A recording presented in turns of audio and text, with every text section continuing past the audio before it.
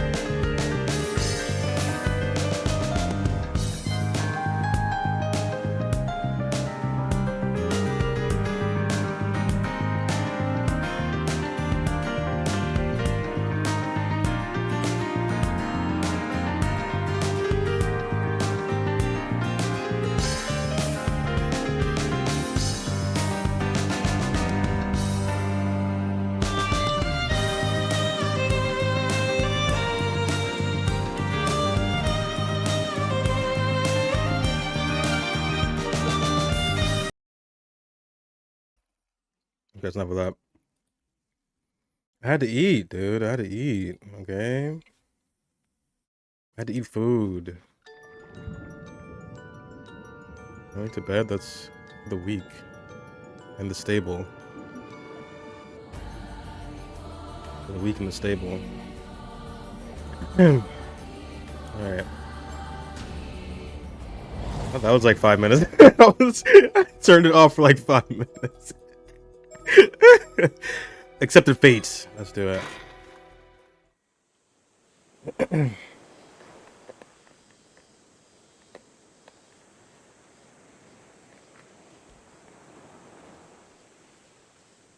I haven't had lemonade in like months. And that's the best thing I've ever fucking tasted. It's been 1 week since the night Kamishima was struck by a tragic storm of mysterious attacks. All in all, it resulted in 16 casualties, 7 missing, and 20 buildings totally or partially destroyed. A horrific calamity. It caused a huge stir when news broke out about what happened. The culprit responsible for the massacre is still unknown, and the investigation is ongoing. I went diving this morning for the first time since that day. No one's taking their boats out right now, so it's just a short dive from the shore.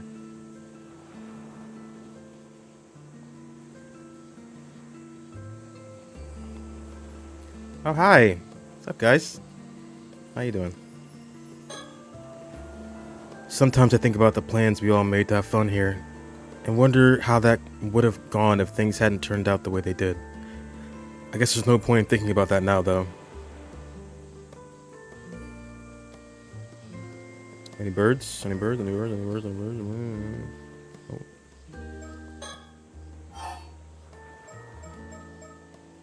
The culprits. We still don't know who the culprit behind the massacre, the so-called assassin, was. The investigation is proceeding under the assumption that it was one of the people who went missing that night. But it seems like it's not making much progress. Among other things, they're having to conduct it behind closed doors so word doesn't get out that it was caused by a curse. Many people tried to escape the island by sea that night, but most of them ended up getting caught in the storm and going missing. Could the culprit behind the massacre have been among them?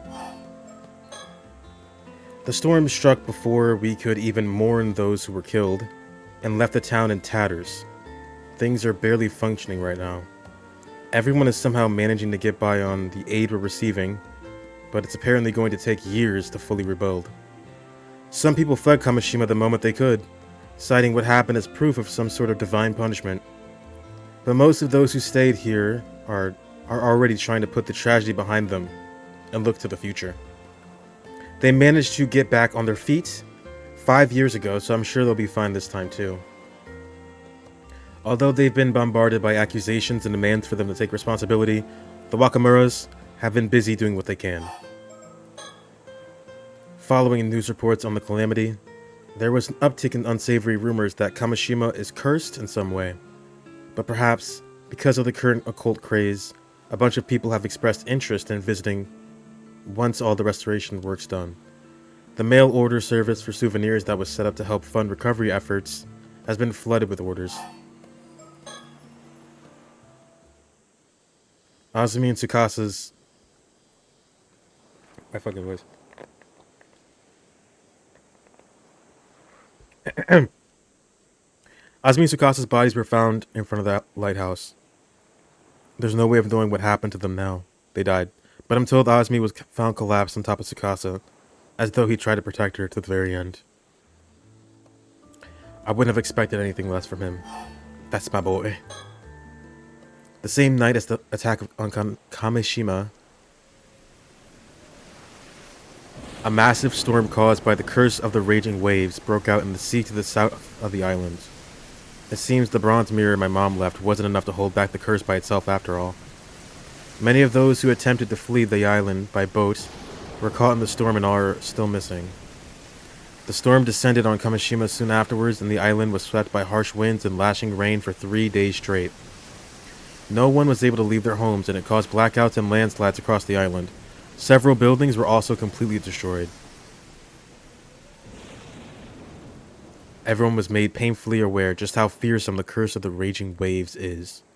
Combined with the horror of the massacre, the entire ordeal has left a deep scar on those who remain. There's still an eerie rumbling coming from the sea, and no one knows when another storm might strike again. Everyone here still too on edge to take their boats out to fish, and the ferry service to the island is currently suspended as well. Naturally, no one paid me any mind when I headed out to dive today. The pair from Tokyo had apparently come to Kamishima to try and find a way to dispel the curse of the raging waves. They were extremely regretful about failing to stop the storm, and went around apologizing to everyone in its wake. It seems they're still planning to find a solution, though, and have asked for my cooperation. I don't have much to show from my dives today. My catch has been pretty pitiful, to say the least. Looks like I really am hopeless without Azumi. Unable to bear the tragedy that had befallen Kamishima, Sato Shiranami apparently gave herself over to the assassin and left the island with them. I don't know if whoever sent the assassin got what they wanted in the end. I'm probably never coming back. But either way, they took any chance of my seeing her again with them.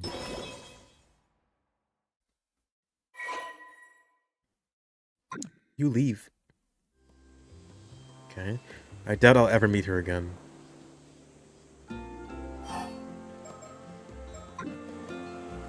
I get the feeling that somebody... Oh, after all that happened, I'm once again the only one left alive. Well, I don't know if alive is the right word. I did get my head cut off once by the curse after all. But to be honest, I don't have it in me to care anymore. I couldn't fulfill what I set out to do, despite swearing I'd see it through. I have nothing left. It seems my fate is in the hands of that pair from Tokyo now. I don't know what they have planned for me, but whatever it is, I intend to accept it. It feels like somebody wants to sell me thank you everyone for everything. Goodbye. Oh my god. I should have turned around.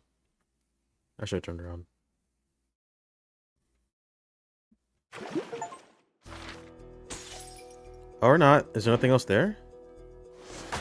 Ooh. All the way at the beginning. Interesting. What'd they have to say? They didn't say anything.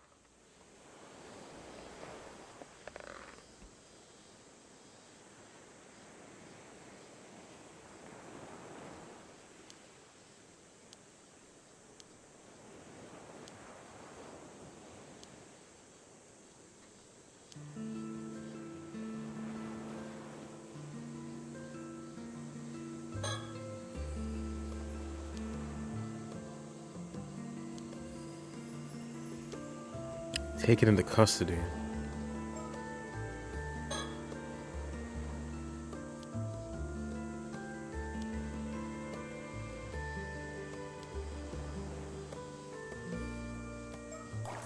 Okay, well. To the beginning.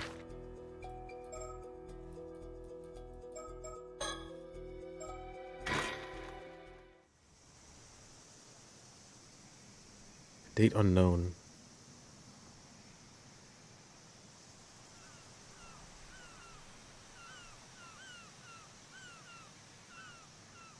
Huh? There's someone already here. How unusual. Hello, you scared me. Darn, I didn't think anyone else would come here. Oh, I take it I'm not welcome. I didn't think there would be anyone else up here either, so that makes two of us. So, who are you? I'm Yuza Minakuchi. I recently moved back to Kamishima. Ah. So you're that old friend of Tsukasa's, was it? Yep, I don't think we've spoken before. You're Sato Shiranami, right? Mr. Wakamura's relative? Nice to meet you. Wait, how do you know who I am? That's kind of creepy. You're pretty much the talk of the town. I'm sure almost everyone here knows who you are. That's so. I'd rather not stand out.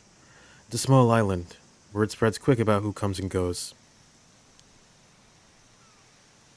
Sorry, but could you leave me alone? I don't feel like talking to anyone. I see. Well, I just came here to enjoy the view alone. I'll just be over here looking at the sea, so I won't be a bother. That work for you?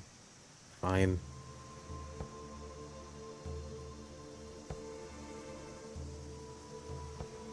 Any birds? Any birds around? Yeah. No? Not a single bird. How cringe. See all the way from East Bay. It's a great view, but that doesn't mean I want to share it with anyone. Let me try and unwind. There are a lot of reefs in the area, and the tide is strong, so it can make for tough sailing. But from here, it looks as tranquil as can be. Coming here always helps clear my head. Now that I'm back here after quitting work after just 3 months. I went to a boarding school on the mainland for high school, so it's been about 3.5 years since I actually lived on Kamishima. Nothing's changed. It's almost as if time itself has stopped here. You could say that's one of the good things about living on an isolated island like this. But for me, that means it's just as uncomfortable as ever. Ever since the disaster 5 years ago, people here haven't exactly been subtle about avoiding me. Maybe it's as good a time as any to start seriously looking into my mom. Sato Shiranami. I hear she's a relative of Mr. Wakamura's who will be staying with him for a while. But apparently no one's heard of her, so the island rumor mill's been working overtime ever since she arrived. Things have calmed down a bit now, though. But when she first showed up, she knew so little about how things worked that the gossip was that she was some sort of sheltered princess. That, or she'd been raised by animals. Even now, she spends most of her time cooped up at the Wakamura's, so the mystery has only grown. I guess it doesn't really matter, though.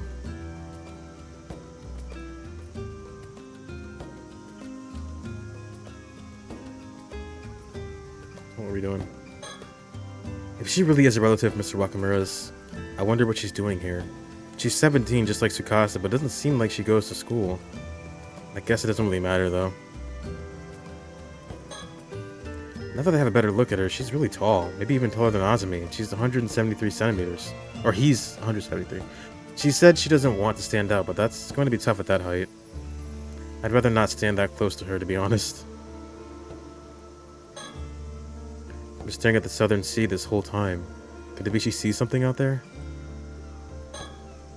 Said I wouldn't bother her. I should stop staring already. Well, I'm gonna keep doing it. Oh, never mind. The checkmark said no. What am I doing? Thinking? The processing plant I worked at wasn't a bad place or anything, but working there didn't feel that fulfilling either. I just happened to come across it when I was looking for a job. I've never really been sure what I want to do with my life. Azumi has always had a clear goal of becoming a fisherman. The son of a fisherman. To be honest, I've always felt a bit jealous of that. After losing my parents in the disaster 5 years ago, people not only began to avoid me, they avoided talking about my mom as well. At some point, I honestly began to wonder if there was much point in me being alive. I've only made it this far because of my Gran and Azumi. I could never forgive myself if I made the two of them sad. They're the only reason I'm still here, drifting through life. Not that there is much else I can do here. I've got to find some work here soon so they won't worry about me. I've always been good at swimming, so I've actually been thinking about alma diving as an option. I haven't gone swimming since the disaster, but I wonder if Gran would be happy if I followed in her footsteps and became an alma diver. Maybe I'll start looking into it in secret. Though I'd only be able to do it during the diving season, so I'd still have to find something else.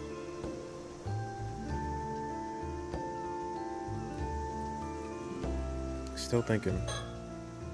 I originally came back here to take care of Gran after her injury, but her conditions improved a lot recently. She can walk around by herself now, and has even been handling the cleaning and laundry. I wouldn't be surprised if she said she was planning to go back to diving. Kamishima women sure are made of sterner stuff. But I'm still worried about her. You never know what could happen after all. It seems she's been watching a lot of TV recently. Perhaps because she's had to spend a lot of time at home. She seems a bit bummed that she doesn't have anyone to talk to about her shows, though. That changes soon. Sato. Okay. No. Azumi was really happy to hear that I was coming back to Kamishima. He even helped make sure my return would go as smoothly as possible. I can't thank him enough. He's a true friend. On top of that, he's hardworking and kind. It's easy to see why so many people here like him. But he's involved in a bunch of stuff around the island now, so he's much busier than he used to be. It goes without saying, we can't mess around like we used to anymore. Tsukasa's also put some distance between herself and us since she started high school. I guess she's a bit self-conscious about things now. I miss hanging out with her, but maybe this is just part of growing up. Still, it's no exaggeration to say it's all thanks to Azmi that I'm able to live here like this. I won't do anything to let him down. Right then. Time to think of how to make my own way through life from now on. Sure, I have plenty of time, but I don't want to be a burden for any longer than I have to be. On the contrary, if there's some way for me to make a graceful exit and draw the curtains on it all, maybe that would be for the best. What do you mean by that? The same thought's been lurking in my mind ever since that day. What's the point in living if I'm just going to cause trouble for Gran and Azumi? Time to think of how to make my own... Hama diving, maybe? Finding a mermaid? What do you want me to say? Rest spot. They built a rest spot for any tourists who come up here, but it doesn't seem much use.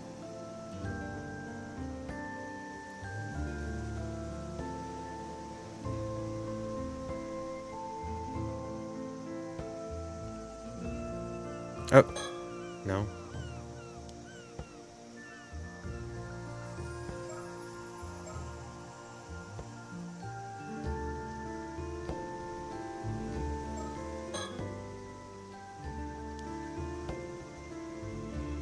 What?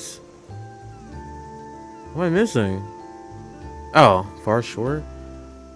You can see all the way to Atsumi Peninsula and Aichi from here. I heard this observation spot or post was originally made to oversee Irago on the opposite shore, so I guess it makes sense that it would be built somewhere within a clear view of the area.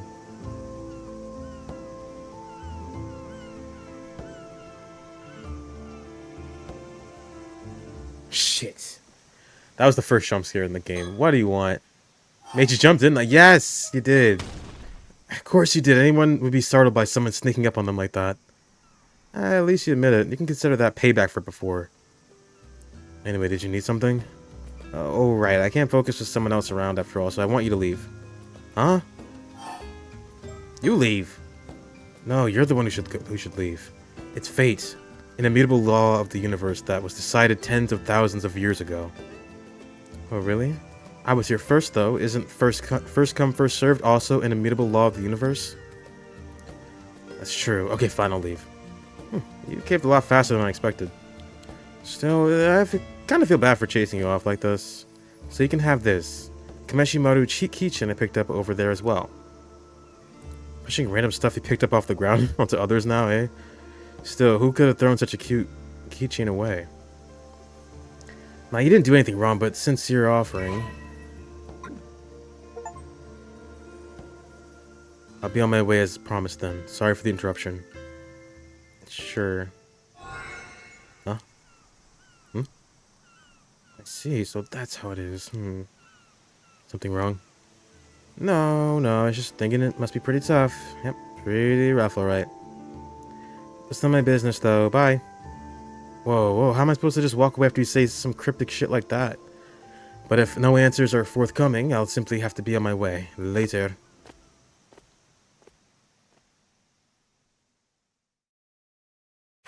Yeah, what did she mean by that?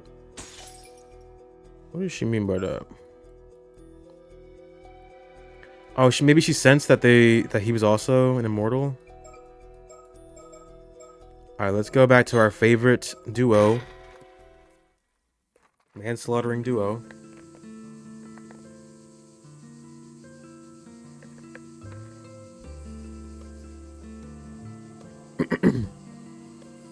Well, so much for that. Even after everything we went through, we've got nothing to show for it. It's almost astounding how little we've managed to learn, like some reverse miracle. Worse, I think rumors spread and now everyone is avoiding us. Ugh, this is a pickle. I can't even bring up mermaids without the islanders looking at me like some odd foreigner who lost his marbles. And for some reason, mentioning Mare Minakuchi makes things even worse. And did people hate her or something? Just hearing her name makes them recoil with undisguised disgust. Yes, I noticed that too. Though your way of asking probably doesn't help much. Well, how about we take a break from investigating and go for a little sightseeing instead? Seems like there's a shrine and a lighthouse around here, so we might as well drop by. Count me in. To be honest, the way people are treating us has me what has started to bum me out. Maybe hearing or heading to the lighthouse to unwind a bit wouldn't be such a bad idea. No, we must go to the jetty. And that's that. What? Don't scare me like that. It's gotten into you all of a sudden. Oh, I'm sorry.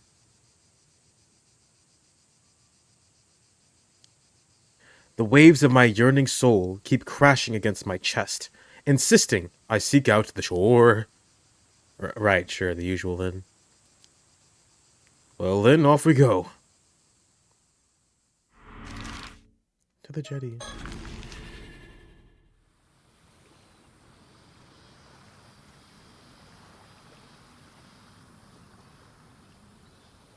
Oh, looks like we've got ourselves a spunky young lady here. Maybe we should have a word with her. Alright, this could be our last chance. Let's give it our all. Excuse me, can we speak with you for a moment? Sirs, no. There's no way she'll want to talk to us if we're that forward.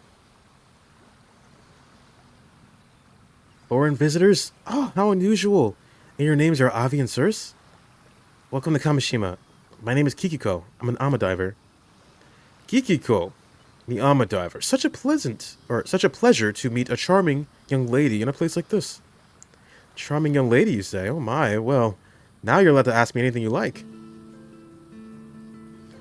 What do you think about this, Circe? Wait, mockingbirds? Keep those eyes peeled. Keep those eyes peeled. I don't see shit. I don't see shit. Okay. She's the most approachable of all the people we've talked to by far. Maybe this time, we'll actually learn something. It's a little sad to be this happy just because someone finally agreed to talk to us. I wonder who's to blame for that. Well, you're saying it's my fault. This may be a bit out of nowhere, but you don't happen to know anything about mermaids, do you? Oh, mermaids? Oh, so you do know something. When you say mermaids, you mean mermaids, right? The mythical creatures? Precisely, the very same. Rumor has it that this island houses some kind of secret connection to mermaids, but I haven't been able to ascertain whether it's true or not. So tell me, are there mermaid secrets about? Are you saying you really came all the way out here to look for mermaids? More or less, so any information you may have would be a huge help. Sorry, I don't really have anything for you, but I do happen to be a little interested in mermaids myself. Fantastic. Another fan entranced by the mysterious. They say that eating the flesh of a mermaid will grant you immortality, right? That's right. Could you perhaps be interested in immortality as well? I guess so. Not for myself, though. Oh? So you mentioned that this island has some sort of connection to mermaids? More than just a little interested, are you? Well, in fact, right here in Issei Bay, there used to be. Wow, that's amazing. Wow, so mermaids used to live on this Taishima place? So you think there may still be some clues here in Kamishima that will lead you to the mermaids in Ryugu? Nail on the head and right on the button. Fortunately, I can't say that I've heard any mermaid stories on this island before. A pity. So you're an active Ama diver then? Are there many young divers these days? Not really. The younger generation doesn't really go for diving anymore. It just makes more sense to pursue higher education. Let's see. It's a real shame to lose such a long-standing tradition to see such a long-standing tradition slowly fade away. Well, it is quite dangerous after all. Can't really blame them for choosing safer options. Just the other day, I heard 2 Ama divers went missing around Toba. Oh.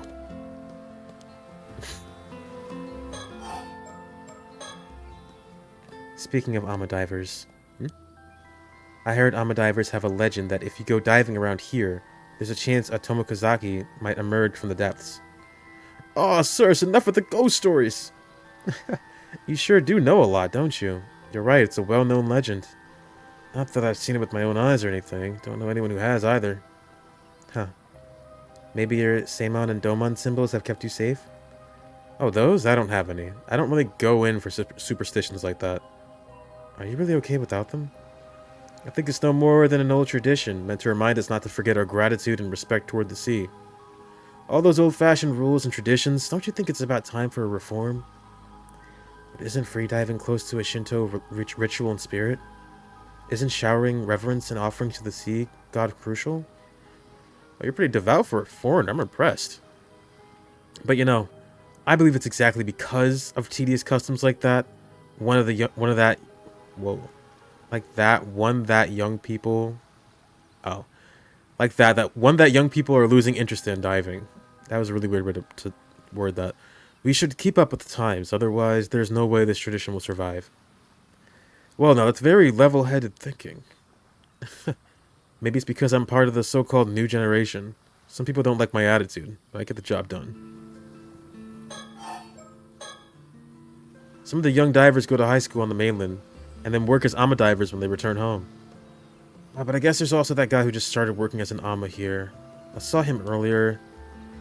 I didn't realize men could become AMA divers too. It's not like it's forbidden. It is pretty rare though. This is the first time I've ever seen it happen. Interesting.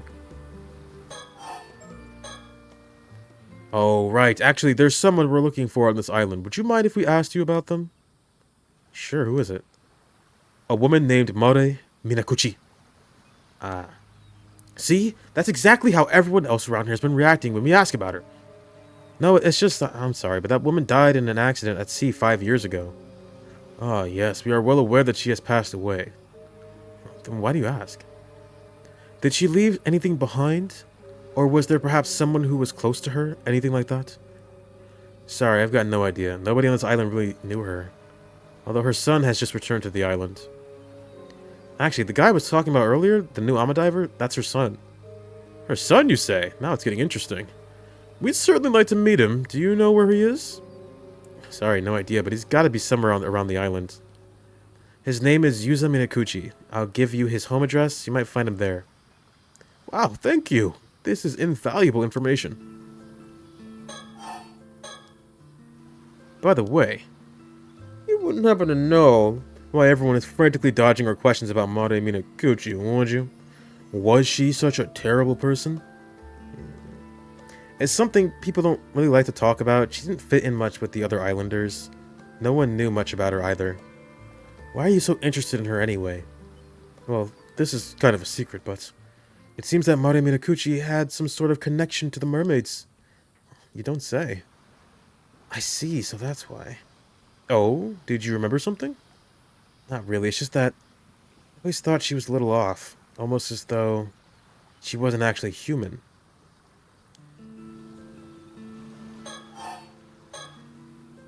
So you're saying Mare might not have been human after all? That she was actually a mermaid? No way, I was just joking. She was kind of weird, sure, but a mermaid? That's a bit far-fetched, don't you think? Right. Why did I feel that sudden urge to go to the jetty earlier? Thanks to that, we ended up running into Kikiko. It was me. I did it. Okay.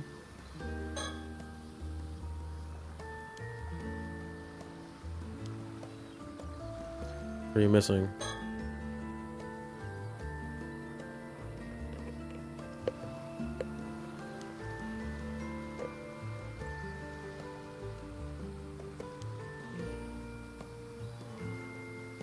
Oh shit. Was he saying that out loud? Oh, she was saying that, sorry. This jetty was built to break the waves so fishing boats can come in and safely unload their catch. Then I suppose jet planes have nothing to do with it. No, not at all. The structure over there in the distance is called a breakwater, built to keep the waves out. Seems like it's also a popular fishing spot. The thought seems like just bluntly calling out her name, or calling out to her.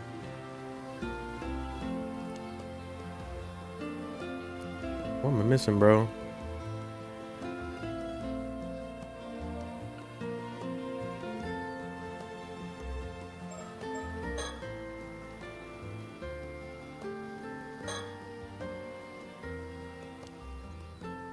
We can't really do anything with these, can we?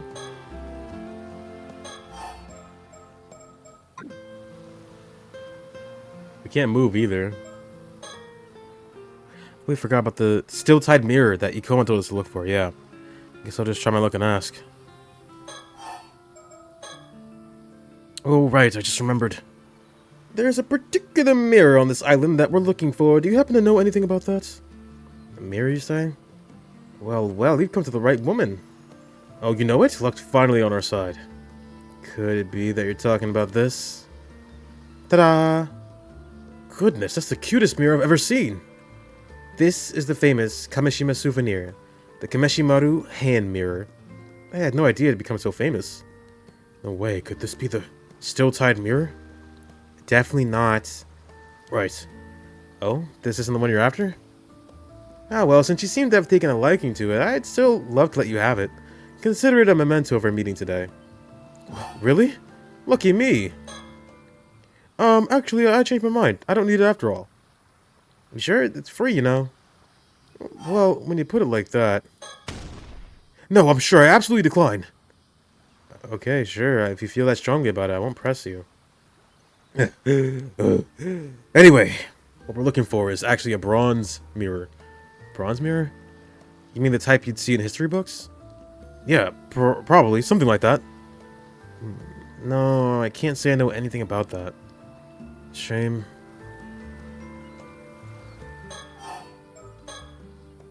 I've never heard anything about a bronze mirror on this island.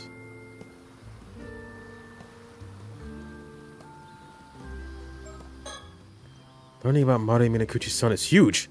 That alone is worth coming here for. What are we doing? Learning about Mare... What do you want from me?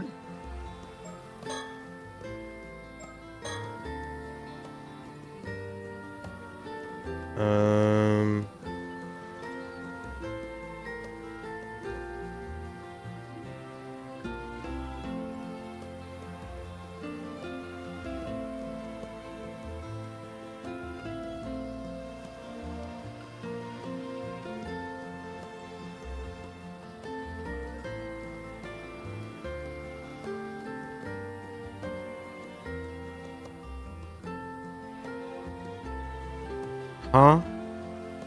What is going on?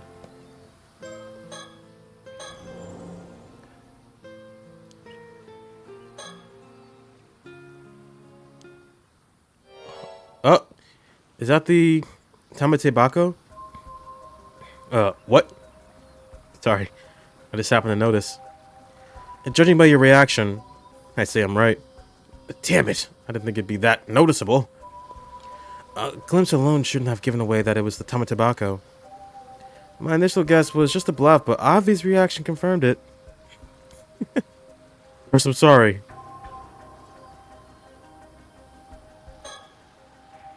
Kikuko, why the interest in the Tamate Bako?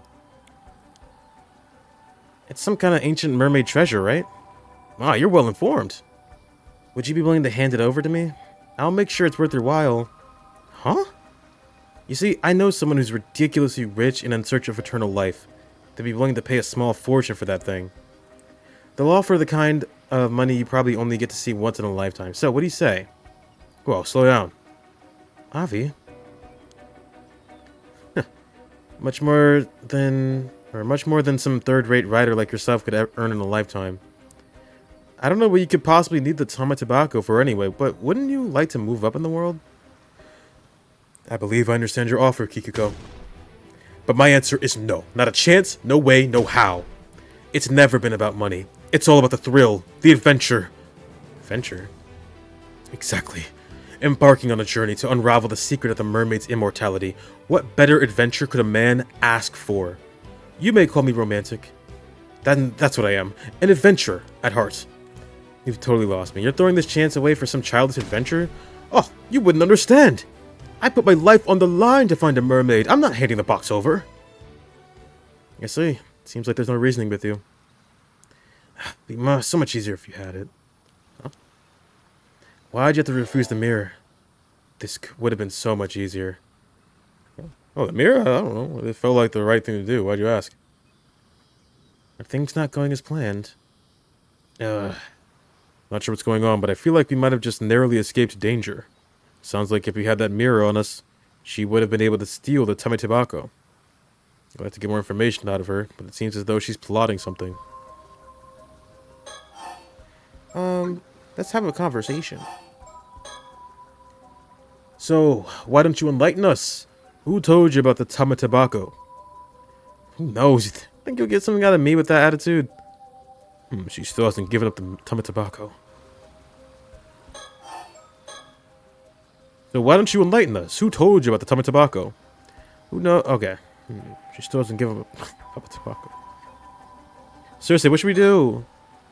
Avi, focus. I need you to listen to me, but without taking your eyes off of Kikiko. Huh? Oh, got it. Pretty sure she has a curse stone. What? What's this all about? I couldn't tell right away because it was masked by the heavy veil of cursed energy that's all over this island, but on closer inspection, the cursed stone's aura is impossible to conceal. Sorry, I don't know what you're talking about. What if the condition to activate her curse was holding on to one of those mirrors? Then we can relax, right? The condition isn't met. Well, only if the mirror was all there was to it. As long as we don't know for sure what the condition is, we need to stay on high alert.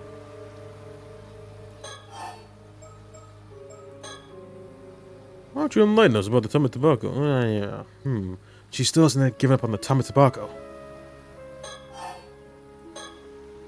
So why don't you enlighten us on the Tame Tobacco? I'm not gonna tell. Oh, she still hasn't given up on the Tame Tobacco. I'll get through to her one day. So why don't you enlighten us about the Tame Tobacco? I'm not doing that. She still hasn't given up on the Tame Tobacco. Fine. Hey, Kikiko, I'm gonna let you in on a little secret. Yeah? Ta-da! What are the odds? Turns out we both got curse stones. This one's called the Curse of the Forsaken Fish. When its conditions are met, it transforms you into a fish and kills you. Pretty messed up, right? What? Avi, are you sure? You were planning to use your curse stone on us to steal the Tame Tobacco, weren't you? But your curse stone requires us to have one of those hand mirrors, am I right? On the other hand, I can use my curse on you whenever I so please. You're bluffing. Your curse stone must have a condition too. Yeah, who's to say it hasn't already been met? Now, cease your scheming and tell us what you know.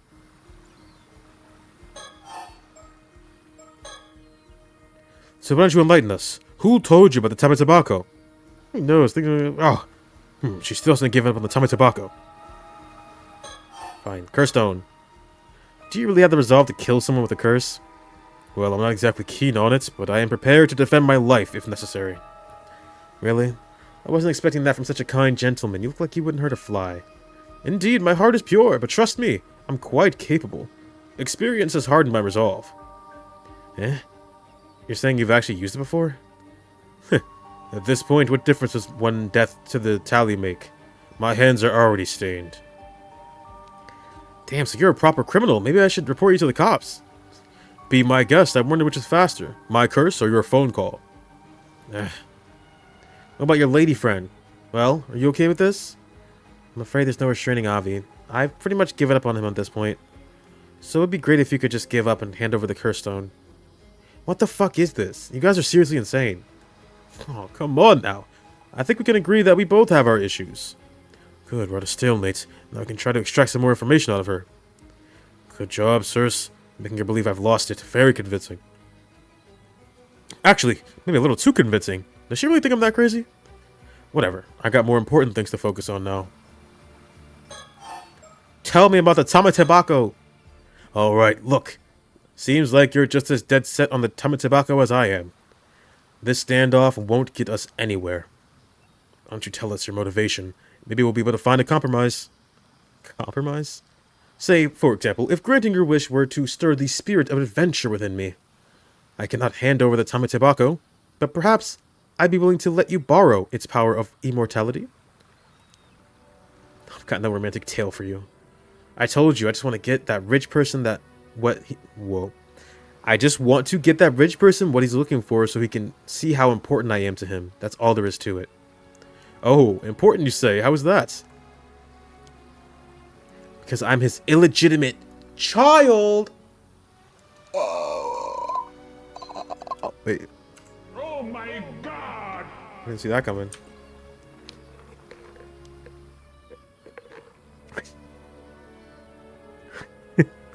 Oof. But he simply refuses to admit it. Whatever I do, he won't even acknowledge my existence. I mean, just look at me. I must be a disgrace in his eyes. But a woman like me shouldn't be wasting her life away on some backwater island. I was born of noble blood. I wasn't meant to rot in this miserable place. Yet he casts me aside and refuses to even acknowledge my existence. It's humiliating. So your father's some rich man? Yeah. There's hardly anyone in Iseshima who doesn't know the name Yoshiatsu Yamashina. It's a noble bloodline stretching back centuries. And here I am, stuck in this wretched life. Yamashina, eh? I've done everything in my power to earn his recognition. I gave it my all to make it in the big city, and for what? Nothing I tried worked out. In the end, I had to come crawling back to this island trying to make ends meet as an ama diver. But I still kept telling myself that someday, somehow... I see. So, you figured that since Yamashina is seeking immortality, you could leverage the box to get what you want at the same time.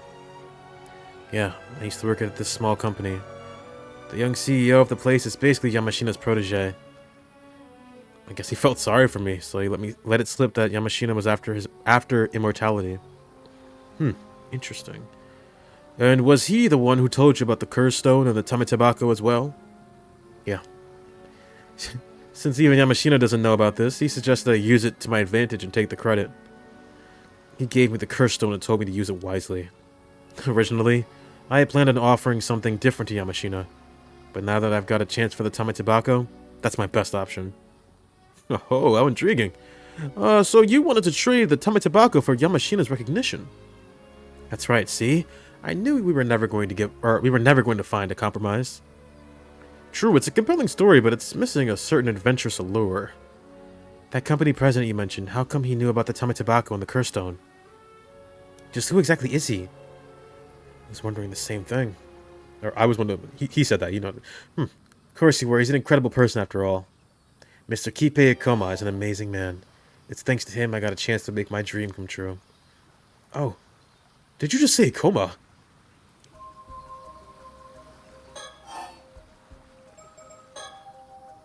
You must already know that the Tametobako alone does not grant immortality. You also need the flesh of a mermaid. You wouldn't happen to know where to find that, would you? Tough luck, I hear that Yamashina's already got his hands on some. Come again? Rumor has it, he came across a mermaid's dead body somewhere out at sea. That's why I need that Tametobako. If I gave that to him, he'd have no choice but to finally recognize my worth. Other than a mermaid, could it be her? So what kind of curse do you possess? Dunno, don't care. Oh, come on, not even a hint? We, on the other hand, have laid pretty much all of our cards on the table already. Huh? What are you talking about? Who would do such a reckless thing? Kipe Ikoma, you say, from Sala Planning? Huh? You know Mr. Ikoma? Indeed, just met him the other day. In fact, I even got his business card. Huh? You have Mr. Ikoma's business card? Wait, then that business card you took out earlier was his? That's right. What? Don't... No, it's fine. You should hold on to that. If you say so. Fuck. Huh? A curse echo. Yikes! Did we mess up? Nah. I'll guide his path with my merciful hand protect him. Why? You have Mr. Ikoma's business card. The conditions should have been met, so why? Yikes, I thought it was done for. You were. I'm sorry, all I can do is delay the curse. I can't dispel it. It's going to take effect in about 1 minute, so you need to do something before then. Oh, like what? Like throw it away. A curse is dispelled by eliminating its caster. What comes next is up to you. Eliminate? Why do I have to keep doing this? Oh my god. Ah, fuck it. Damn it, I refuse to die here. Yeah, what's wrong with you? Oh. You fell in the water. It's now or never. I ain't taking no chances, sorry. No chances.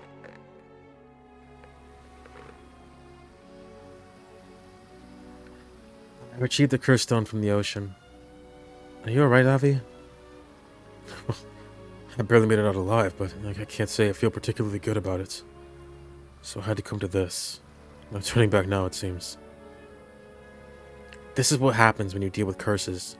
They might turn back on you at any moment. You should be prepared for that. Understood. So, what about the curse stone? What's it like? Yeah, about that. ¿Qué? Bronze mirror?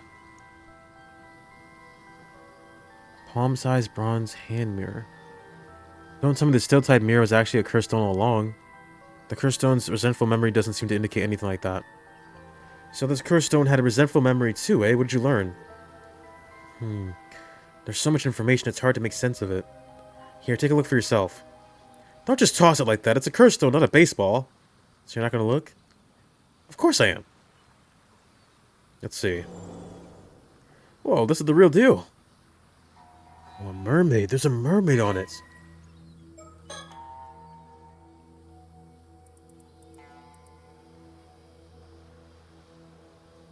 Alright, this is important. Hold on, I'm gonna read this.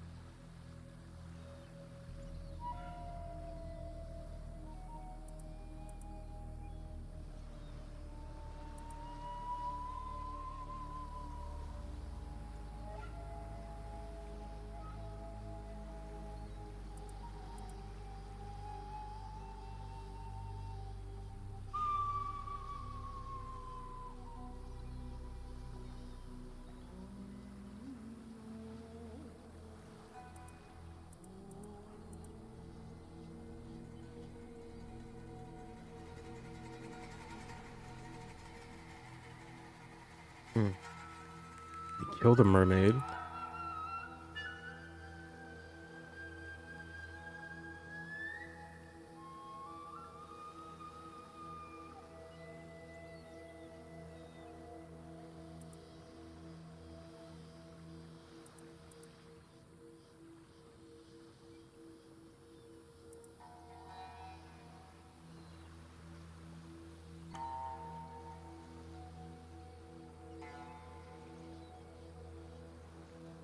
Oh my god, Sada was struck in the head by an arrow?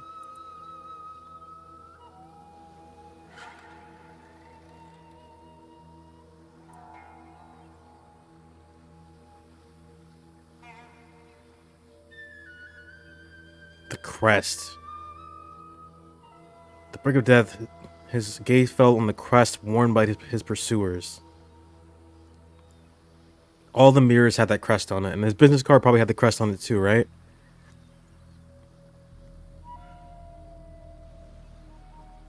Mm-hmm.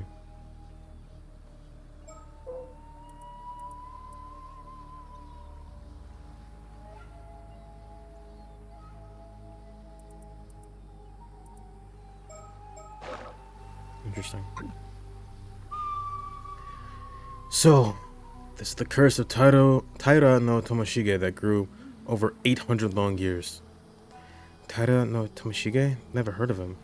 He wasn't exactly what you'd call a historically important figure, even within the Heike. Seems that he sought out the mermaid's power of immortality to restore the Heike, but his pursuit ended in failure. Hold on.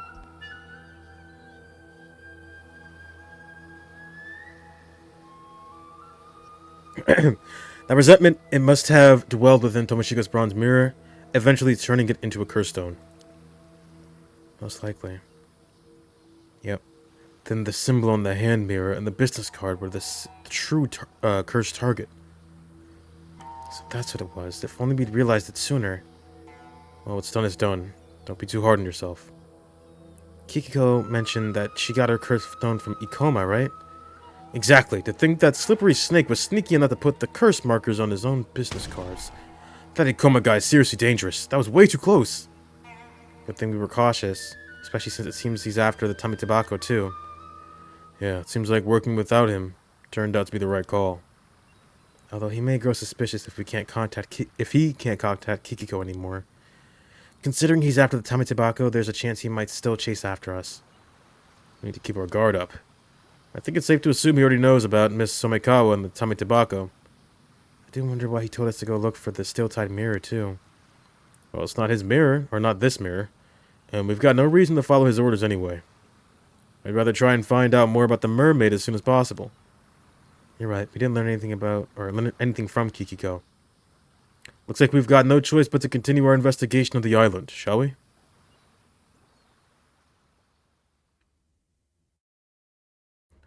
Could you hold on for a moment? Oh, someone's there?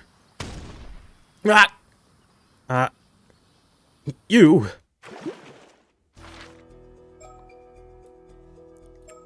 Oh, there's still something to be found here.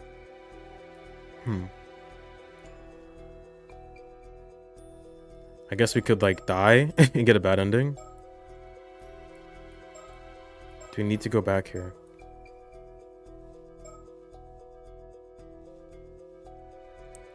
We'll come back to it. I feel like I learned enough. Let's see what happens here.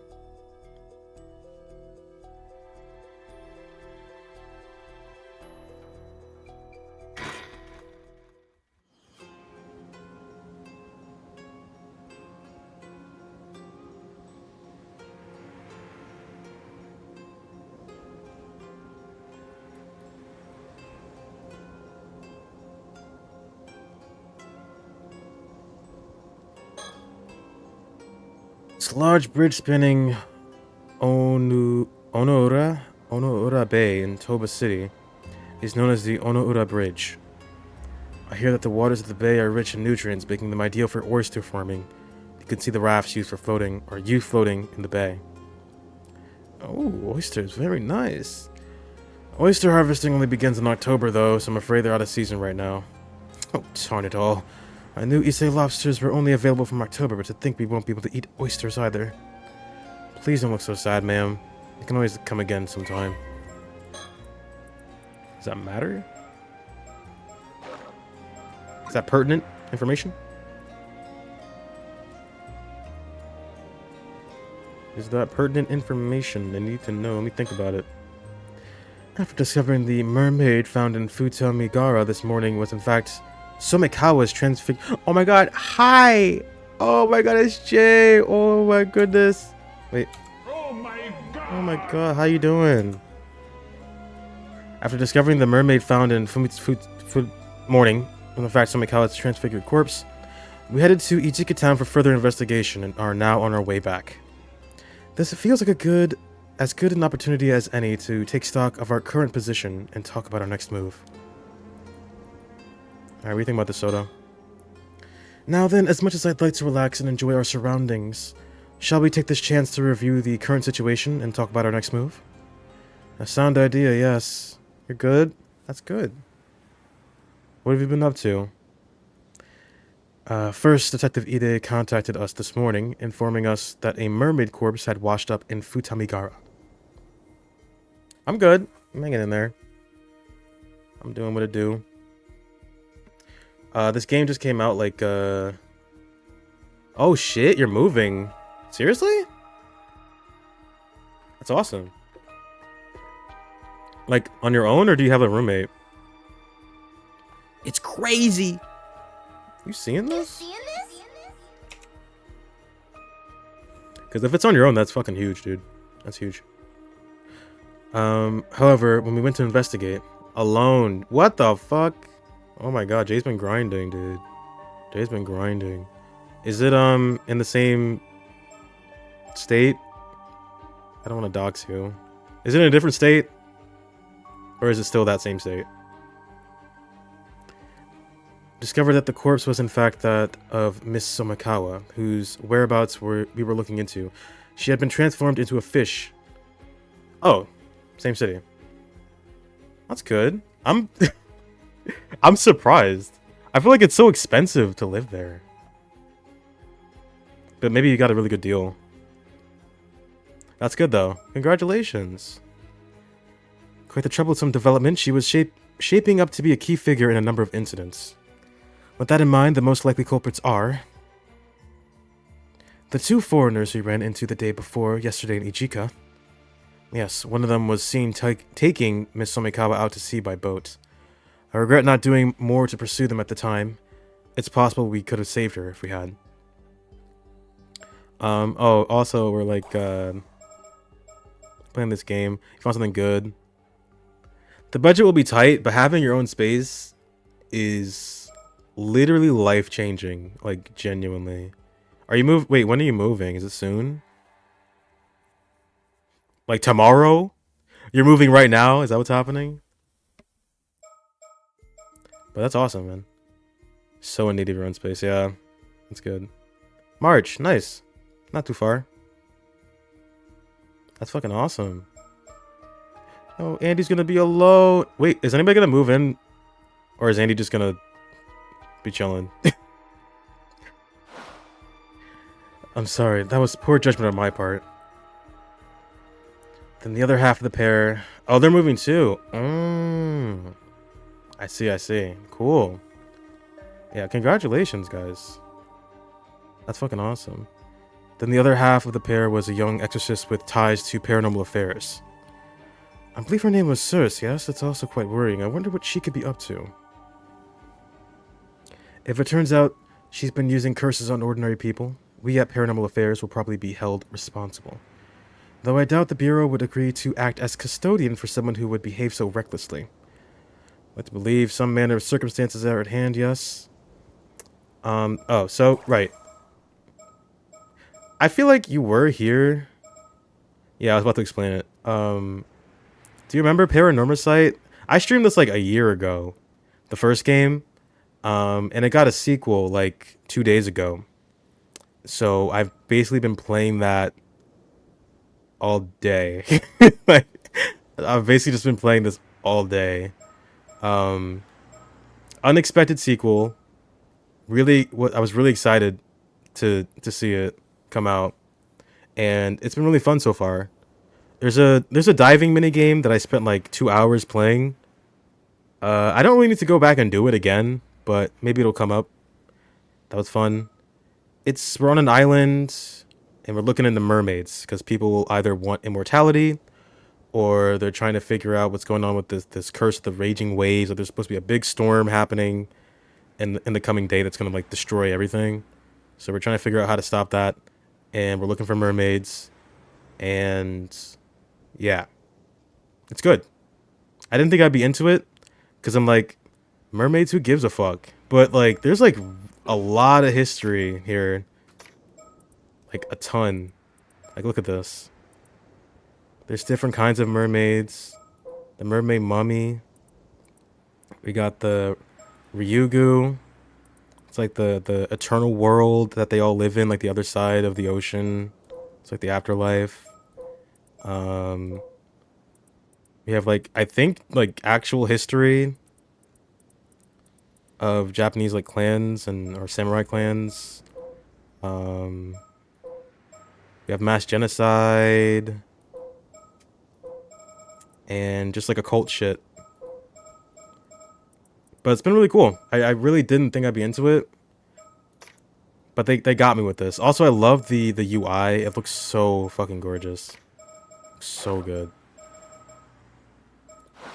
But yeah, that's what we've been doing. I don't know how long this game is. The first game took me like 16 hours, I think.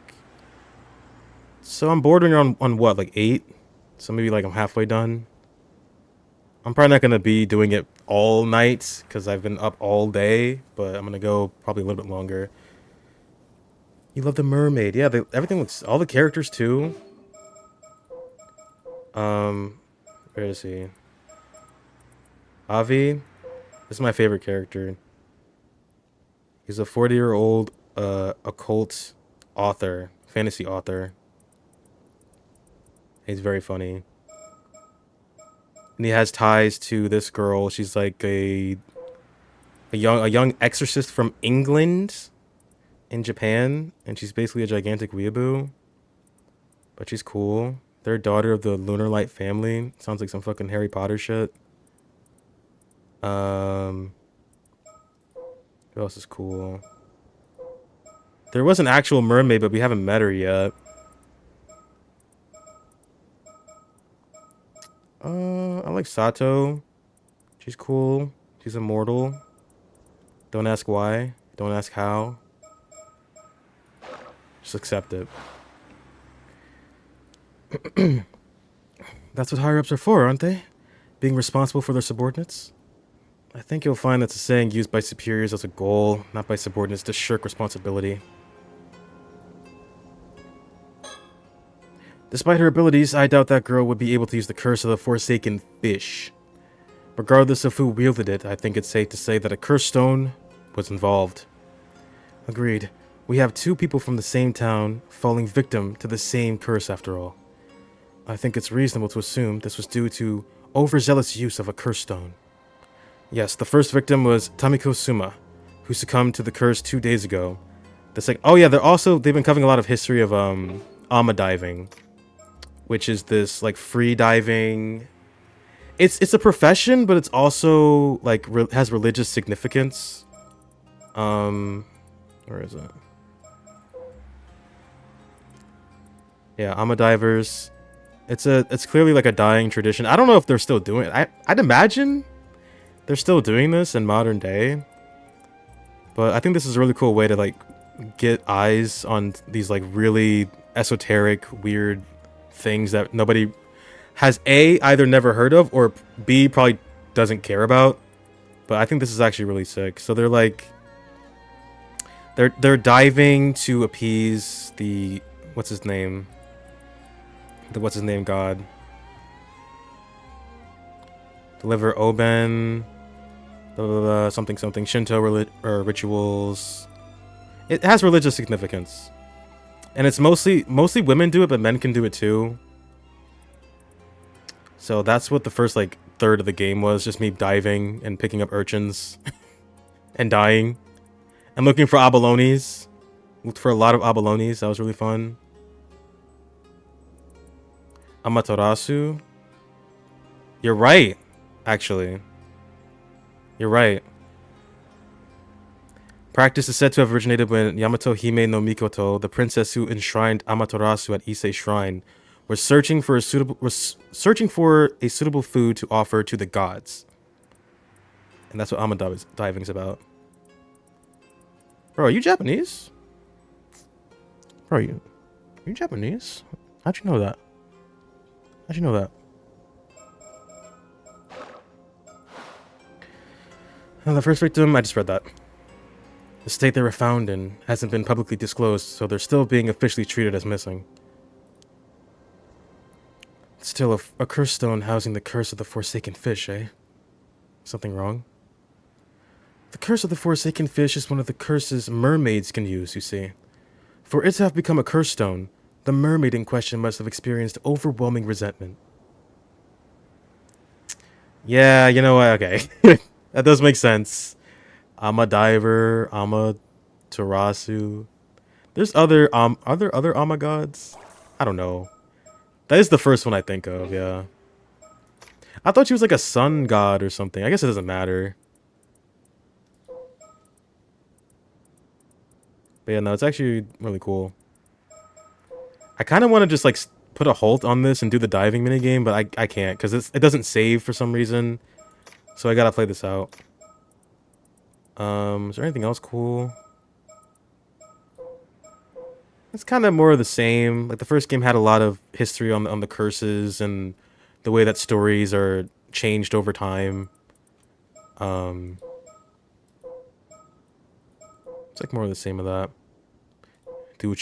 Do what you gotta do.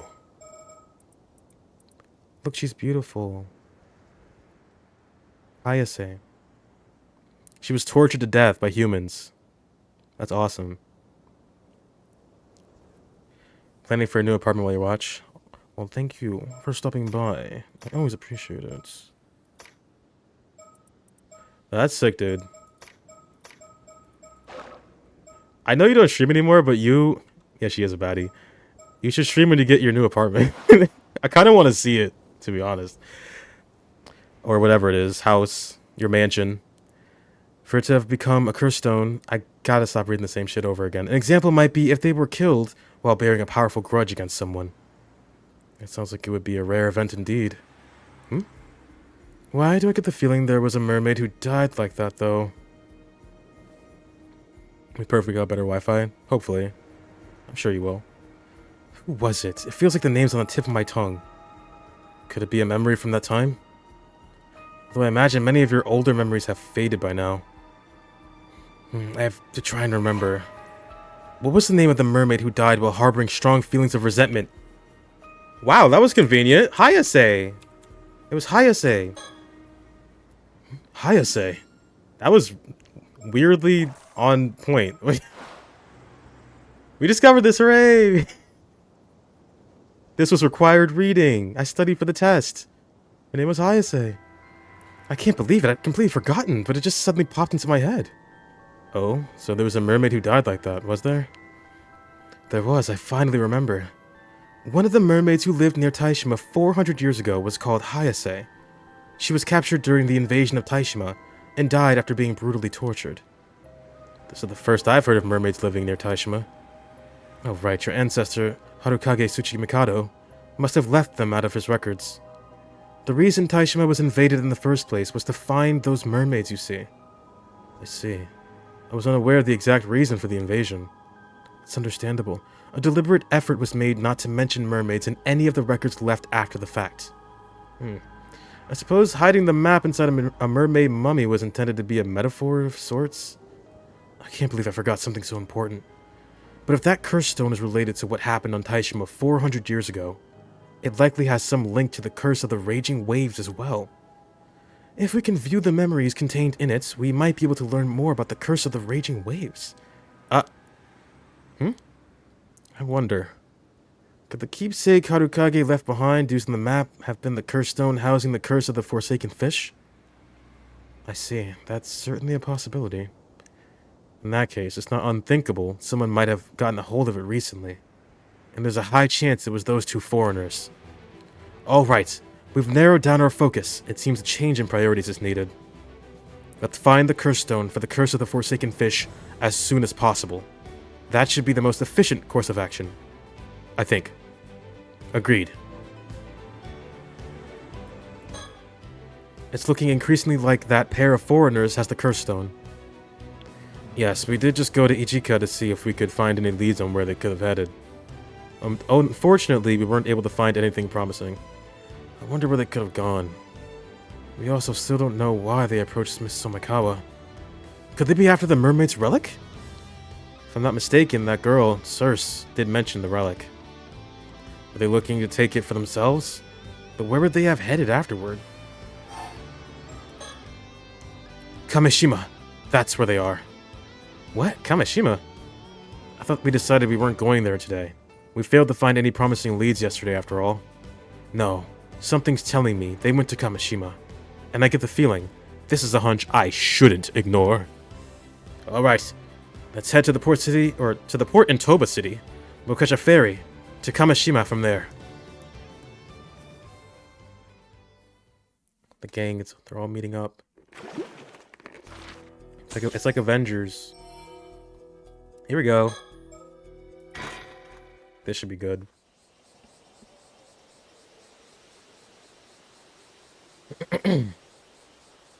I see. So you would be Mrs. Shiki, and you say you're a member of the police department currently looking after Circe? My apology for all the trouble young Circe caused you the other day.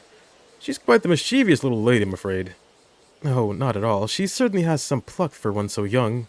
Took us quite by surprise, in fact. You would be Circe's guardian, then? Oh, no, we're related, to be sure, but she's really more my guide come bodyguard, if anything. I see. Since when was I your bodyguard as well? I'm afraid that circumstances may dictate that we have to take Circe back to Tokyo with us, though. Is that so? That would be quite the bother. Personally, I'd rather avoid having to do as such, or to do so as well. There's a case here that needs our urgent attention, you see. So I'd appreciate it if you cooperated without any fuss. That would depend on what you ask, I'm afraid. Let me do a little spin. Any birds? Keep an eye out for the birds. I don't see any.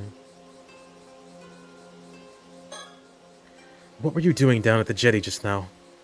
Oh, so you didn't see anything that happened before, then? Would it be inconvenient for you if we had? Nonsense. My hands are as clean as my conscience. Not a spot in sight, I assure you. Never mind that now. We don't have the time. There are several things we want to ask you. Oh, and what would those be? First, I think we should talk about the incident this morning. Miss Somikawa was discovered washed up on the Futamigawa... I can't say that. Fuck this word. Futamigawa coast as a corpse, with half her body having been turned into a fish. Well, I'll be... To think she would meet such a fate, I'm truly sorry to hear that. This wouldn't be your doing, would it? We have eyewitness reports that you were seen 2 days ago, heading out to sea with Miss Somikawa by boat. Ah, well, we did indeed head out into the bay for a little chat, but turning her into a fish? Not in a million years. What did you discuss with Miss Somikawa, then? Why, what else? Mermaids, of course. Mermaids? Indeed. Circe and I are here in Ise-shima on a grand adventure to find mermaids. And we just happened to find out that Miss Somikawa was a member of a clan with a strong relation to them. Of course, she would catch our interest. I see. So you knew that Miss Somikawa was a descendant of the sole survivor of Taishima. Oh ho! So you knew that too? I suppose I should expect nothing less of a member of the Paranormal Affairs Bureau. You wouldn't happen to know anything about the mermaids of Taishima as well, wouldn't you? Maybe I do, maybe I don't. Did you learn what you wanted from Miss Somikawa then? Oh yes, we got quite the handful, or the haul of lucrative information from her. The knowledge that one of the Taishima mermaids lived hidden in the depths of Ise Bay until a scant few months ago, for one. What? Oh, that got your interest, did it? I see, so she must have been able to go back to Ryugu when the seal broke 3 months ago. So even you know about Ryugu. You seem quite well versed in these matters, Mrs. Shiki. Huh, maybe just a bit. So, now that you know there are no longer any mermaids to be found here, have you given up looking for them? Hardly. There should be one more mermaid out there somewhere. We're here today to see if we can't glean some information as to her whereabouts, in fact. Or a hint. That's what he meant to say. I don't know why I said information. Ah, I see. Do you know what Miss Somikawa did after you finished your talk? No, why would I? We parted ways immediately after we got back to shore. I haven't the foggiest what happened to her after that. Where did you learn that Miss Somikawa had a link to mermaids? I'm very sorry, but it's against my policy to reveal the identity of my informants. Is that so? Do you know what Miss Sumikawa did after you finished your talk? We just went over this. What the fuck? Alright, fine. Curse stones. You currently have the curse stone housing the curse of the Forsaken Fish, don't you? What's that? A curse stone? I'm afraid I haven't the foggiest what you're on about. This is far more trouble than it's worth. I'll just ask Soto to take a look. Soto. Murder him. Soto, what do you make of these two? You can sense an ominous spiritual energy lingering around them. It's all but certain that they have curse stones. Well, I see. We don't have time to play games then. It seems like a direct approach will be the best here. Wait, do you mean both of them have curse stones? Yes, both of them. The girl is managing to camouflage the energy from the one she has, but I managed to catch sight of it for a moment. So we're dealing with two curse stones, are we? The energy from the curse of the raging waves is currently permeating this island. It's so strong, I almost missed the energy from their curse stones. It's no use trying to play innocent. We know you have the cursed stone housing the curse of the Forsaken Fish. You sure are persistent, aren't you? Well, my answer hasn't changed. I haven't the faintest idea what you mean. Avi, they already know. Just give it up already. What's this? Stabbed in the back, and by my own kin, no less. How could you? Its spiritual energy is too powerful to hide. I can tell that man over there has already noticed it. Thank you for the help. You saved us quite a bit of trouble just now. Does that mean you'll let us go? I'm afraid we won't be able to do that just yet, no. After all, you have a curse stone as well, don't you? Yeah, I do.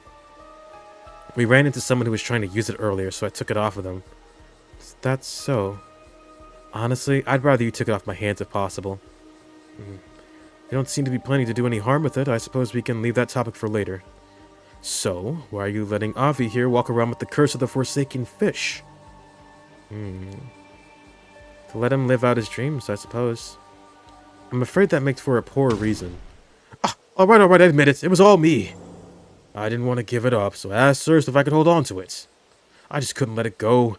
Not after learning it had such a close link to mermaids. I see. So that is the curse of the curse stone for the curse of the Forsaken Fish. How did you come into possession of that curse stone? Well, that would be a bit of a long story. It all started when I found a mermaid mummy left by my great-grandmother in the old family storage back in the States. That mermaid mummy ended up containing a map, one with a riddle to be solved, no less. That riddle led us to a mysterious box on the seabed. And once we'd solved the puzzle, sealing the box shut, we found this curse stone nestled within. Oh, mermaid mummy, you say? It seems that the keepsake passed down by your ancestor was indeed a curse stone, then. Huh? By the by, I thought I heard you say something about the Onmyoji who sealed away this curse stone just now. Am I correct in thinking that they were the ancestor of this young man here? That's right. He was an Onmyoji by the name of Harukage Tsuchimikado. It's said that he hid a clue to the lifting of a certain curse within a mermaid mummy. Hence our search for the object in question. I see. That mermaid mummy ended up crossing the Pacific, passing from hand to hand until it reached my great-grandmother. It's quite the miracle that this curse stone is here with us today. Almost romantic, don't you think? I suppose you could say that, yes. It's quite the miracle, okay, this guy's insane. Sumikawa. There's no doubt that Miss Sumikawa was transfigured into a fish by the curse of the Forsaken Fish. And it's looking extremely likely that you have the curse stone that would make that possible. No more excuses. Tell us what really happened. Ugh. Ooh. Alright, you've got me. I'll talk. Though, don't blame me if the tale ends up being too incredible for your ears. I see. It would seem Miss Sumikawa had quite the twisted obsession with mermaids. And you sought to grant her wish by using the curse of the Forsaken Fish, is that right? Correct, I know exactly how it feels, you see. The burning desire to see one of your dreams realized, and the overwhelming despair upon learning that they can never be. The desperate hope to see even the slightest part of your wish fulfilled at the end. Perhaps that's why I couldn't ignore her wish. The wish to meet her end at the hands of a mermaid's curse. Hearing Miss Sumikawa's fervent plea, and seeing her cast herself into the water like that, I knew this was the ending she wanted for her tale, and so I decided to grant it.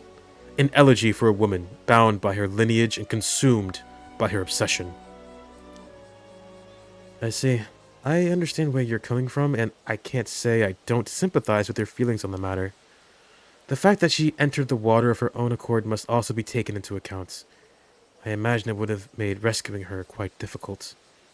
Oh, then you're willing to give me a pass, are you? I'm afraid that isn't my decision to make. Once we finish our business on Kamishima, I imagine you'll have to come along with us to the office back in Tokyo. I'll do my best to see if some sort of arrangement can be reached, though. Oh, how kind of you. Good thing I thought to ask. Thank you for telling us what happened with Miss Sumikawa.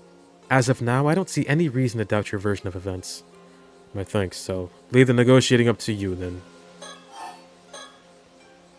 By the way, did you happen to glimpse the resentful memories contained within that cursed stone? I did indeed. A veritable deluge of information, and 400-year-old information at that.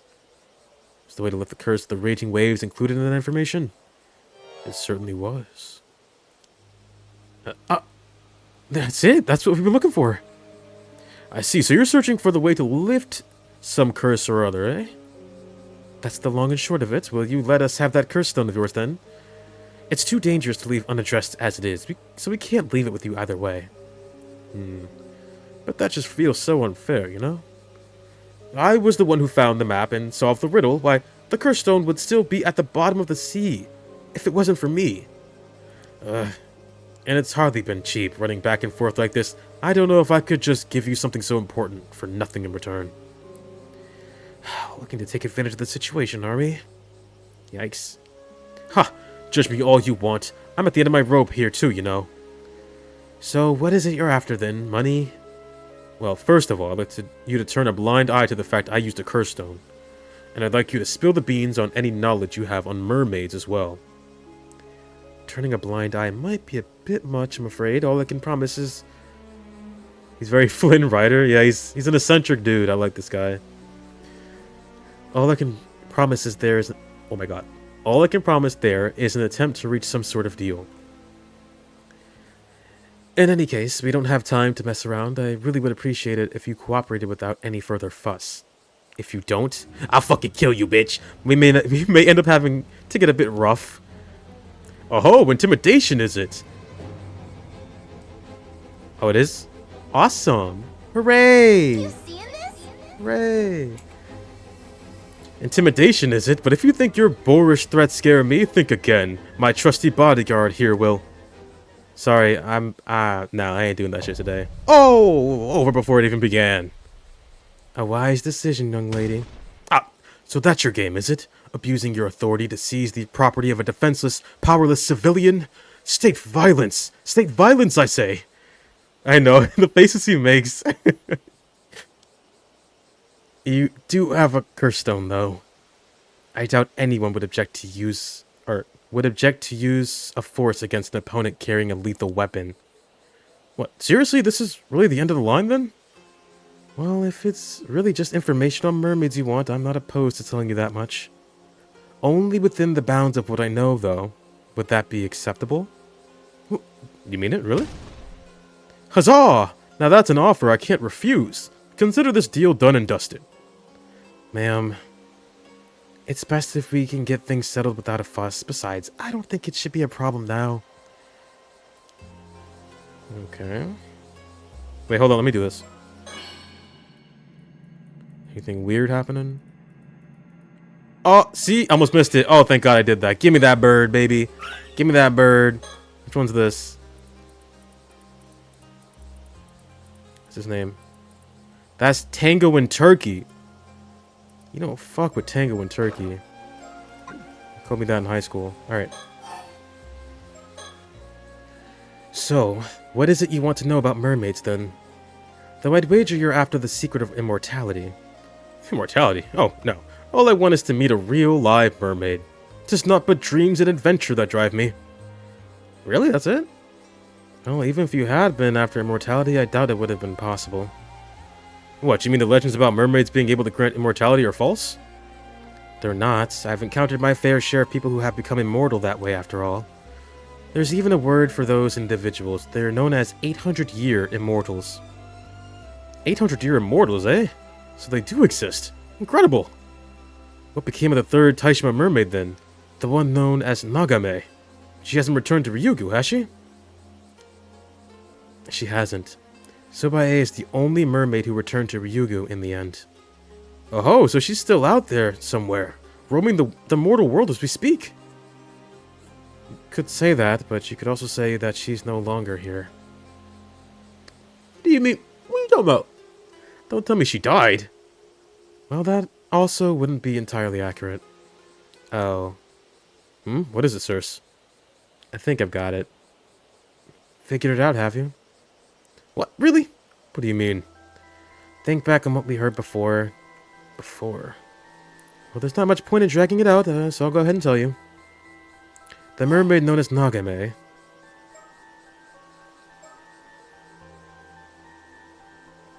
was not mummified. Wait, was she? Hold on. Let's cross-reference here. We're talking about human what? It could be. One of them...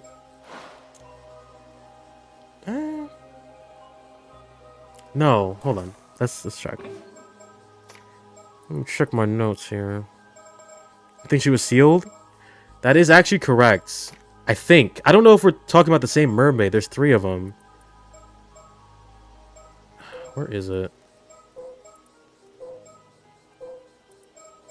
Tradition, history, maybe? Sobae, Nagame, and Hayase. Hayase's dead. Sobae returned. Nagame...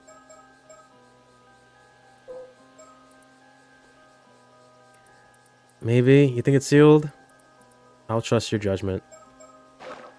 I'll trust your judgment. I'm afraid Nagame was captured long ago. She was sealed away deep underground, where she remains to this day. What? Surely not. Well, that doesn't sound right. I was just joking. Oh, it's not. I think it's the human. Okay, I think it was human. A joke? I didn't think you were the sort to pull something like that. Ma'am. I'm sorry, I just couldn't help having a little fun. I don't know, bro. I'm capping. Nagame gave up her existence as a mermaid long ago. She no longer lives as a mermaid, but as a human. Yeah, I think it's Sato, right? Now that you mention it, that does sound familiar. But that is true. She was sealed too. So those are both true statements. She was sealed, but she's not sealed anymore. She's a human now. You mean to tell me that story was true? Oh, you heard the message of you'd heard of these events before? I suppose Miss Somekawa must have heard about it from Sobae. But could a mermaid really have become human? Mermaids are originally from another world, right? Normally it would be unthinkable, yes. But it seems a certain talented psychic managed to make the impossible happen. At no small cost to himself, I might add. Wow, that's amazing. I can't say I understand why she would do such a thing, though. Why not remain a mermaid? It seems like a bit of a waste to me. Well, Nagame was a bit different from the other 2 mermaids, you see. They were serious and dutiful, but Nagame was strongly drawn to the mortal world and to the humans who live in it. I suppose you could say that she was the opposite of Miss Somekawa in a way. You don't say.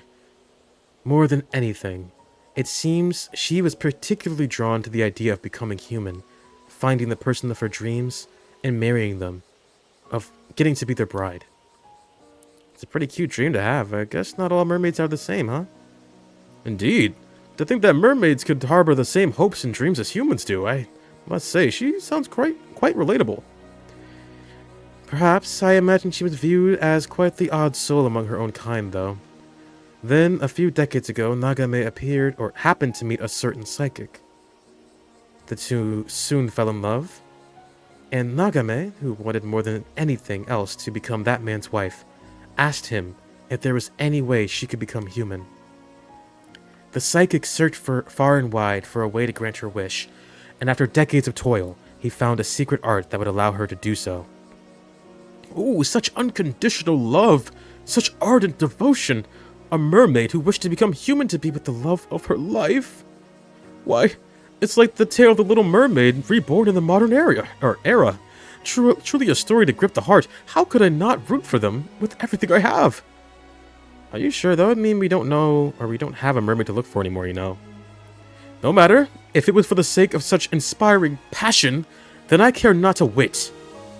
So, Nagame became human in the end, yes? And the two of them lived happily ever after? I refuse to accept any other conclusion. Well, that's more or less what happened, so I can say with certainty that Nagame the mermaid no longer exists. I see. So she's still alive out there, as a human. What a beautiful tale. Why, I wish I could meet her solely to offer my most heartfelt congratulations. No, I think wedding gifts are in order. Avi seems to be enjoying himself, but this means there's no chance of us meeting a mermaid anymore, right? Now that you mention it, that is a problem. I thought so. A question, Mr. Shiki. I don't suppose there would be a way for us to go to Ryugu and meet a mermaid there, would there? I'm afraid not. It's impossible for a flesh and blood human to cross over to the eternal world. Indeed, you'd have to be dead to have any chance of getting there. Ah, just as I feared. There's little point in getting there without a life to savor it.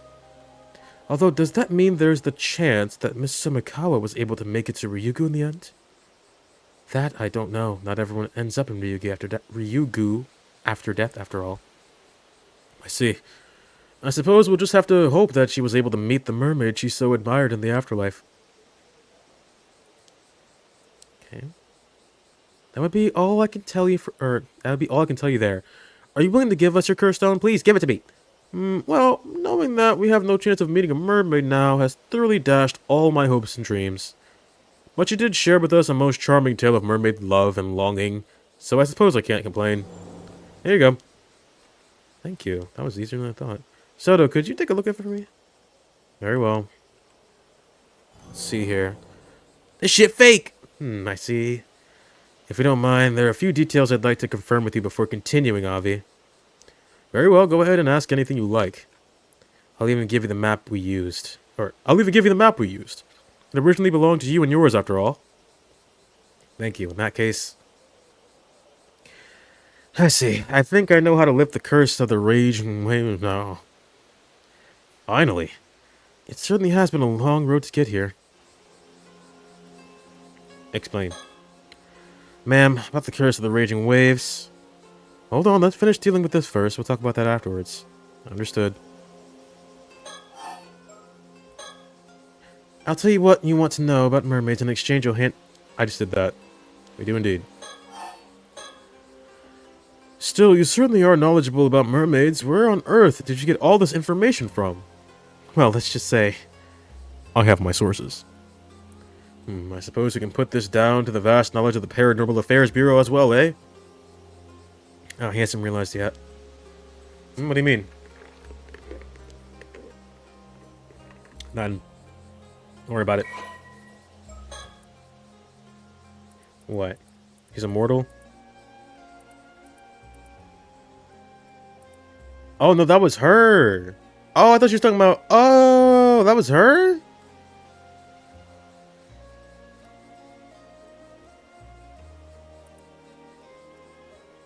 What?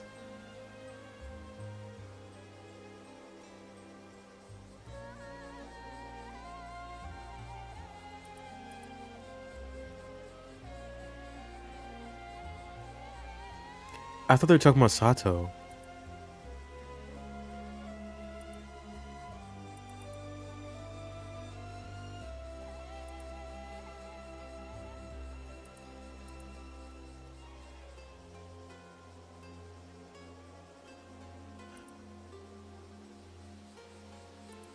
Wait.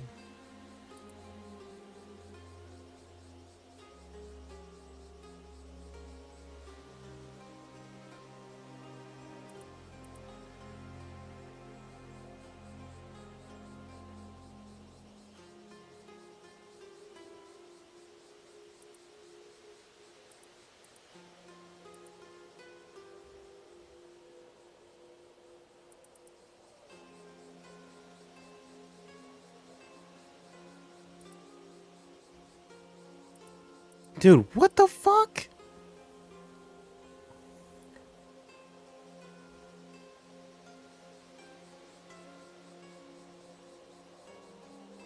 Her husband is a dog.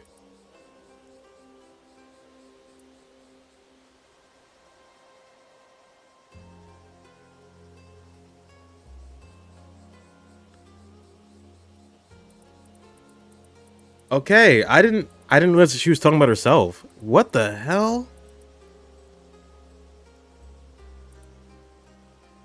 Okay, cool. Alright, whatever. We're done here. Let's move on to the topic of Cersei's curse stone, shall we? Alright, here it is. One of the locals we ran into earlier was planning to use this curse stone to cause a massacre, so we confiscated it. Goodness, that's far more disturbing than I was imagining. It sounds like you were lucky to escape unscathed. Where is this local now?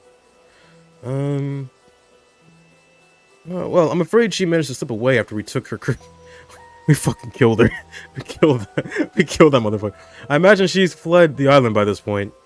Or this world. What was that? Nothing? I didn't say anything. I see. Suppose she won't be able to get up to any mischief without the curse stone, at least. So, who was this would-be mass murderer, and what exactly was she planning to do? She said her name was Kikiko Tsutsui. She didn't have any spirit sense to speak of, though. She tried to use her curse stone to get Avi to tell her what he knew about mermaids, but we managed to fend her off and take it from her. That's right.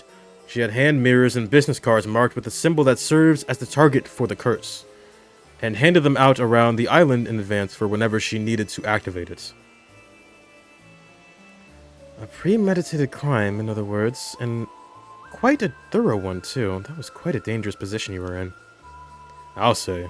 If we hadn't caught on to her intentions, I have no doubt we'd be sleeping with the fishes by now. Such is the nature of dealing with curses, I'm afraid. You never know when you might end up the target. No need to tell me twice, I've had quite enough curses at this point. A prudent attitude, a curse's corruption starts from the heart. Indeed, I'll be sure to remember that. Did you learn what this Kikiko was after in the end? To be honest, I was not that sure myself. Apparently, she was looking to get her hands on a mermaid to impress some tycoon named Yamashina. It seems he's looking for a way to become immortal. What? A tycoon called Yamashina who wants to become immortal? It couldn't be. Oh, you know him? Did she mention where she got the curse stone from? Could Yamashina have given it to her? Actually, it seems like that was someone else. As Kikiko would tell it, she's Yamashina's illegitimate child, but he refused to acknowledge her. While she was pondering ways to gain his approval, this young CEO, his apprentice, swooped in. He offered her a sympathetic ear, and a curse stone to use to accomplish her goal. I think that was the long and short of it. Something like that, yeah. What? So there's someone else involved? It turns out we knew the CEO was she was talking about too. We were pretty shocked. So the CEO was the original owner of the curse stone, was he? What was his name? He's a young man named Kippei Koma. Although, I dare say young isn't the first word that would come to mind when looking at him. What? Kippei Koma can't be. Huh? You know him too? No. Perhaps they simply share a name? The Kippei Koma we know should have died 6 years ago. Oh? Die? What do you mean? Would you mind taking a look at this, Avi? A portrait sketch, and who might this be? The Kippei Koma you know wouldn't happen to look like this, would he? Kippei Koma? Oh, no, he doesn't look anything like that. Yep, this isn't him. I see. Could you give us the curse stone you have, sirs? Sure, here you go. Sodo, would you mind taking a look at this one too? Of course. This shit fake! Ah, this is... the curse of Tomoshige? It has the power to cleave its target in two. Ma'am, this is it, the curse from the Toba case. I thought so. What's gotten everyone so excited all of a sudden? Right, I suppose we should explain. The name of the man in the sketch I just showed you is Kippei Koma. He was killed 6 years ago, and his skeletal remains were recently found in Toba. The cause of his death was a curse, one that kills its victims by slicing through them, bone and all. In other words, it's highly unlikely, or highly likely, he was killed by the curse within this curse stone, the curse of Tomoshige. Huh, wait, but wouldn't that mean... You're telling me that this Kipe Ikoma was killed 6 years ago by a curse wielded by Kipe Ikoma? Yes, in other words... Current one's an imposter. The Kipe Ikoma you know, the company president, is a different man. He used his curse to kill the real one 6 years ago and assumed his identity. What? You're telling me that he isn't the real Ikoma? I see, so that's how it is. In that case, just who is the man calling himself Kipe Ikoma now? I can't say, but it seems like he's quite the dangerous fellow. Good thing we managed to take his curse stone, I'll say. Yeah, at the very least, we shouldn't have to worry about him using his curse anymore. By the way, I believe you said that this Ikoma is Yoshiatsu Yamashina's apprentice? If that's the case, and Yamashina had someone working for him who had the curse stone, could Yamashina have been pulling the strings from behind the scenes? It's possible. We should get in touch with Detective Ide and see if he can't take Yamashina in for questioning. With any luck, he'll be able to detain Ikoma as well. Something wrong. We kind of already told Ikoma about the Forsaken Fish curse stone. He did help us out earlier, after all. It only felt fair. I suppose we can assume that that information has reached Yamashina as well, then. Oh, right. He also asked us to look for a bronze mirror that's used to lift the curse of the raging waves. The Still Tide mirror, I think. The Still Tide mirror, eh? Just what could he be planning? Either way, it seems we'll have to keep an eye out for any movement on his end. Oh yes, we were hoping you could do us a little favor, sirs. It would seem you don't have a mermaid to be searching for anymore, so perhaps you could use that extra time to help us out? What do you think, Avi? Well, very well. Permission granted. How kind of you. It's nothing strenuous, I assure you. We just want you to find out Kipe Ikoma's current whereabouts, that's all. Oh, so just an ordinary chore, then. We want to focus on getting the curse of the raging waves lifted as soon... White child. Why did you... Yeah, she's white. She's from England. Is that a parent with her blonde hair and green eyes? We want to focus on getting the curse of the raging waves lifted as soon as possible, you see. It would be a huge help if you could pin him down in the meantime. He's definitely up to something, and most importantly, you know what he looks like.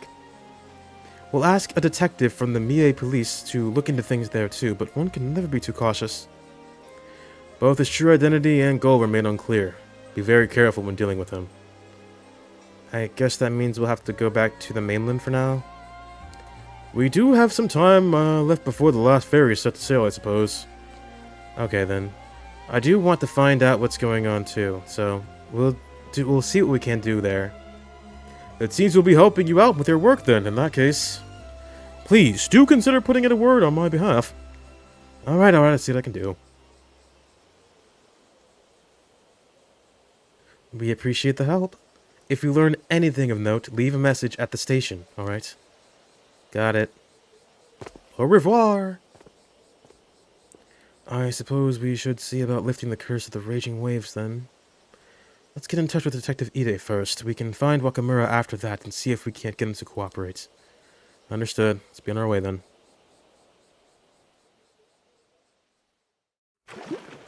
Alright. There's still something here. I don't know what I would do here.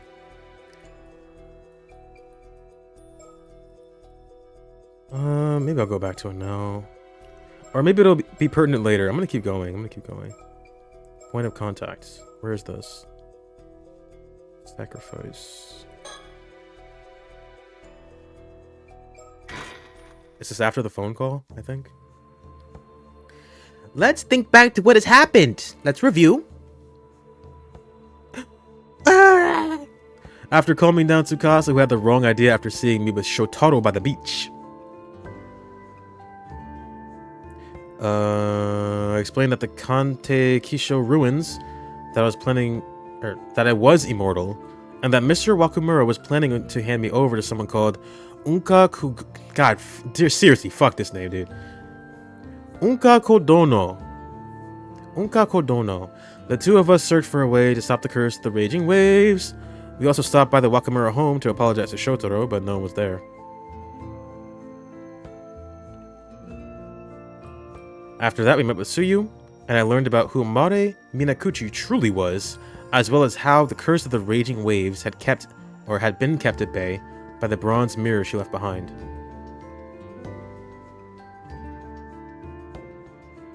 We also ran into Azumi. He looked desperate, saying the Kameshimaru hand mirror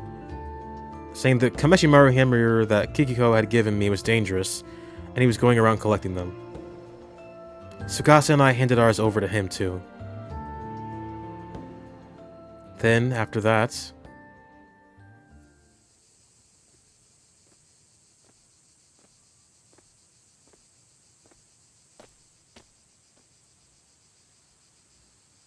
I can't find Mr. Wakamura anywhere.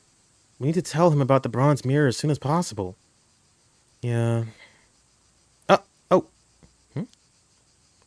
It's those two. Oh yeah, they're the ones we were looking for in the... They're the ones who were looking for the old man's place. Excuse me. Oh, if it isn't Sato. Good timing. I've got something to discuss, if you don't mind. Oh, alright, I actually have something to ask myself. Huh? Since when did you get to know each other? Oh, right, we actually talked a bit after the last time we met. These two are from the Tokyo Metropolitan Police Department. They're here to lift the curse of the raging waves. Wait, seriously? Since when does the police deal in curses? We're a special unit dedicated to things like this. I hope we can be of help. Look around really quick. Any birds? Yes, that's a keychain. Ah! Sato, something wrong? Oh no, it's just that there's a Kameshimaru keychain lying on the ground here. Oh, you're right. Who just chucked the poor thing out here? Yeah, I almost missed it. I'll rescue it.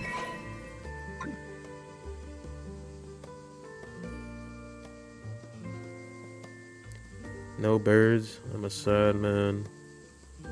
No birds. I'm sad.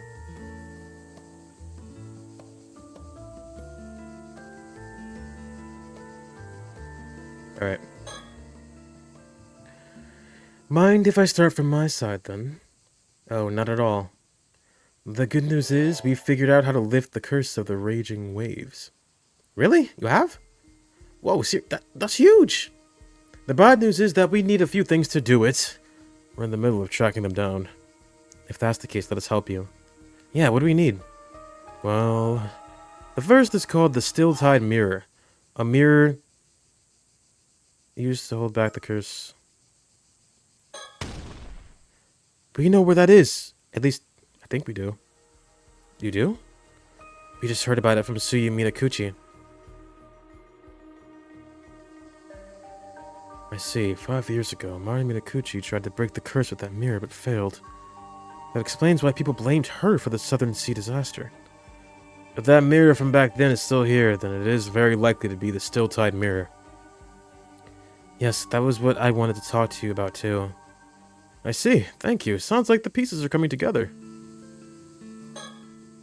But there's still one more piece we need. A descendant of the Taishima people. Which likely means Mare Minakuchi's son, Yuza Minakuchi, would be our best candidate. Yeah, that should work. Do you know where he is now? Not sure. We've been looking too, since we wanted to pass along what Tsuyu told us. Alright, we'll go search for him. Really? That would be a huge help. We'll go and secure the mirror. Time is tight. If we split up, we'll need a point of contact in case we can't find each other. Could one of you stay in one place and handle communications between us? Good plan. Could one of you take that on? Point of contacts? It'd be best if it was... Do we have an option? I'll go look for Yuza. Yuza. Tsukasa, do you mind being the point of contact? Sure. I don't have a choice, do I? Let's see then. I'll wait by the community hall on Chuo Street. There's also a phone there we could use. Okay, we'll make contact there if anything happens. Thank you, that'll be a big help. Alright then, we'll retrieve the bronze mirror first, then track down Yuza Minakuchi and work on lifting the curse. Okay then, Sato, good luck. If you find Yuza, please tell him everything that Suyu told us. I will. Leave it to me.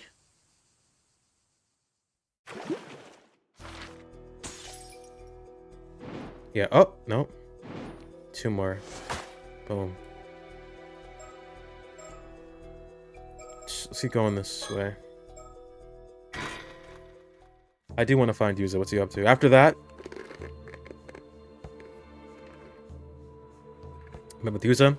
Told him what I'd heard from Suyu and Mrs. Shiki. That we needed him to come to the community hall to lift the curse of the raging waves. But after that, I headed somewhere else. This time for my own purposes.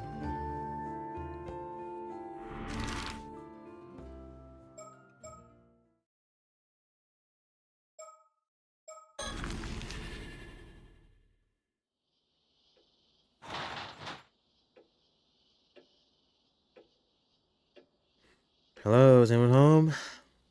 Who am I kidding? I know no one's here. What are you looking for?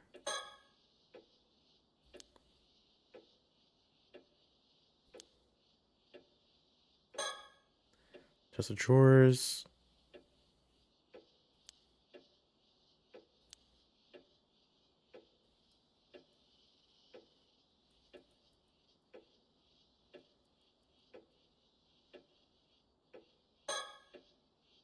Mikuchi family altar.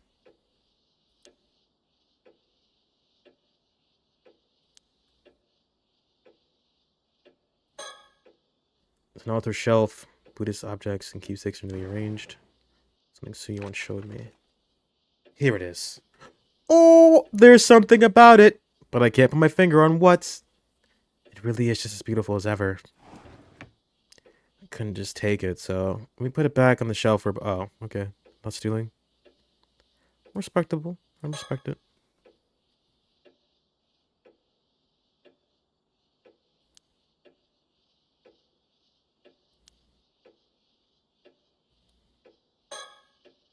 Built-in cupboard. These kind of cupboards help the room feel less cramped.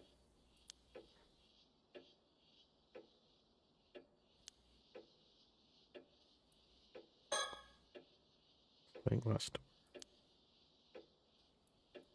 What are we looking for?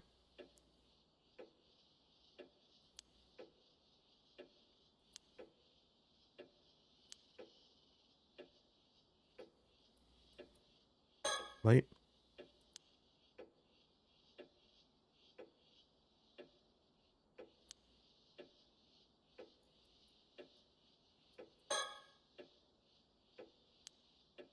The owner's away, but people on this island don't usually lock up all that tightly. I'd also been asked to come by, or come while they were out to help out with chores. Okay. Oh! What's her name? Tutton Teal. They called me that in college.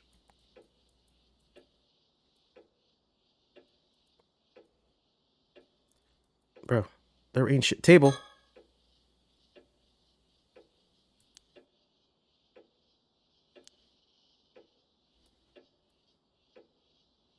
Just think about it. I don't think I need to be here. Why am I here? Alright. I thought we were talking to Yuza at the lighthouse. That's why I was like, okay, I guess we'll go this way. Not the case. Unless I'm missing something.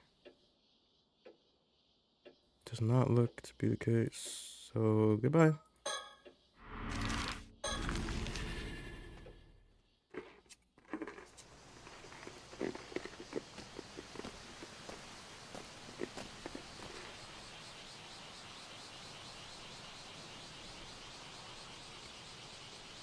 Oh, there they are.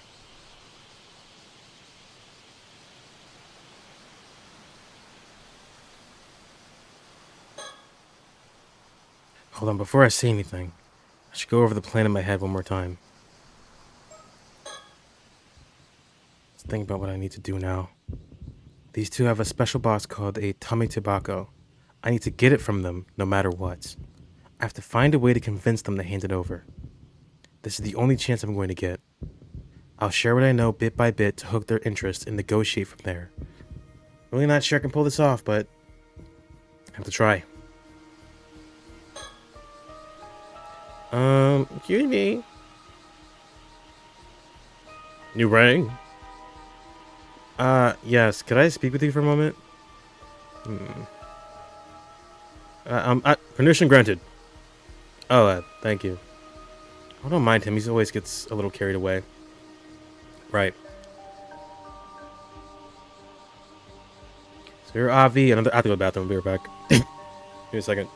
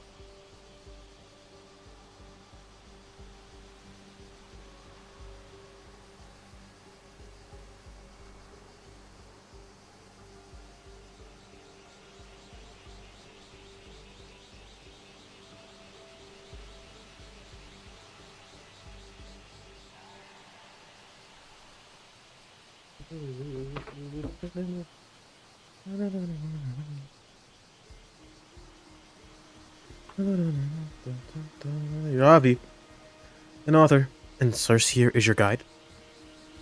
Indeed. Great to meet you, Sato. I've actually heard talk about you around the island. Oh, really? It would seem we've become quite famous in these parts.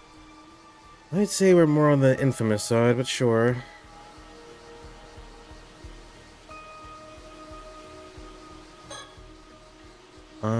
I heard you were searching for a mermaid, is that true? Oh, tell me, young lady, do you perchance know of a mermaid? Because if you do, you must tell. I'm sorry, I'm afraid I don't know anything about any specific mermaid. Oh, please don't look so disappointed, I feel bad now.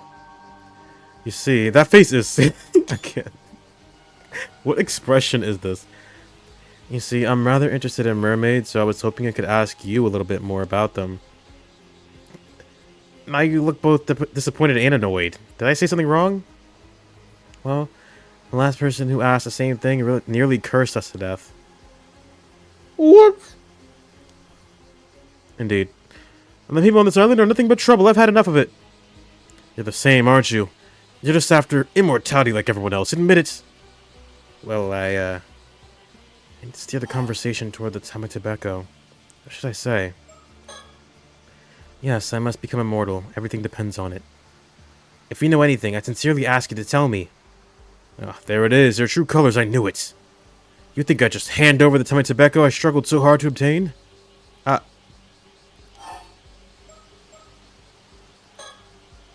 Oh, so you really have the Tamatibeko?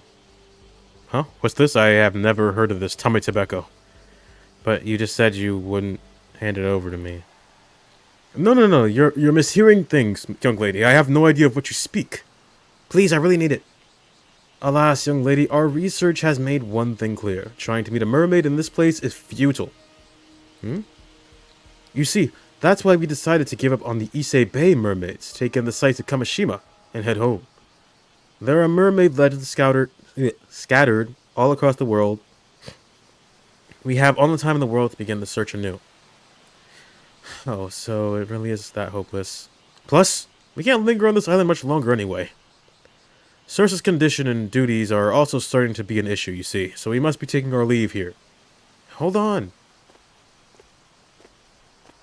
God damn it. That was no good.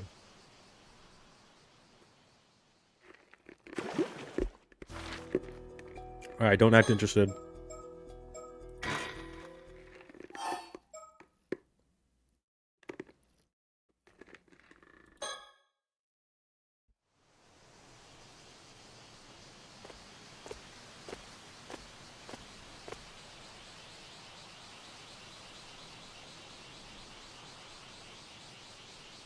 There they are, yep.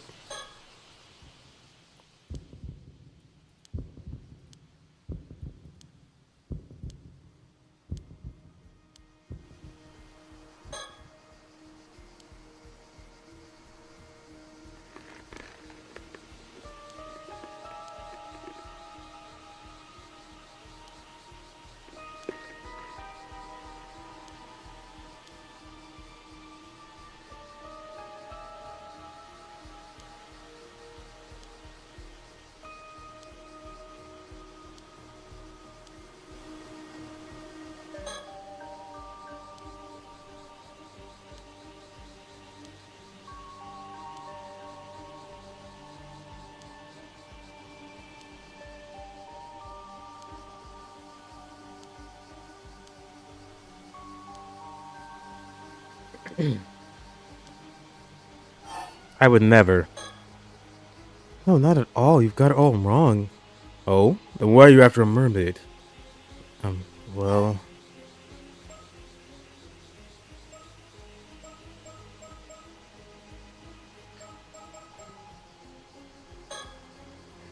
You see, I want to find a mermaid because I need to thank them. Oh, fascinating. Don't tell me. You were once saved by one in the past. Hold on.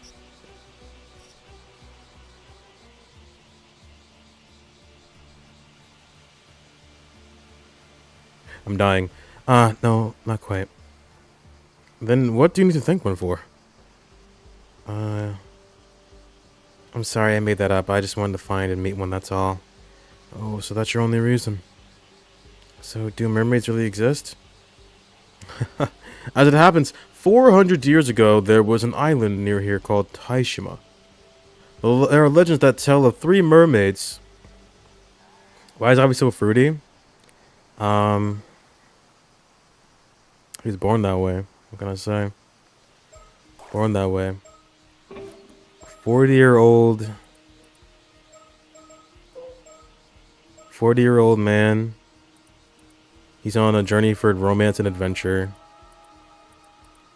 We should all aspire to be like him, if anything. He's got limp wrist. I didn't even notice. There are legends that tell of 3 mermaids who lived there. Hayase, Sobae, and Nagame. Oh, so there were 3. But sadly, even after all our painstaking research, we've confirmed that meeting any of the 3 is now hopeless. What? No way. So my advice on meeting mermaids is this and this alone. It's time you give up. Unless you happen to know things we don't, of course. Oh, I see. You see, that's why we decided to give up on the Issei Bay mermaids, taking the site to Kamishima and head home. There are mermaid legends scattered all across the world. We have all the time in the world to begin to search anew. Is it really that hopeless? Plus, we can't linger on this island much. I think we fucked up. Serious condition. We gotta go. Bye. Hold on. Wait. I love when he does this. He's like pointing. Okay. Alright, so... what do they want to hear? How do I convince him? Give me their damn box. Give me your box, bitch. Give me your fucking box.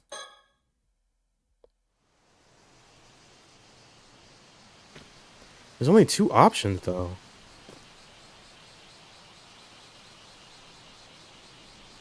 Her... oh. The Tomet... you know what I meant. They have a box. They have a box.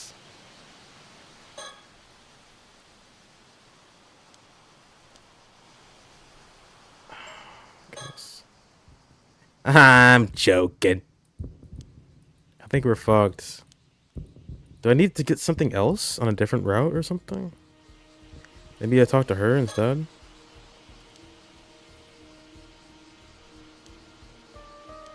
I speak with you. Permission granted.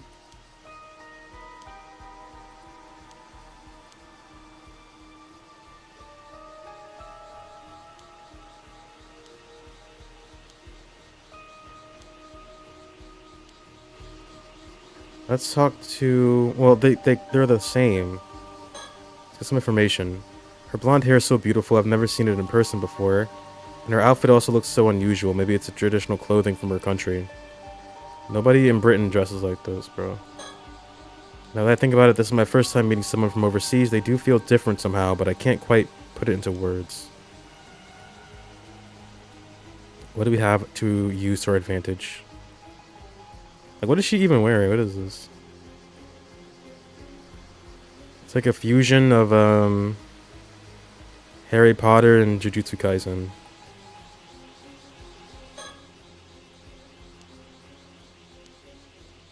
What's the best way to approach this? I have no clue. Oh, talk to her. Hello. Oh, hello. That's interesting. I sense something peculiar about you. Huh? Do you? It's definitely strange, but I can't quite put my finger on it. Are you really human? Huh? I think so. Hey now, sirs. That's an awfully rude thing to say to someone. Do forgive her. She still doesn't quite know how to start a conversation. No, it's fine. Sorry. No, really, it's fine. Damn it. He's so unreasonable. I can't... come on. Look for a mermaid. You must tell me. Please don't look so disappointed. I feel bad.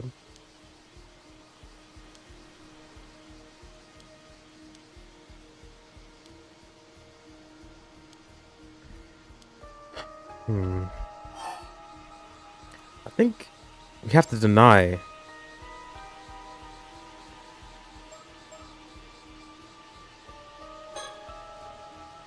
Got it all wrong.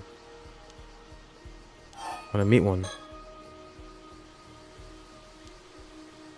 Oh, I see. Chasing the legend, are we? I must say, I have a soft spot for ambitions like that. There we go. Maybe that's it. I'm glad to hear that. So, did you manage to find any? As it happens, 400 years ago, Taishima. Yep. Legend of the 3 mermaids. There were 3.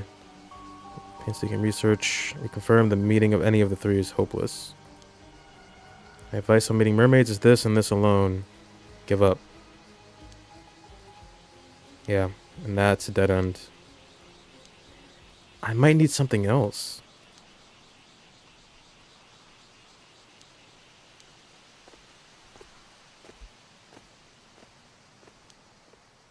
So if we deny and say that we don't, or we want to meet a mermaid, he leaves. If we deny and say that we want to thank a mermaid, he leaves.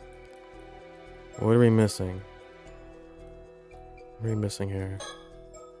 Maybe I just come back to this. I come back to this. If I can't figure it out, just come back to it later. Taking steps to distract Kikiko from her plot. Disasters on me to retreat them hand mirrors. So that there's just someone from the audience.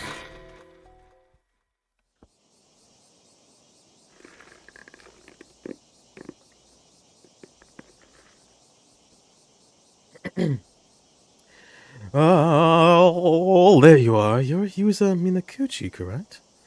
That's me. I was told to come here, so here I am. Huh? Were you sent here too, Azumi? What happened?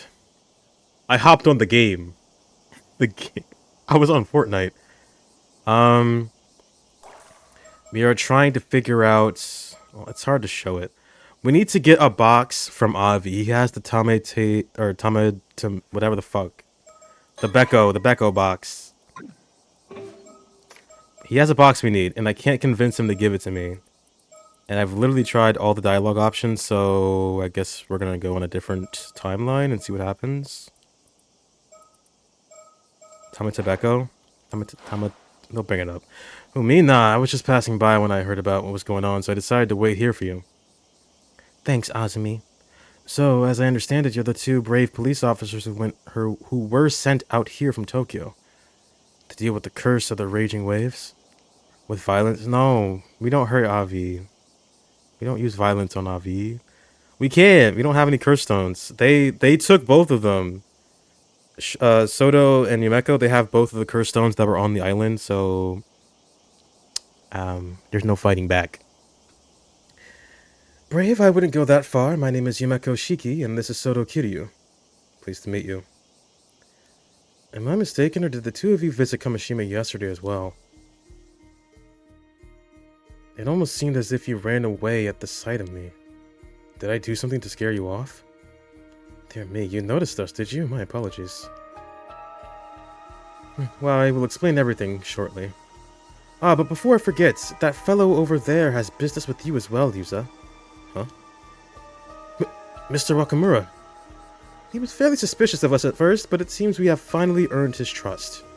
He has kindly agreed to assist us in putting an end to the curse of the raging waves. Wait, really? Really? But tell me, is it true you're already familiar with this curse?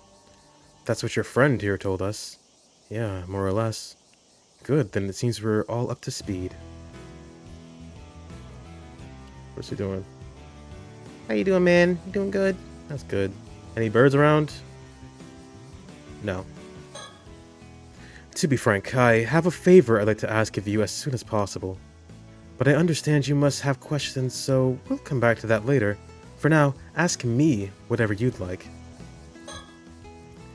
Okay, fine. I have nothing further to add. I imagine this isn't easy for you, but I appreciate your cooperation. Right. So, you found out about the curse of the raging waves then, eh, boy? Yeah, to an extent anyway. I always figured your mother was behind it and that she was descended from them raiders, but... Wait, really? That's why you blame my mom for the disaster? Well, you had it all wrong. Turns out she's a descendant of the Taishima Islanders, or the victims. Me when I'm frank. It seems you know more than you're letting on. Oh, that's just what Gran said. So you knew about this too, eh? Suppose I should have known. But see here, your mother tried to end the curse 5 years ago and failed, didn't she? If that's what brought on the disaster, I wasn't so far off after all, was I? But be that as it may, I still owe you an apology for pinning the curse on your mother all this time. Especially seeing that she was the one who found the bronze mirror and held the curse back for us. For what it's worth, I'm sorry. That's nice to hear. Good on you, Mr. Wakamura. At least you can admit when you've made a mistake. When your own instructor comes along and tells you to change your views, what choice do you have? Instructor? Are you talking about that sorcerer friend of yours? That's right, we discovered the sorcerer's identity. From there, it wasn't too difficult to reach an understanding. That's how we earned this fellow's cooperation as well. Seems I misjudged you. If my instructor says you're the real deal, then I reckon you must be. What? But just to be sure now, you do have a way to end this curse of the raging waves, yes? I can trust you on that? Yes, there are still a few points we need to confirm, but it is guaranteed to work. If that's true, then I suppose I won't be needing... Oh my god. Unka Kudono's help anymore. Unka Kudono? You mean to say that Yamashina has known for a way to break the curse all along? Well, you know about Unka Kudono too, eh? As a matter of fact, just yesterday he told me out of the blue he'd found a way to end it. Said he'd tell me what it was on the condition I brought him Sato Shiranami. Information he got from Ikoma. I have no doubts. And he asked for that girl, I see.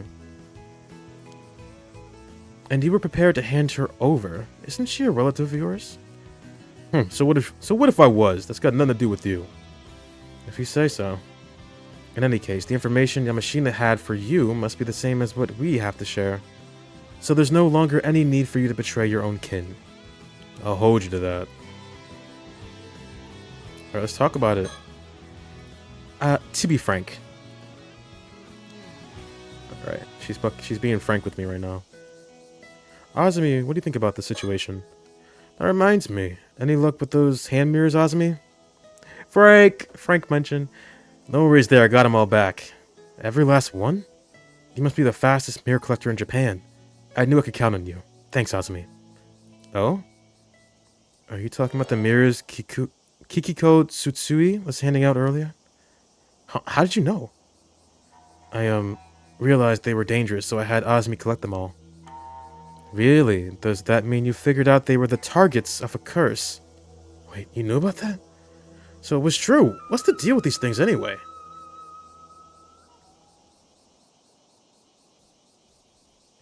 I don't know. They should change it.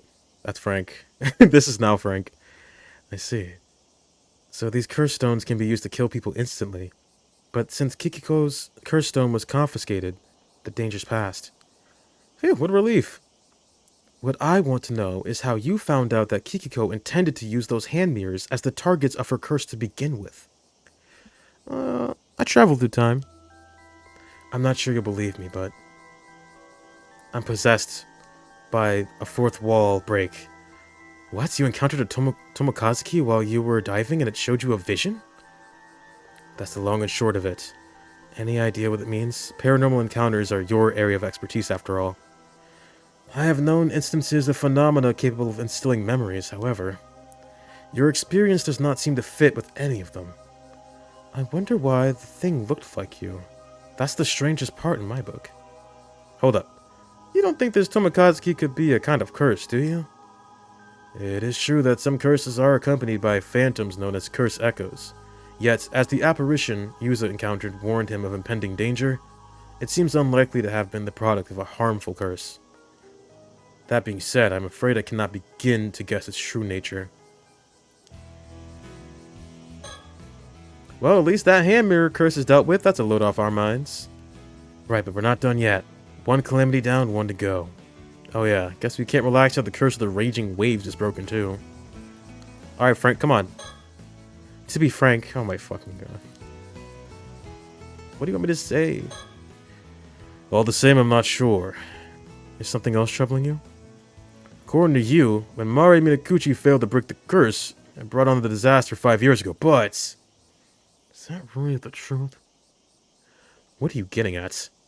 Well, if that steel-tied mirror worked as it should, there wouldn't have been no disaster, would there?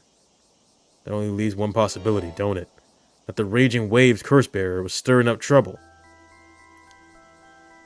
By curse-bearer, I assume you mean a descendant of the Raiders of Taishima? Exactly. If someone of that lineage got anywhere near the Southern Sea, the wrath of the Taishima would churn up those waters into a maelstrom. Anyhow, my instructor swears that's the true cause of the disaster 5 years ago, and I'm inclined to agree. So that's your theory, is it? Now I understand why you suspected Mari Minakuchi's heritage. Though I gather this instructor of yours never actually accused her of being the curse-bearer. True. Never was sure on that point, said we couldn't be certain given how it'd been 5 years and all. But all things considered, who could blame you for being suspicious of her? No one knew where she came from. I don't wish to doubt your instructor, but I'm not sure how much water this theory holds. Yet we cannot rule it out entirely, given what we know of the sorcerer's powers. So you're skeptical, eh? Not as if you have a better idea, though, is it? While you do have a point, the issue remains, if Mare wasn't the curse-bearer, who else could it have been? I can't say I've figured that out yet, but... Sorry to interrupt, but I have something to say. Yes? Assuming my mom wasn't the Raging Waves curse-bearer, I have a theory.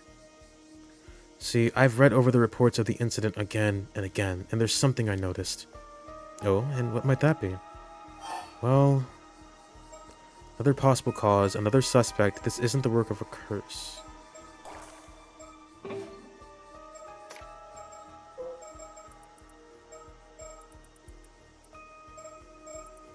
Where is it?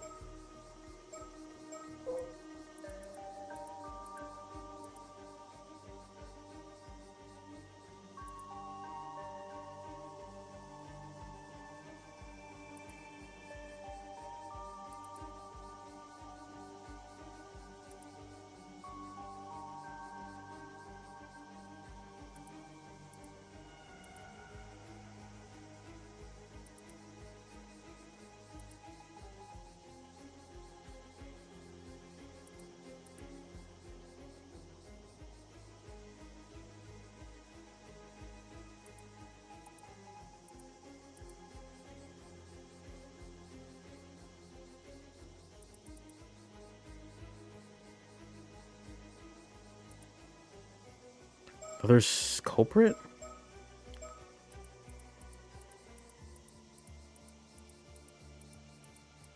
I mean, it definitely is a curse. We see it happen.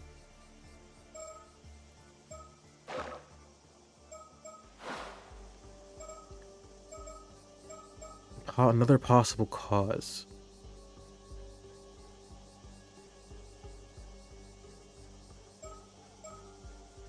This is definitely a curse. 100%. I'm thinking, are we trying to rope Ikoma into this now? Is that what's happening? And that person was on board. Yeah. The person with the unknown identity.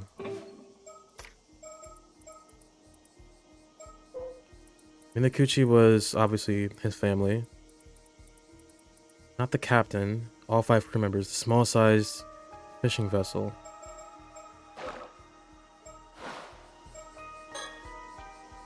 I remember reading that the identity of one of the passengers aboard the Ome Maru was unknown. Couldn't they have been the curse bearer?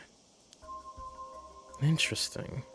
Well, Mr. Wakamura, what do you know of this mysterious individual? The Ome Maru, that was Yukiji Nishikawa's boat. As I recall, according to the department declaration, the Ome Maru had taken someone on board, someone in business on the mainland who had research to do. But as no name was given, no one had a clue as to who they were. Oh, I thought the point of these declarations was to keep a record in case of an accident. Sounds to me like someone was careless. Can't deny that. So this passenger was never identified? No, but mind you, eyewitness reports say that when the Ome Maru set sail that day, the captain was alone on board. So maybe he picked them up from the mainland, or maybe they never even boarded to begin with, who's to say? But do you think it's possible this person could have been the curse bearer? Could be if it wasn't Mare. It'd make for a hell of a coincidence, though. Unfortunately, since this Nishikawa fellow isn't around, there's no way to find out. Well, I've already apologized, so I can't say that much concerns me anymore. All I care about now is putting an end to the curse of the raging waves. Ooh. Okay, Frank, come on. Please. Oh, wait. Oh, here we go. Where shall we begin? 400 years ago, an Onmyoji sealed the entrance to Ryugu in an attempt to contain the curse of the raging waves, and left behind instructions as to how the curse could be broken after 400 years had elapsed. There are 3 steps that must be followed. Just 3, huh? First, thou must unbind my soul up.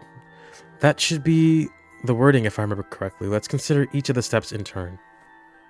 First, as to the iron box, that refers to the container in which these instructions were kept. It surfaced when the entrance to Ryugu was unsealed. It stands to reason that the seal mentioned in the first step must also have appeared somewhere. What is a seal anyway? It's the Onmyoji's own symbol. The same symbol used to seal the entrance to Ryugu. This is what it looks like. I expect we'll find a mark identical to the one on this map somewhere on the seafloor. The marked location is likely the sanctuary mentioned in the second step. It should be in the vicinity of Kamishima. That would make it somewhere near the place where I went diving this morning. I don't think did I see anything like that? I could lie and say I did, but then they'd be like, oh yeah, where'd you see it? I don't remember seeing anything like that. But I don't remember seeing a seal anywhere. Maybe you'd better search again just to be sure. Agreed, this is our best lead. That area would be the most likely place to discover it. Guess this calls for another diving trip. Yay, then, huh? That may be, but let's discuss the remaining steps first. The second step centers around the still-tied mirror, bequeathed by the sacrifice. That's got to be the mirror Mare Minakuchi found, which we have just retrieved from the shrine in the bay. From what I heard, that mirror is what's been holding the curse back in check, holding the curse in check all these years.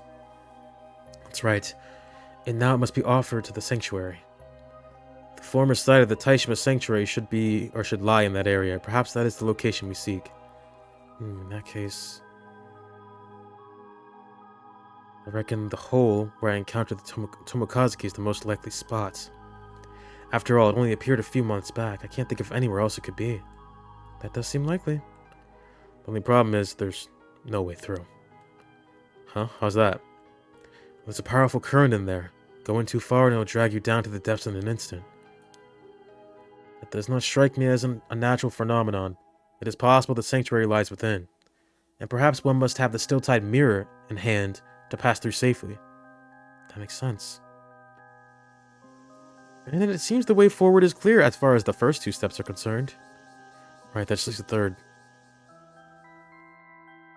The final instruction stipulates that a descendant of the Taishima Islanders must carry out these tasks. Meaning you, Yuza.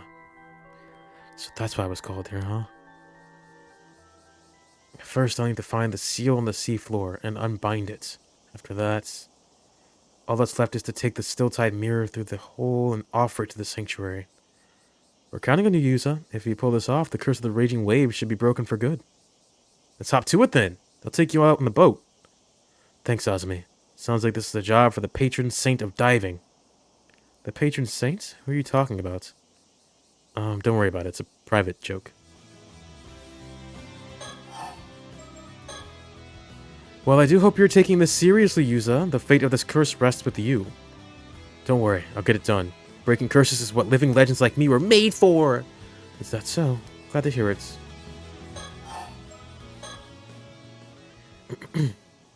But before you go, I have one last question to ask you, Yuza. Oh, what would that be? Well, how should I put this? It's a delicate subject. Mind if I have a private word? Huh?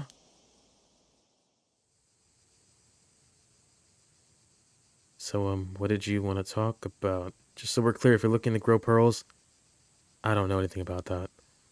That would require delicate handling, but that's not what I meant. So, when you got caught in that disaster 5 years ago, did you die? Did you by any chance encounter a mermaid? Huh? Yeah. I did, but how did you know about that? Good of you to tell the truth. That makes this easier. As for how I know, that would be because it's the only possible explanation. Meaning? Come now, Yuza. A mermaid has cursed you with immortality. You're an 800-year immortal. What? You can't hide the truth from me. These eyes don't lie. I assume it occurred during the disaster 5 years ago. You must have nearly died. But then you were revived by a mermaid and made immortal.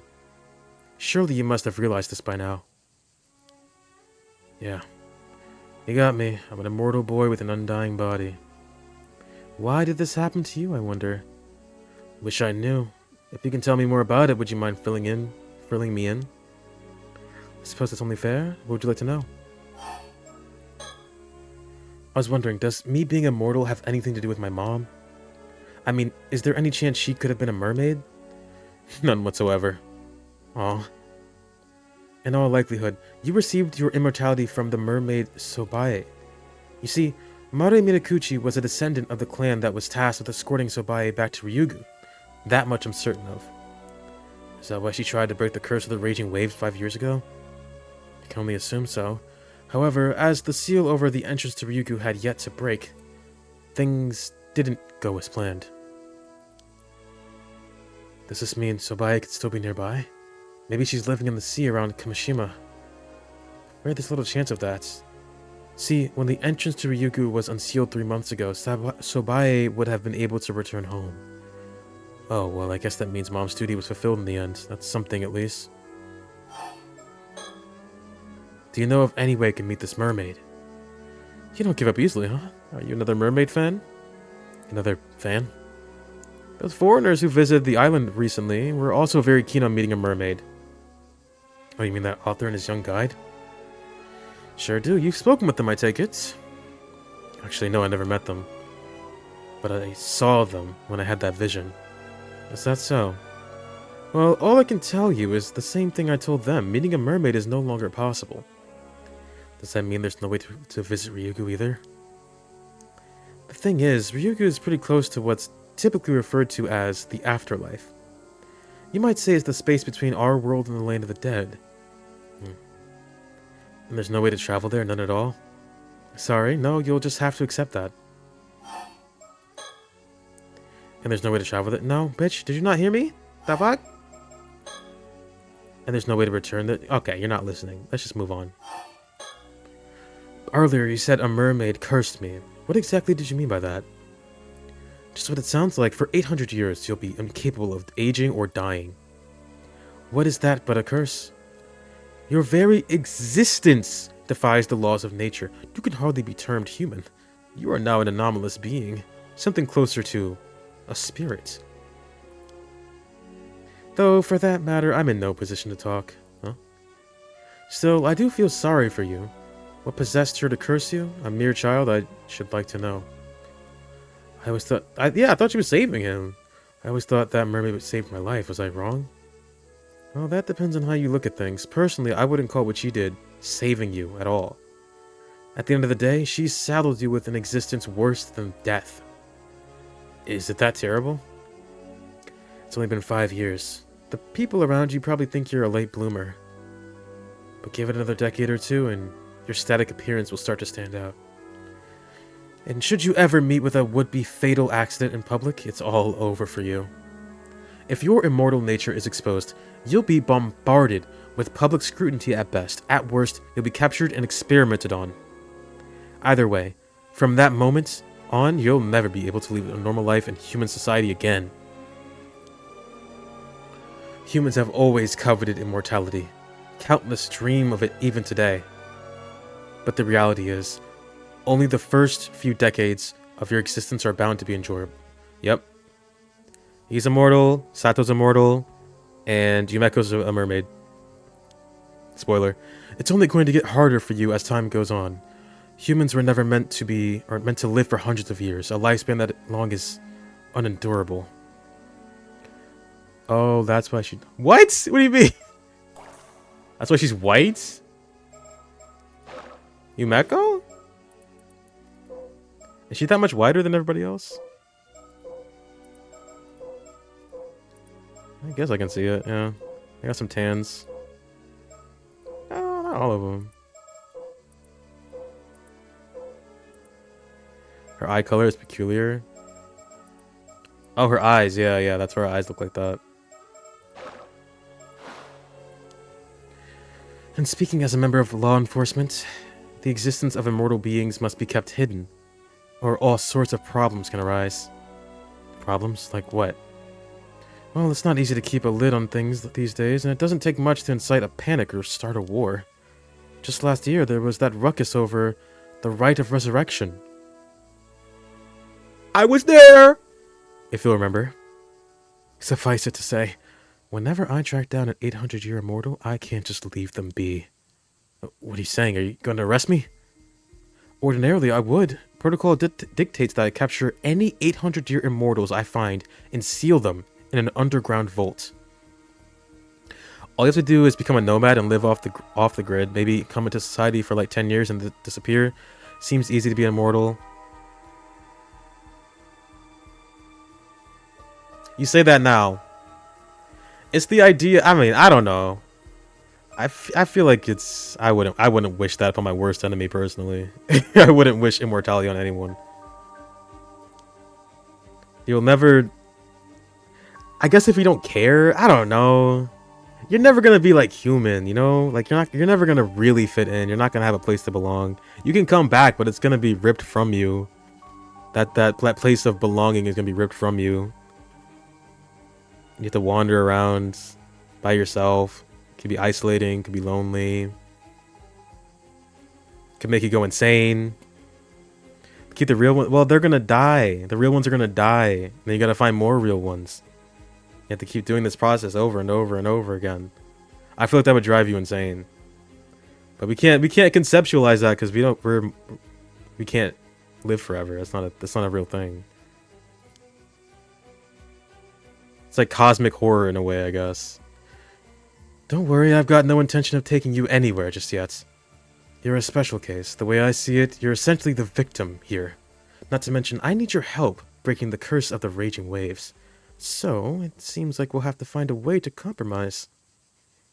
I don't know why, but you're looking for information about mermaids as well, right? Mermaids. And there's no way to travel there? No, oh my god, this kid. Well, for starters, mermaids aren't meant to interfere in the lives of mortals. Even their kind don't approve of that. Really?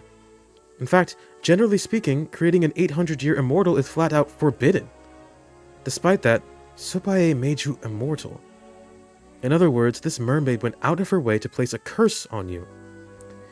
I guess that settles it. Her intent wasn't to save me after all. There are 3 mermaids of Taishima. Hayase, Sobae, and Nagame. Hayase died. She got tortured to death. And so her resentment got turned into a curse stone called the Curse of the fucking Fish shit. What was it called? Basically, all these mummy things, these mermaid mummies, these weird looking... This is a curse. This is Hayase's curse. Because when this happens to you, you pretty much just die immediately.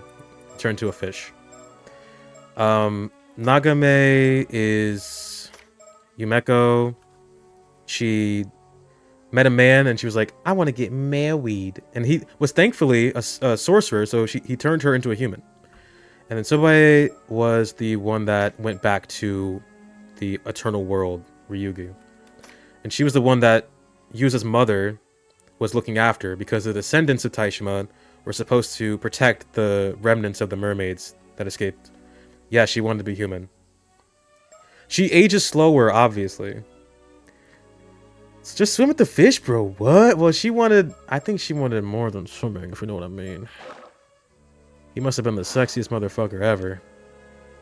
Where do you think the hickeys came from? That's why there are hickeys on her neck. What? I was hoping you'd be able to tell me what made her go that far. But it turns out you're just as clueless as I am. Yep. Then all we know for sure is that something happened between Sobae and your mother that day.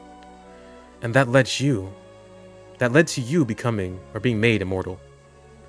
Whether that was simply to save your life or for some other reason, there's unfortunately no way of knowing. You're something else that's been bugging me. Can mermaids create 800-year immortals at will? As in, you don't really have to eat their flesh?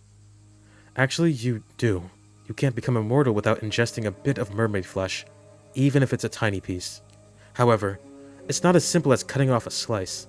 Mermaid flesh withers away the moment it's severed and loses all of its efficacy. In order for a mermaid to create an immortal of her own volition, she would have to allow a human to bite her directly. How could that happen without the human's consent? I mean, I was barely conscious when I became an undead boy. I mean, an 800-year immortal. Like I said, even the tiniest piece, a mere scrap of their tail, would do the trick.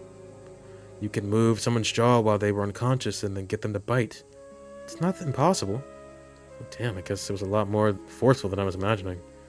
So all you have to do is bite a living mermaid and you become immortal? Pretty much. Though I assume few mermaids would consent to that. So that's how it works. But if the flesh has been severed, ingesting it wouldn't extend your lifespan at all, would it? That's right, ordinarily. Anyway. Ordinarily, you mean there's an exception? If a mermaid's flesh is cut within the confines of Ryugu, it won't wither away, it just grows back. Huh. While I've got you here, I guess I might as well ask. Is there no way to reverse immortality? You wouldn't be the first 800-year immortal to seek that possibility. But unfortunately, the answer is no. The moment you become immortal, you lose your mortal form, for good. I see. And is there no way for an 800-year immortal to die other than by waiting for their lifespan to end?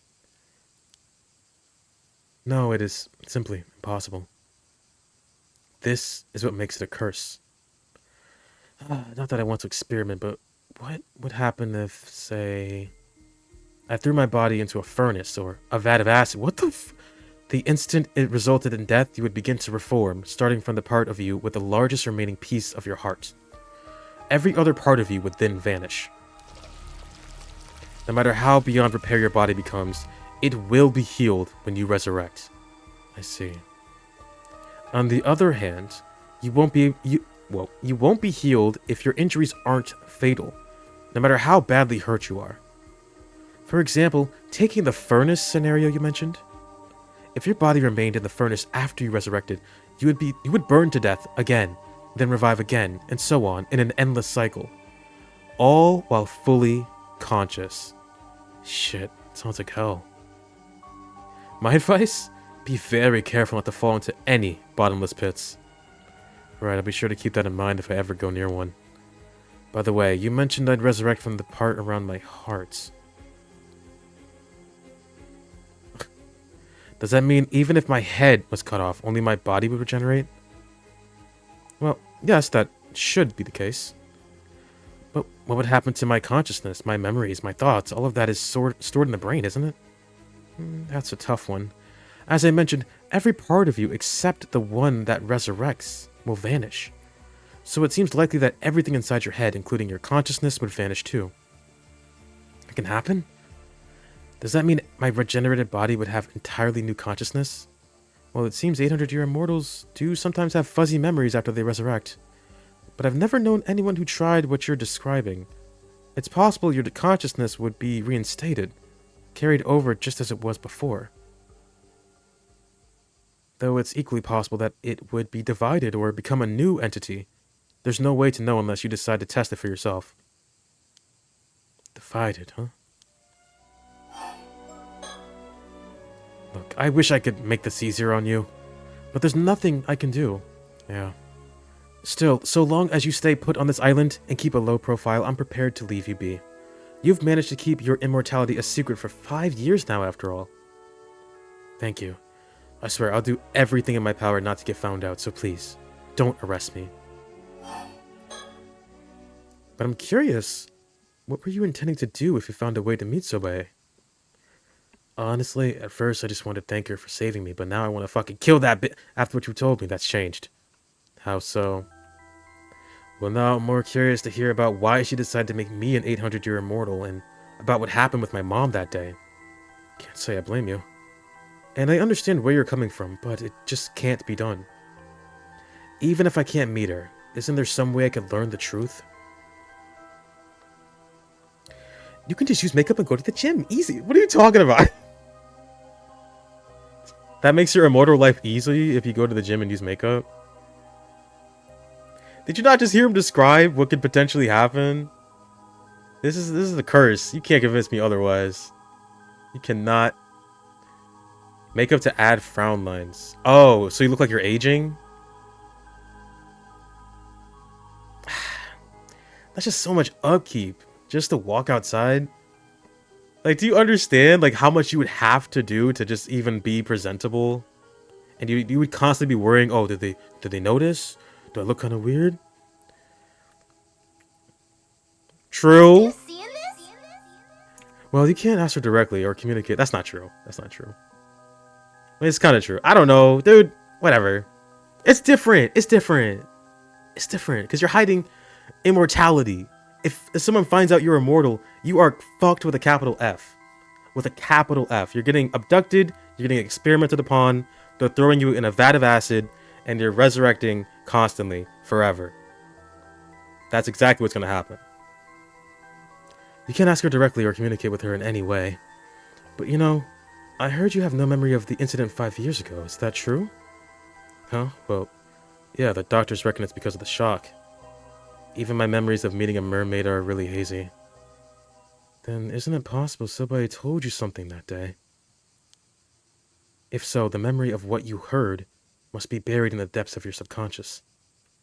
I can find a way to remember it, but I wouldn't even know where to start or how to start. Where would I find my memory of a mermaid? We have to go back somehow. I don't know where I'm gonna go. You're right. I wish I was immortal, so I could never die. I would never know the sweet release of death. I'd watch all of those around me perish slowly. The only piece of advice I have of yours is to think back. Delve into your memories and scour them from corner to corner. It's possible, okay? It's possible.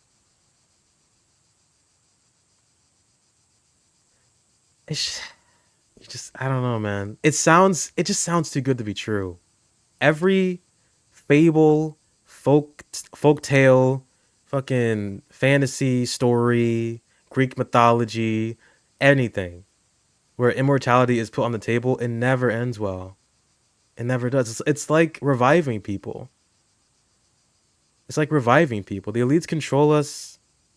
All they want immortality, SMH, but like, I just feel like after 100 years, I'd be kind of bored, bro. I'd be like, oh, I'm ready. I'm ready to go. I'm ready to go. It just sounds too good to be true. I can't trust that, man. There's always some strings attached. Bro, to what ends? To what ends? You learn every language, you play every game, you read every book, you know everything. Then what?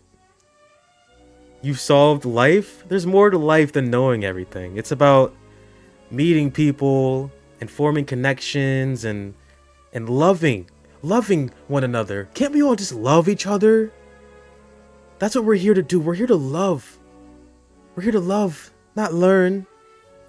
Only bad thing about immortality is that you outlive the human race in general. You never know everything. Yeah, what if there's a fucking implosion of the planet and then you're just floating in space and you're dying? You ever think about that? The apocalypse? You ever think about the apocalypse? The world ends. It's this planet is inhospitable. You cannot breathe, and now you're just stuck on this desolate wasteland, and there's nothing you can do about it. If that's not hell, I don't know what is. I don't know what is. Aliens, they're too far away. Too far away. You know, we're in a void. The Milky Way is in a void. The closest planet is like 10 trillion light years or whatever. We're never gonna see an alien in our lifetimes. Over dramatic. We're talking about immortality. How over dramatic could I be? Dude, I don't know. I'm gonna go see Donald Trump and have him introduce me. Think about it. You must have encountered somebody before. All you need to do is locate your memory. Is it? It's not. Oh my god, I'm getting confused now. Is it? No. No, that doesn't make any sense. Is it her? Is it Sato? It can't be. That's the only thing I can think of. I'm like, who else has he talked to that could be a mermaid? She's an immortal. I was mistaken. I thought she was a mermaid, but she's an immortal. But I thought eating mermaid flesh turned you into a mermaid, but it doesn't, clearly. So it's not her. She dies. His mom's dead. That's a man. Who else could it possibly be? Like, actually. I don't even know. Alright, then we better head back, or your friend will start to wonder what's happened to you. Alright. Thanks for answering my questions. Welcome back. Everything okay, Yuza? Of course. If it wasn't, I did. Glad to see your usual oddball self. Guess there's nothing to worry about then. Well, I dare say that covers everything we needed to discuss. It's time the two of you were on your way. That curse won't break itself. Come on, Yuza. The future of Kamishima is riding on you. Right. I'll do everything I can. Minakuchi Yuza. If you end this curse, I'll see to it that the rumors about you go away and that you're hailed as the hero of Kamishima. So get it done. You hear that, Yuza? This is a chance to clear your name for good. Sounds like a fair deal. You can count on me, Mr. Wakamura. Let's go save the island! Hooray! Oh, we're doing this now. Ready to roll, Yuza? You got that bronze mirror with you. Yep, got it right here. Ready when you are. Guess you'd better start by finding this seal that needs to be unbound or whatever. Right. I'll start by searching the area around the hole I found last time. Good luck, Yuza. I'll be waiting right here. We're diving. Get in there. Oh. Okay. Looking for a seal. It can't be that, right? Nope, it was that easy. It's right there. Break that shit. Oh, yeah. Oh, it's just chains? They're literally just chains. Oh. Let me go down. Good. Looks like that powerful current hasn't receded. I should be able to make it through now. Only one way to find out.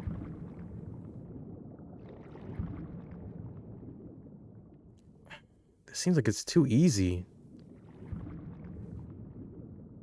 What about,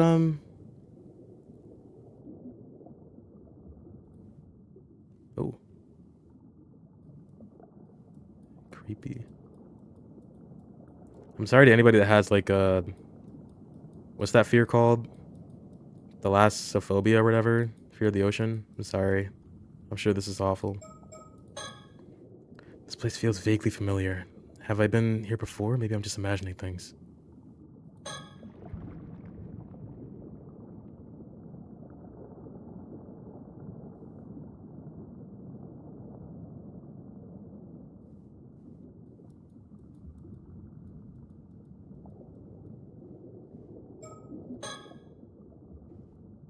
Just keep going, I guess.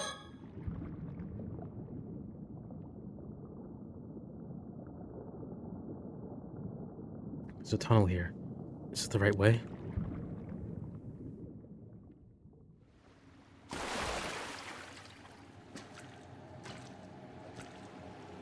There's an open space here, but it's pitch black. Could this be the sanctuary? Good thing I brought my flashlight. Let's see. There, now I can see. Time to have a good look around.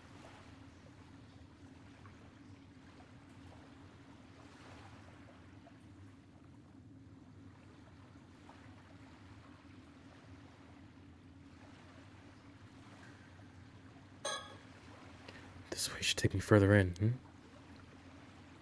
Stone archway over there. Could that be the entrance to Ryukyu? Should take a closer look.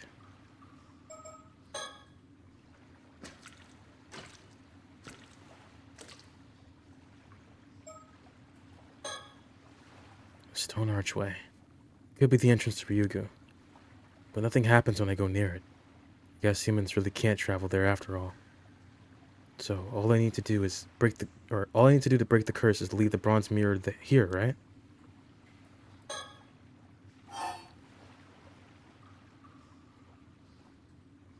Fuck it, right? Why not? There's nothing. Nothing happened. Did that do it? No way. I must have done something wrong. That clearly didn't work. Maybe I should take another look around or something. The entrance, nothing here.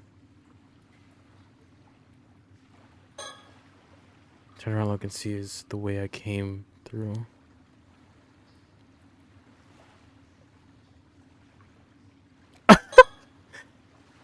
That's how to get down here. It's a kind of spirit it's holographic. Kind of spirit being that appears in a reaction to something. Mockingbird number 1, baby. The jiving jaws. Or Javas. Jiving Javas. They called me that in elementary school. Taking my bearings, but I think this is the right. Oh! Hello! Zakusu, thank you for raiding! Oh my god, raid! Hey Zach, imbue my spear. Is that all I am to you guys? I saw you were playing East 10. I was watching for like 2 seconds. But I'm hoping you're having a good time. I haven't played East 10. I want to get Proud Nordics. That's gonna have to wait. But yeah, we're playing. Oh yeah, check out Zakusu. Follow Zakusu. He's very cool. He plays like a million different games. Just started. It's really fun. What else can I say? What else can I say? Yeah, you know what? That's fair. That's fair. But yeah, Zakusu's cool. We're playing Paranormasight 2. I didn't have to work today, so I've been playing this game quite literally all day. Don't judge me. I don't know how far I am. So if anyone ever wants to play this game, get out because you're gonna get spoiled. Oh, I watch. He's a Twitch streamer I've been following for a while. He woke up in it. Yeah, I've been streaming all day. But yeah, I recommended Zach playing Paranormasight. I'm really glad that you didn't do that, because holy shit, I didn't realize how fucking dense this game was. My voice is killing me, and I'm kind of ready to stop for the day. So we're trying to get through this last part, and then I'm gonna end it. Yeah, we go. I was watching him back in, I don't even know how long. Cold Steel 4. I think that was the first game I watched you play. He's really cool. You should follow him. We're trying to figure out where to put this this thing. Well, I'm tired. We even don't end. What do you want me to do? I've been streaming for like 12 hours. Not easy to stream. Yeah. But if you ever are in the mood for a game that's a visual novel, I guess, totally recommend it. I've been having a ton of fun playing it regardless. Characters are really funny. It looks beautiful. It's not that the follow-up isn't that scary for some reason. There's not a lot of jump scares, surprisingly. It's more about the mystery. But yeah, this game's cool. Get a Red Bull, nobody cares. Whatever. Okay. Let me try offering again. I don't know what I'm supposed to do here. Maybe I just didn't put enough effort in last time. You've really got to feel these things. Curse of the raging waves, be gone! Ah! Nothing happened. Damn it, that didn't work either. To top it all off, my voice echoed way more than I expected and scared the crap out of me. Pretty embarrassing, even though I'm alone. Lights off, maybe? Yeah, fuck. Well, I said there's no jump scares, but I might have lied. Hello. That's a curse. Ah, the second I turned my flashlight off, I started to sense that presence again. If I can just figure out what the direction the sensation's coming from. It's right there, bro. She's right behind me, isn't she? I can't interact with her, though. Oh. Yep. There we go. Wait.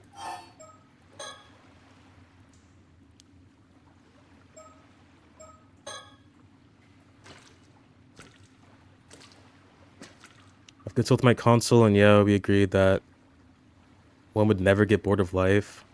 There's just too... Am I the only one that thinks immortality is just not it? I do not want that. There's just too much stuff that can change and happen. But you wouldn't... I don't know, man. After a certain amount of time, I just think... Plus, in the instance of this game, when you get reborn, you lose all your memories. And you're basically a different person.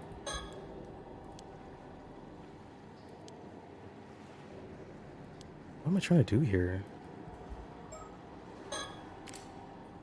I see you.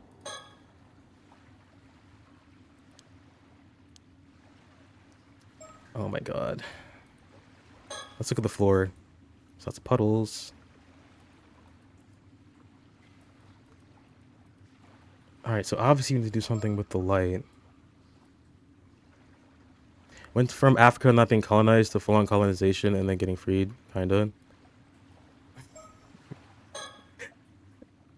Listen, I'm just trying to find out how to break this curse, man.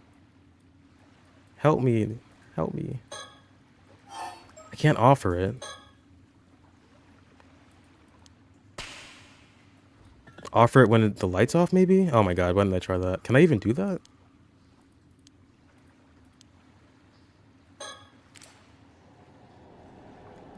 I can't see shit.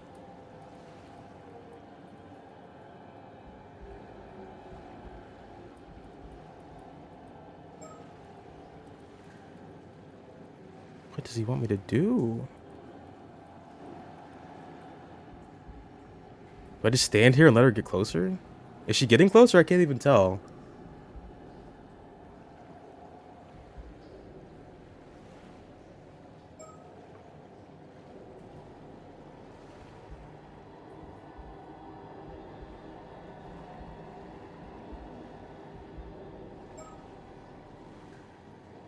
I don't think she's getting closer.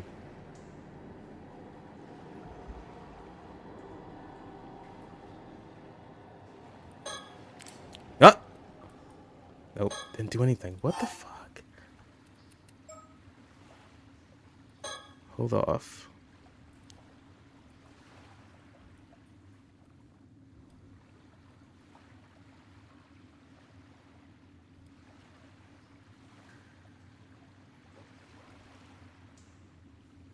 It's the only thing I can interact with. I looked all around.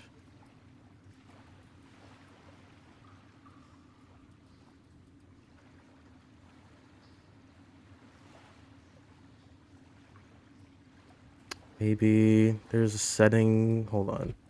Is this where you use the chromatic aberration? Are we turning this off? Yeah, actually, I think I just remembered. Storyteller, he said, if you can't see something, change your settings. I don't know if that's gonna help.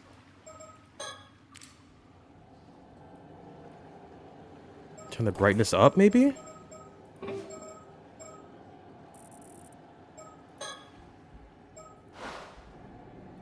No.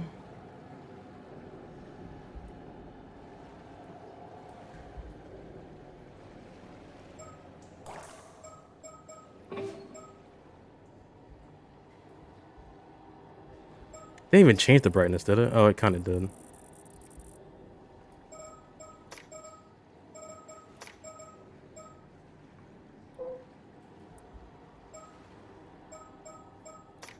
What other setting could it be?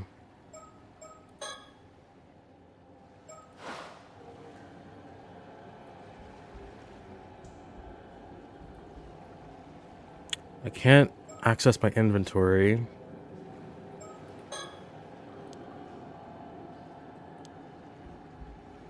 What direction the sensation's coming from?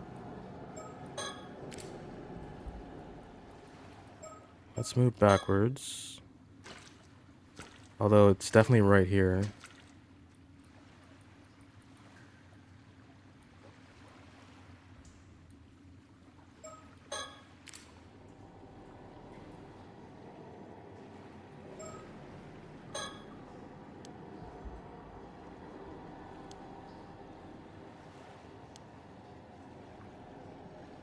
Yeah, I have no idea.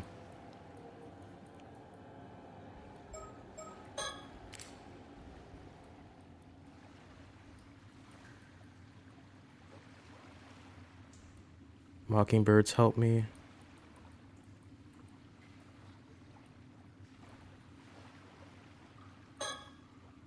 This is stumping me.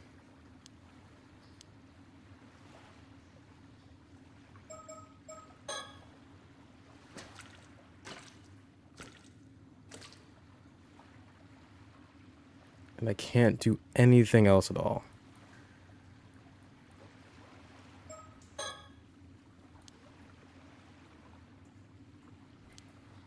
Sense the presence, yeah.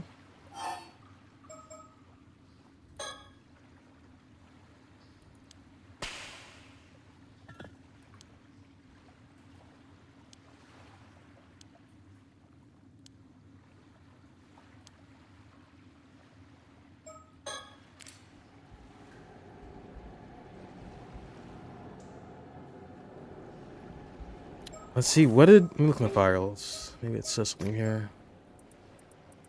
ISA, what did you want, girl?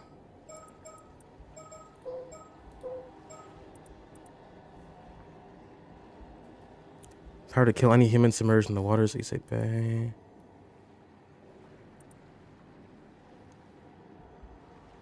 The curse can also be triggered remotely, provided that the curse bearer knows the victim's exact location. Mermaids inherently possess the ability to turn humans into fish at will. The curse of the Forsaken Fish is the result of that ability being turned into a conditional curse and sealed within the curse stone. That does not help me.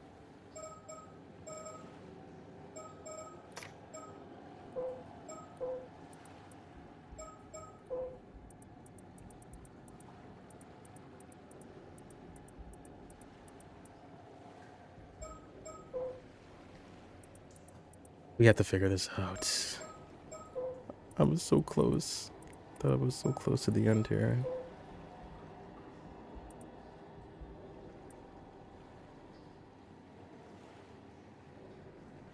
So Hime referred to priestesses serving the god of the sea, who presided over Yugo.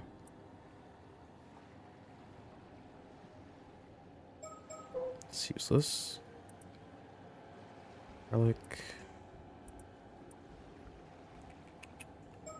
Can't do anything with my inventory though. Do you even have inventory right now?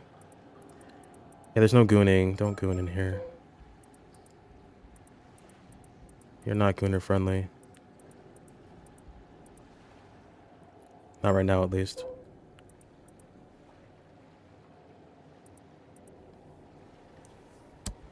Well, Zach, you're fine. Right now is not the time though. Not now is. I need to use my brain. Oh my god. What could I possibly do? I feel like I've interacted with everything in this room. Wait. Is there something up there? No. They're just rocks. Users on screen though. Oh, yeah.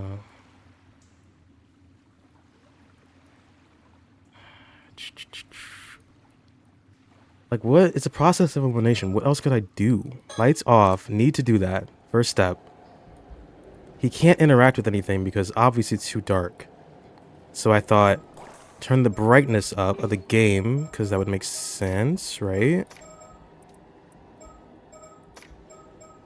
Are there any other... I'm not turning down the resolution. Post-processing. I don't think it's going to be that meta. Change the post-processing setting. Night vision? I don't have night vision. I wish I had night vision. Why didn't he bring some night vision goggles? He's going to the bottom of the sea.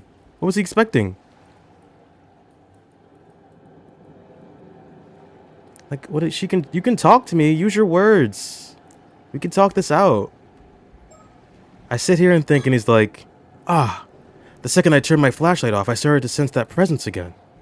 If I can just figure out what direction the sensation's coming from. So it's not that direction.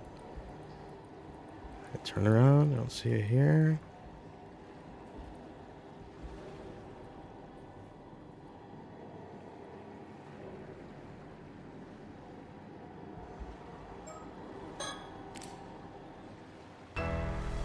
What? Fuck this. Fuck this game. What did I do? What did I do? I just turned it on. I did that the whole time. What did I actually do different? What did I actually... I don't even... Whatever, dude. I don't even care. Is that the Mermaid Hayase? Not in the flesh, but, what's it called? A curse echo. Like the imprint of a curse. Oh, but what if this mermaid's echo indicates the presence of the curse? If so, now's my chance to offer up the still-type mirror. Oh, I don't know. I don't know. I don't know. Should I? I mean, that's what we came here for. Fine. Here you go. Now, curse of the raging waves, heed my call, and trouble us no more.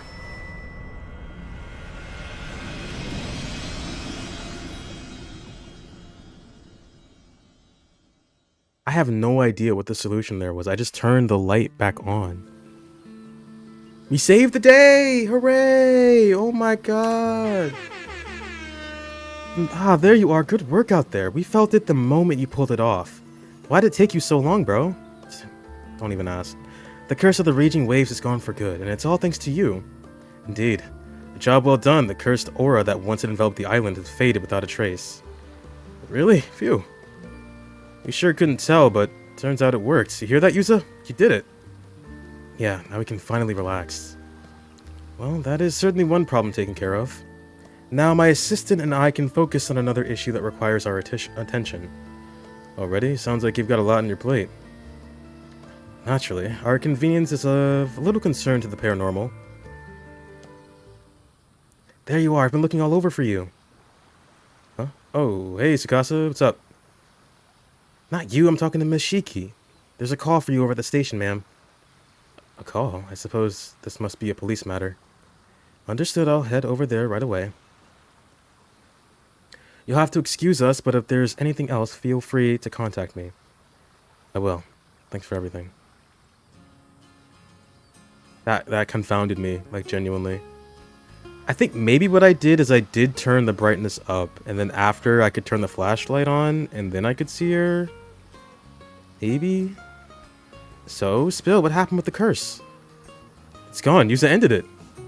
Yay! Nice one, Yuza. You know, I reckon I've got a knack for this. Maybe I'll go into the curse-breaking business. Hit me up if you need any other curses broken. Haha, you never know. That might be your true calling. Maybe it suits you even better than being an Amadiver. Come to think of it, we'd better let old man Wakamura know how it all went down. Where'd he get off to anyway? Don't ask me, maybe he went home? Probably. How about it, Yuza? Wanna go see him? Yeah, okay. I suppose we did make that deal. But it can wait till after I've had a chance to change clothes and take a breather. I'm beat. Fair enough. I guess it's not like there's any hurry, huh? In the meantime, I'll go to work on the boat. Let's meet up later, yeah? As for me, I'll track down Sato and Siu and fill them in. Later.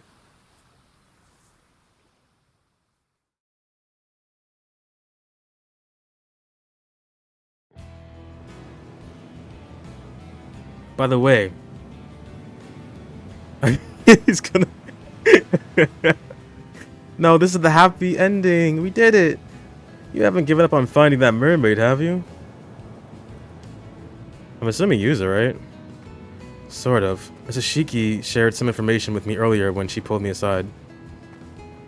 Really? Oh, I guess experts on the supernatural would know about mermaids too, huh? Oh, Wakamura. Oh, true, we didn't get to see him. No, he's fine. He's like the leader. Nothing bad ever happens to the leader, right? So, what did she say? Did you find out what you have to do to meet one? Actually, it turns out that the mermaid who saved me isn't in this world anymore. Oh, what's that supposed to mean? It means she's gone back to Ryugu, to the world beyond. Apparently, it's a place between this world and the world of the dead. Wait, really? Does that mean mermaids aren't from our world? I guess not. Oh, sounds like you've hit a dead end.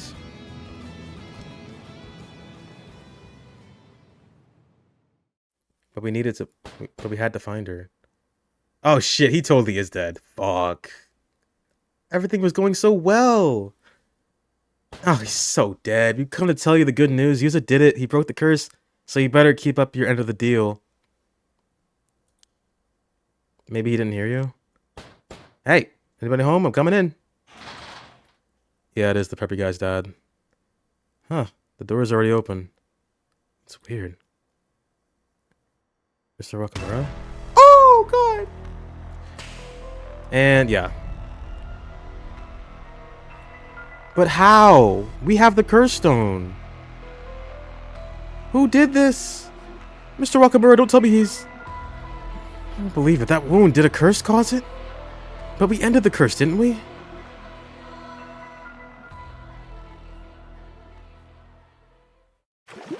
Well. Okay. Ooh. We get 2. Should I really keep going, dude? Fuck that, then. So these 2 aren't done, but I don't know what else to do to progress these. I have to get the box here. But I've already exhausted all of my dialogue options, and I don't have anything else to show for it. So I guess we'll keep going down these new routes. Let's get the phone call. Let's get that phone call.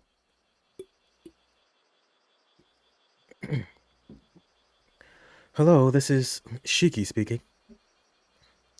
This is Shiki. It's me, Ide from the Mie Police Department. Oh, Detective Ide. What is it?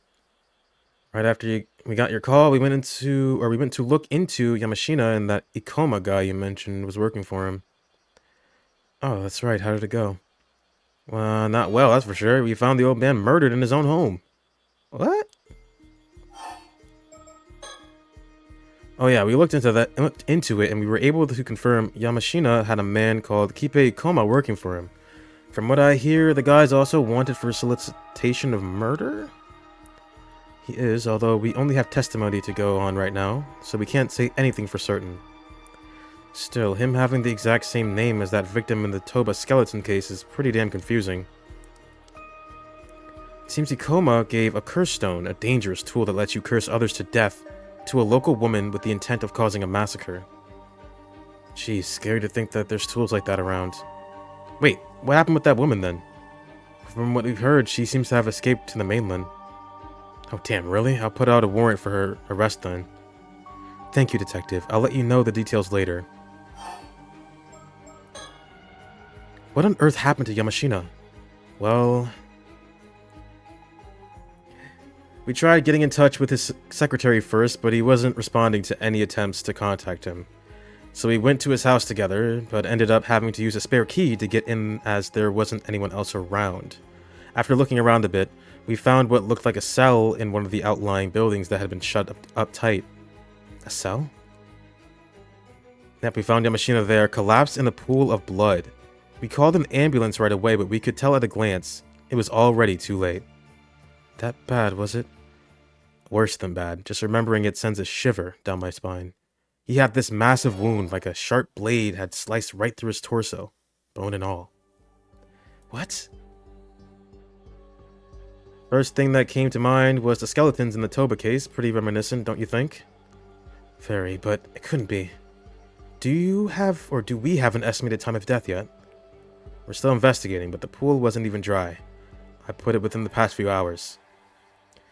The curse stone housing the curse of Tomoshiga has been in my possession the entire time. That's what I thought. There's no way anyone else could have used it. My thoughts exactly. Mashina's quite the big shot in politics and business around these parts. There's worry news of his death might cause a stir, so the higher-ups will probably want us to keep mum about it for now. I see, that might be for the best, yes. Weren't there a load of rumors about some succession crisis going on with him? There were indeed, though according to the man himself, he'd already chosen his successor, and handed his will to his lawyer to boot. Whoa, really? That should make things go smoothly, at least. Wait, you don't think there's a possibility that might have severed or served another motive? You mean the culprit might have been mad they weren't chosen as his successor? I can see that if he hadn't left a will, but you said he had, right? True, perhaps they didn't know about it? Either way, there are more people out there who want Yamashina dead than you can shake a stick at. Finding our culprit based on motive will probably prove tricky. You see. Still, I can't imagine you'd be able to swing around a katana in that tiny little room. This wouldn't be the work of some supernatural phenomenon again, would it? I'm afraid that's looking quite likely. Jesus. You sure can do some terrifying things with these curses. How are we even meant to investigate this stuff? Our usual methods don't mean a thing if you can just curse someone to death like that. Oh yeah, about Ikoma. Someone apparently spotted his company car stopped outside Yamashina's palace today. Or did I say palace? Place. So I had a... Wait, did it say palace? That's a place, I'm crazy. So I had a warrant put out for him as a person of interest. Oh, impressively quick thinking. Well done, detective. By the way, there's a high chance that Yamashina was killed by a curse contained in one of those curse stones I just mentioned. Oh man, I figured that might be the case. If Ikoma did indeed stop by Yamashina's house today, he's looking increasingly suspect. Yeah, looks like we should prioritize tracking him down. But it looks like that guy was a favorite of Yamashina's, if anything. If he really is the culprit, what could have driven him to kill the man he owed so much to? I can only assume they had some sort of falling out, perhaps over the matter of succession or the like. I'd assume that Ikoma was the successor Yamashina mentioned, but it seems that wasn't the case. Either way, I think we can identify, or definitely say he's up to something, especially if the solicitation of murder stuff is true. I'll step up the pace of the search for him. You two take care, alright? I'll get in touch if there's anything else to share. Please do.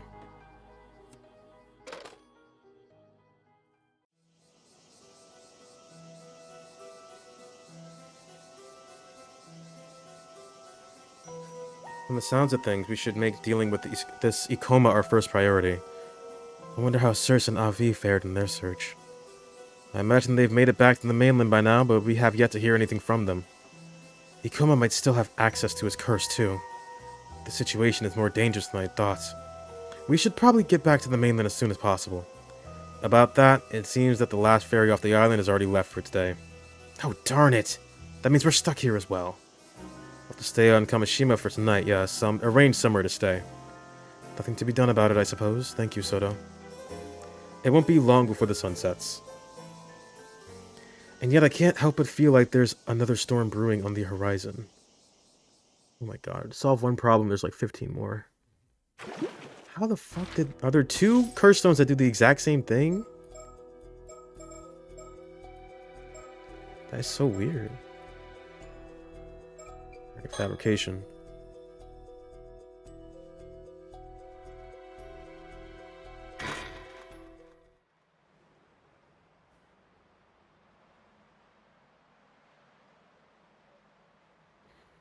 Oh dear. You were doing so much better after the curse got lifted, I didn't notice the time. We got so carried away with sightseeing, it's already pitch black out here. You're right, time sure flies. The last ferry already left, so I guess we'll have to find a place to stay for the night.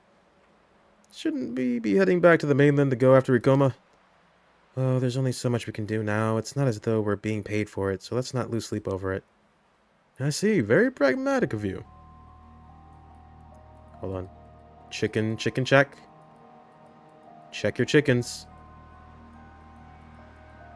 No chickens. What the fuck? He's not there. We need to find a place to stay. Did you spot any inns or hotels around the island?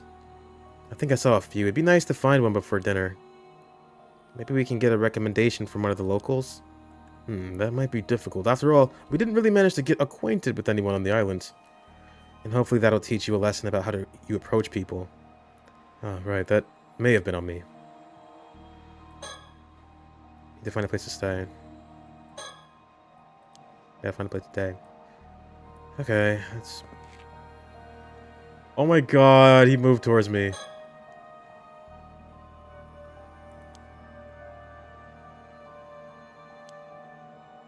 Dude, no, man. Come on. I can see you.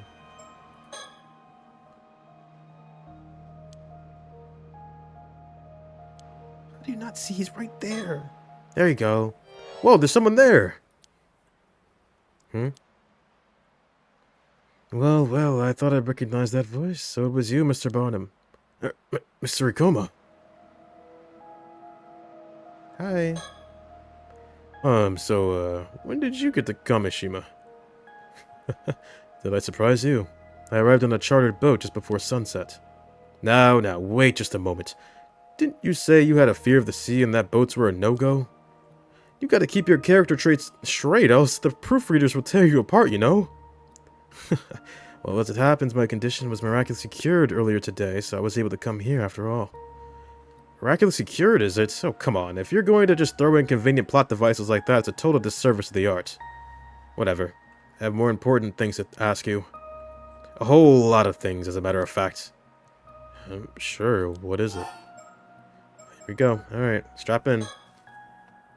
Why did you ask us to come to Kamishima to search for the still-tide mirror? Well, it's simple enough. If something like the curse of the raging waves truly existed in these waters, surely it would be best to see it lifted, no? And it seems that it has in fact been dispelled. You did not disappoint, Mr. Barnum. Oh, well, it's not like we actually did anything to lift it, though. Is that so? We did learn that the bronze mirror once belonged to the Princess Hatsune, who was sacrificed to appease the curse, however. She's wary.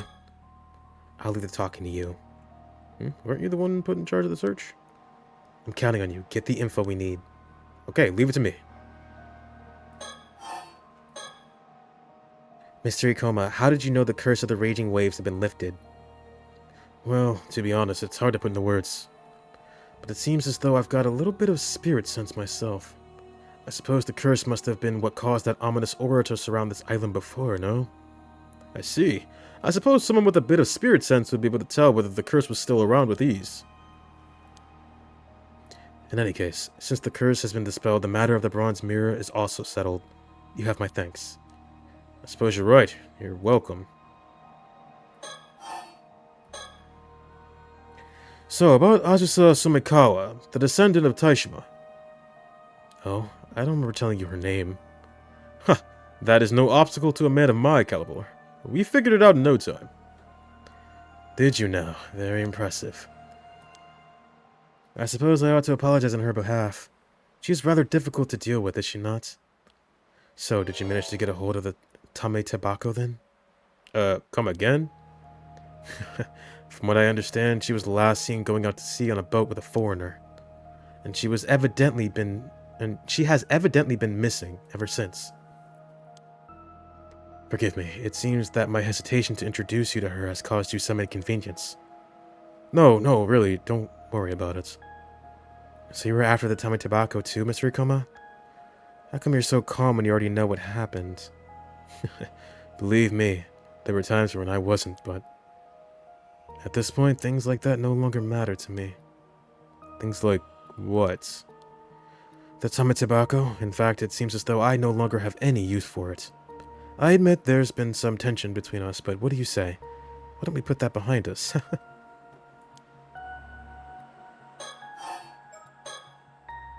Whatever became of Miss Somikawa is no longer of any concern to me.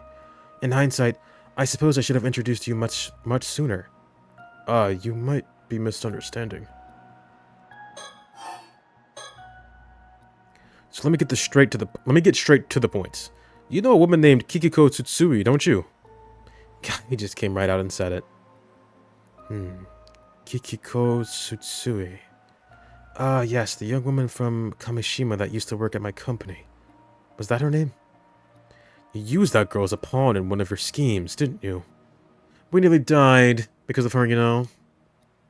I beg your pardon? I have no idea what you're talking about. I don't know anything about that. I most certainly did not put her up to anything so heinous.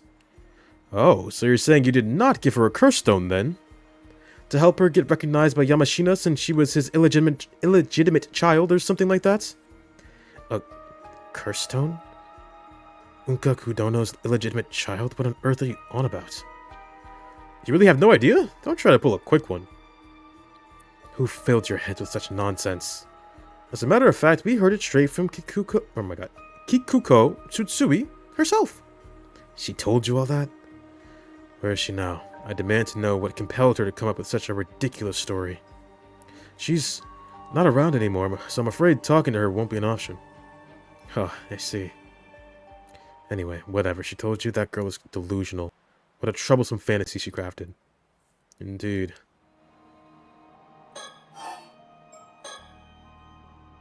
So who did she get that curse stone from then? I'm afraid I know no more. Alright, oh my god. I know no more than you do. Bitch, you gave it to her. Then what about the business card you gave me? It was the target of the curse. Care to explain? Excuse me? I'm afraid I don't quite follow. The symbol on your business card turned out to be the marker for a curse. Dear me, this is the first time I've ever heard of such a thing. No, so you don't know? Of course not. That emblem is a treasured symbol that Unkakudono bestowed upon me when my company was founded. Unkakudono? You mean Yamashina? So then you really had no idea. You said it was used as a curse marker? That's a serious accusation. Well... You're implying that Unkakudono is behind such a scheme? That's outrageous. But you have to admit it's hard not to come to that conclusion. These groundless accusations are deeply insulting and absolutely infuriating. I will not tolerate such insolence from anyone. I honestly expected more from you. Alright, calm down. Jesus Christ, sorry. We'll look into it some more, okay? Very well. It's the very least you could do. The sheer audacity.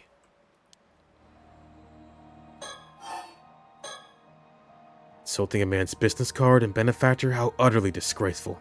I insist that you take it all back. I am truly, deeply sorry. Just overwhelmingly apologetic from the bottom of my sorry heart. Reason for coming. So why did you come all the way out here to Kamishima? That's exactly what I wanted to talk about. More than anything else, I would like to take care of my business right away. And what may that be? I actually wanted to ask you about it. I believe there's a woman by the name of Sato living on this island. You wouldn't happen to know her whereabouts, would you? Sato? Oh, right, I think I met a woman with that name earlier today, but I have no idea where she might be now. I see, so you're not familiar with her. Very well, thank you so much. My apologies for keeping you, as I need to continue my search. I'll take my leave now. Yeah, good luck with that.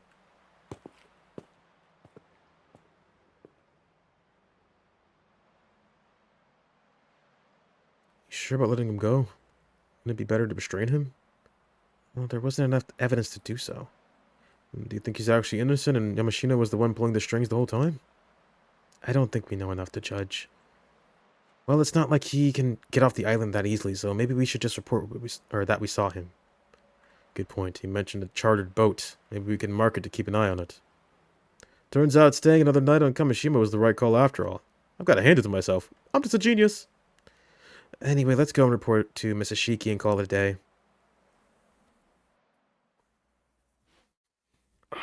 So he what? I'm confused. No, he's got to be bullshitting me here. Right?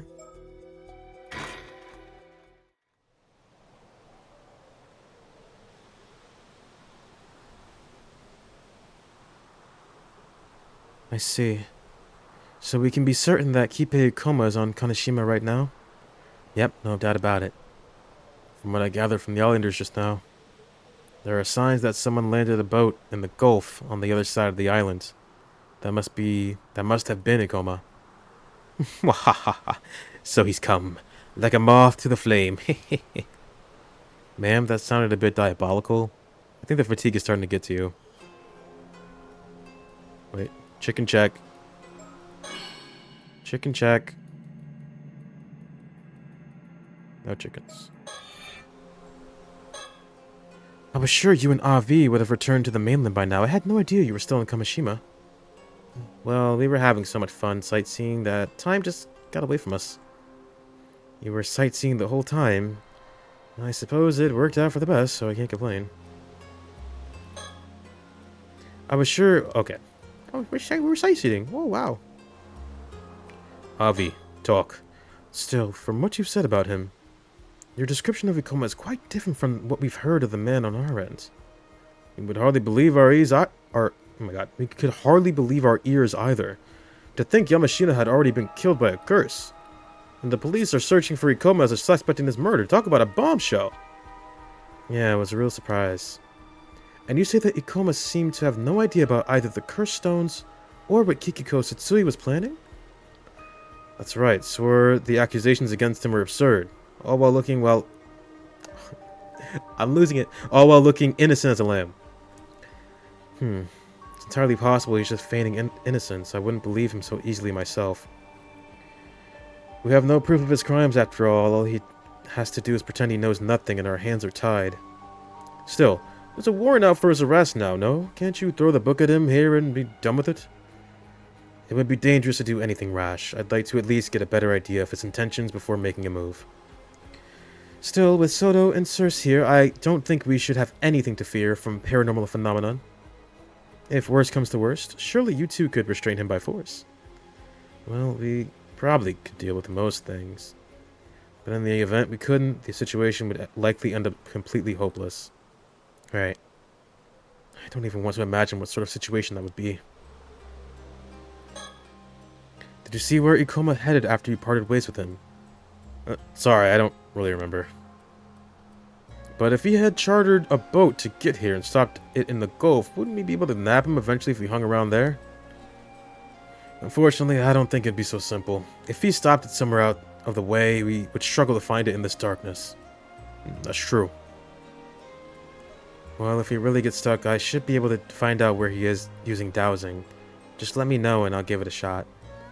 Oh, I thought your target had to be some sort of spiritual, or had to have some sort of spiritual energy for you to find it. That's right, but he said himself he had some spirit sense, and he has a pretty unique aura too. I think it would work. That would be a huge help. We'll keep that in mind. You know, I still find it hard to believe that young man would be capable of such foul crime. No, Avi, you're so gullible. Heartless, the lot of you. You won't even consider the possibility this is all one big misunderstanding? You know, I'm gonna say the same thing. Oh.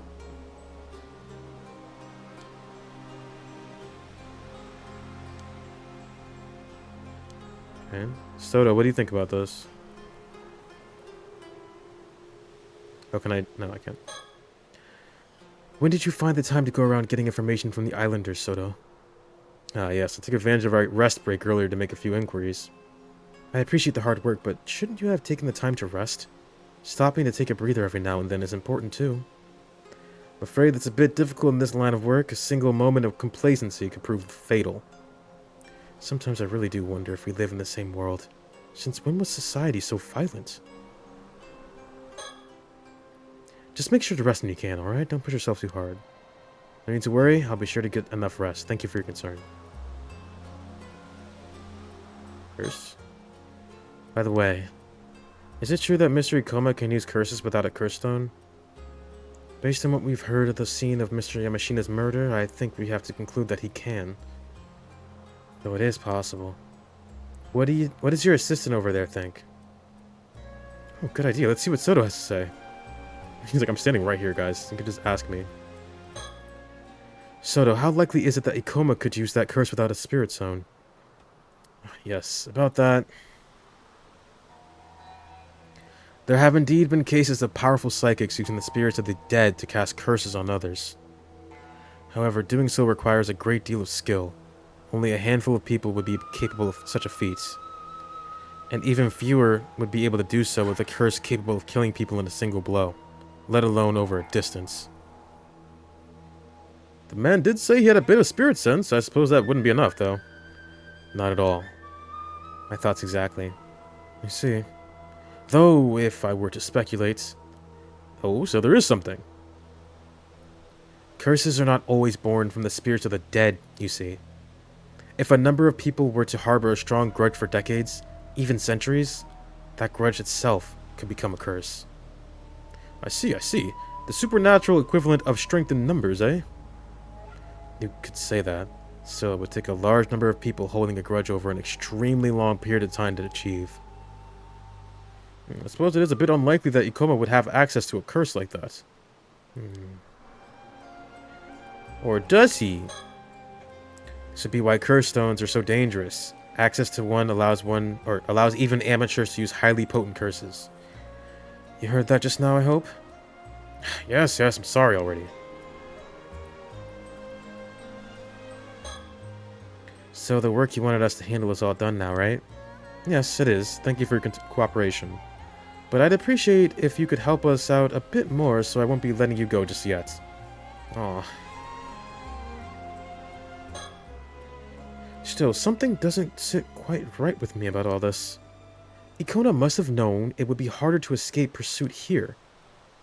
What could have brought him here despite that risk? Oh, I can shine some light on that, actually. I believe he said he was looking for a girl called Sato. Seemed awfully keen on finding her, too. Sato? You don't mean Sato Shiranami? Oh, you know her then? We do. A girl with quite unique circumstances, to be sure. Could that be why Ikoma's looking after her? Or looking for her? But what's he planning? Unique circumstances, eh? So, chances are high Ikoma is still looking for Sato, then. If so, it would be in our best interest to find her first. If nothing else, it would put us in a good position to bargain with him. Agreed. We should try to... Something wrong? You said that Ikoma arrived on this island before sundown, yes? We did indeed. If he's really that keen on finding her, surely it wouldn't take him that long to do so. Finding a single girl on a small island like this shouldn't be difficult. All he would have to do is ask around, no? You have a point. I doubt he's been wandering in circles all this time. Maybe he isn't looking for her that seriously after all, or maybe he has some other business he wanted to take care of first.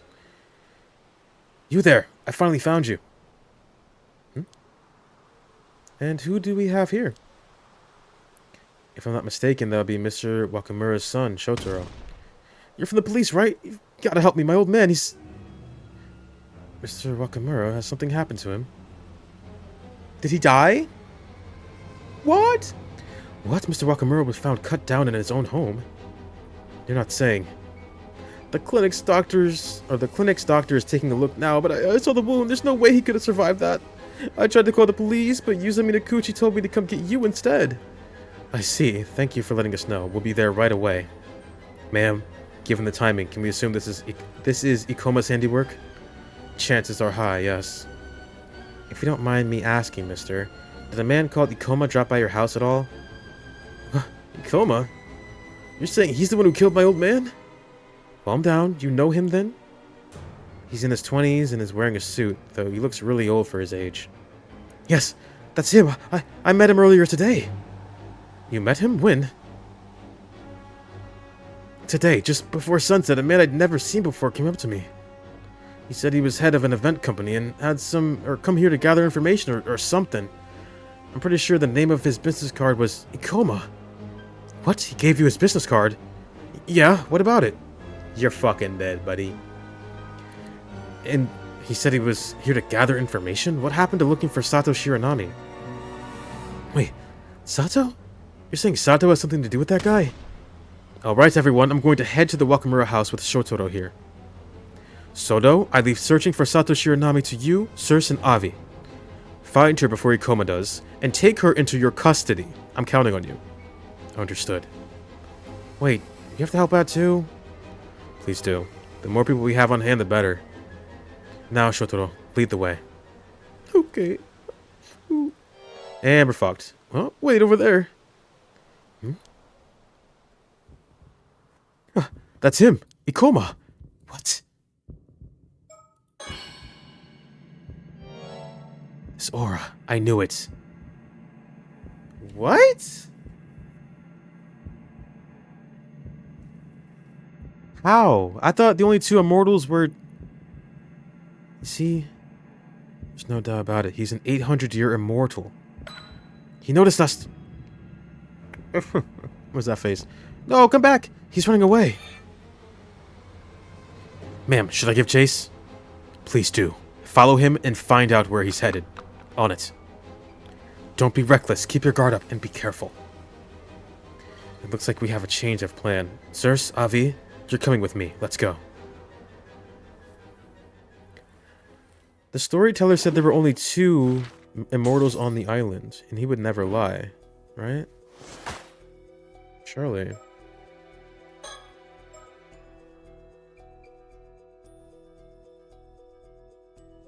What did he do?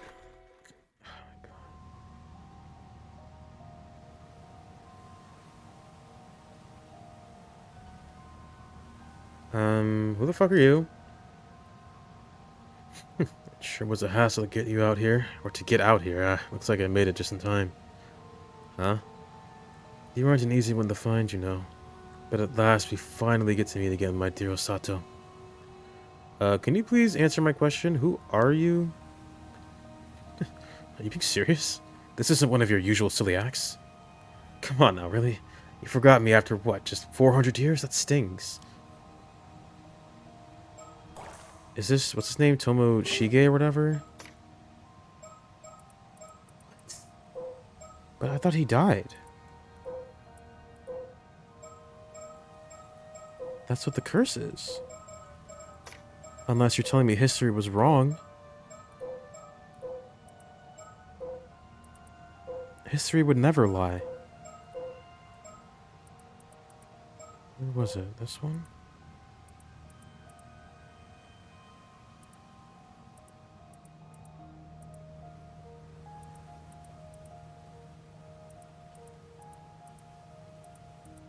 No. I think it's this?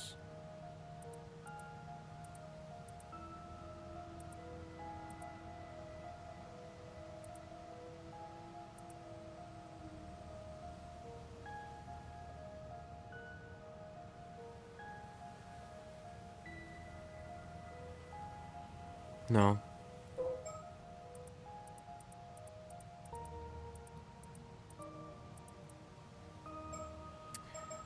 Oh my god, which one was that?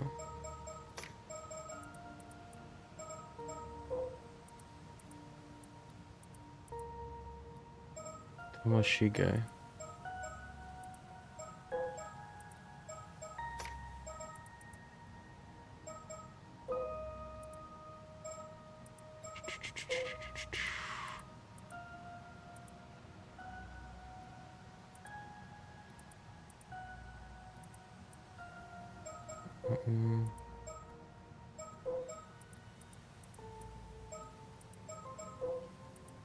It's here, right?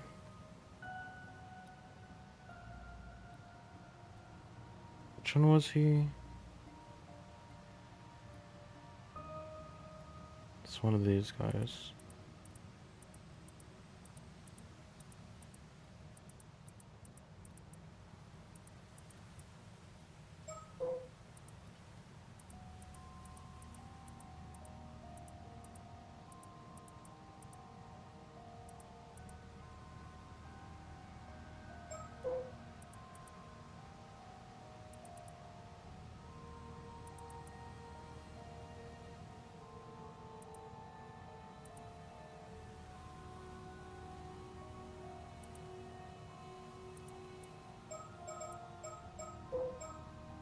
Yeah, this guy.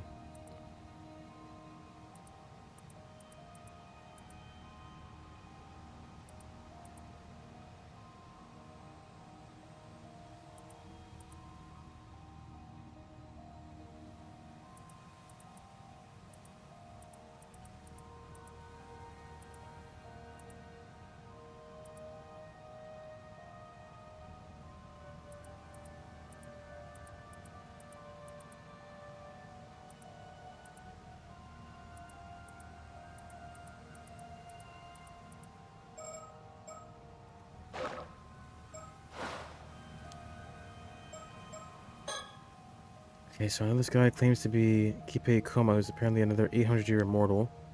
But that's not the real issue. I need to know who he really is, not who he claims to be. I don't think he's about to just come out and tell me. Looks like he enjoys being cryptic. Though I didn't expect him to just say he knew me 400 years ago. That's a huge clue. Who exactly was he 400 years ago? If I push a little, maybe I can draw it out. But man, did I really come across as that spaced out even back then? Oof.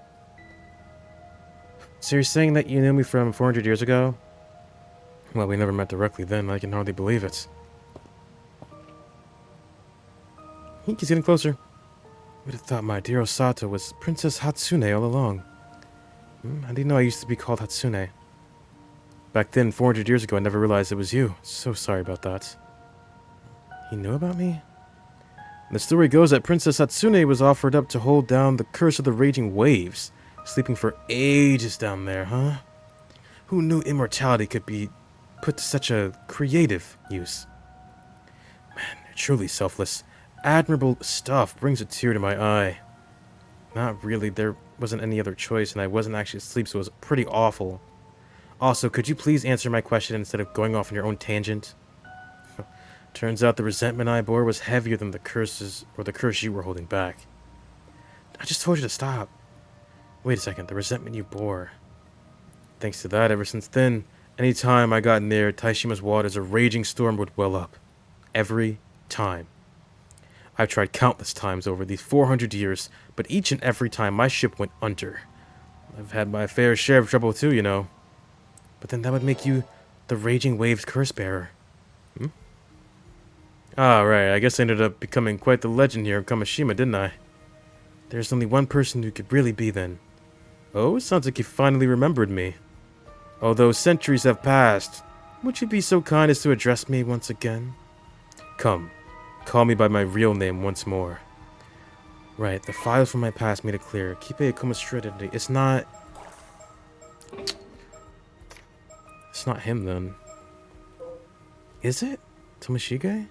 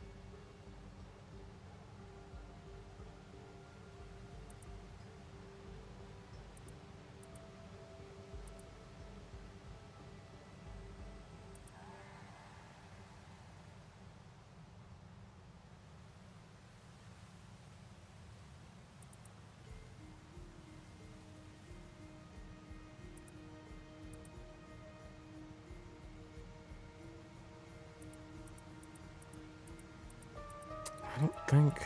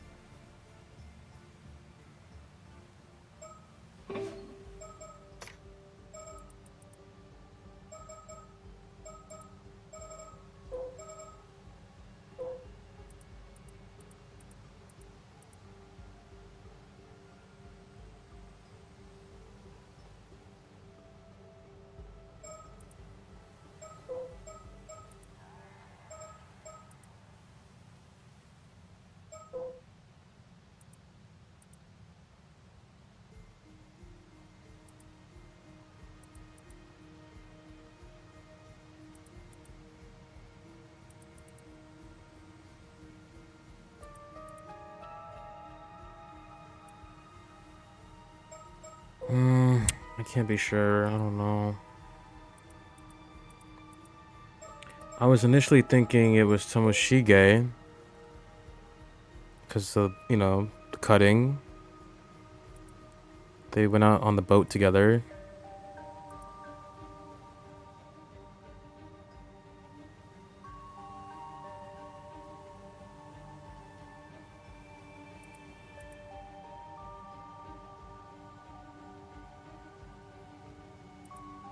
I'm gonna guess Tomoshige. It might not be him, but I'm gonna guess Tomoshige.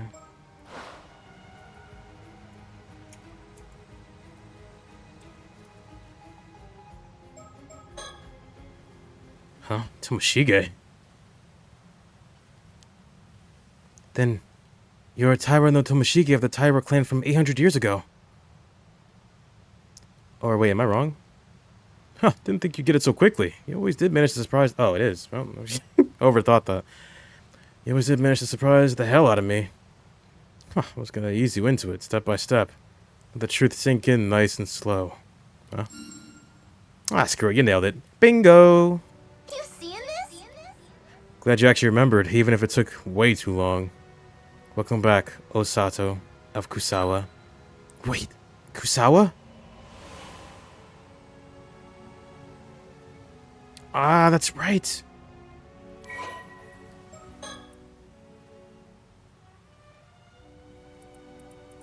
What, what'd you add?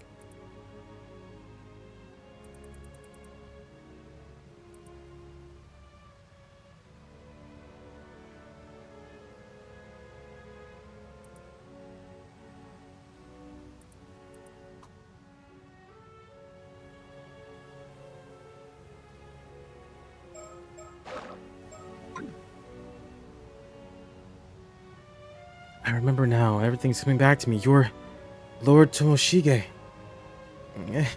I've waited long for this moment, Osato. You're telling me you became an 800-year immortal as well? I can't believe it. Dude, I ate mermaid flesh to become an 800-year immortal just before you did. 800 years ago, we sailed out searching for mermaids, trying to restore the Heike name to glory. We found one, sure enough, but those Genji bastards had laid an ambush. They attacked us, tore us apart. But seeing we had both become immortal, we both continued to live our separate lives. I never knew. I thought I was the only one left. I spent all these years thinking I was the only one. You and me both, Osato. It truly is a miracle that we were able to meet again like this. Listen, Osato. When I realized this body couldn't die, I decided it was my fate to use it in whatever way I could to restore the Heike clan. The grief, the hatred, the curses of my bloodline who died screaming in resentment, I've carried all of it with me in this body. He keeps saying 800-year immortal, only 800 years versus eternity. Well, I mean, that's... Wait, what do you mean? They are immortals? I think they reincarnate after every 800 years or something, unless they just die early.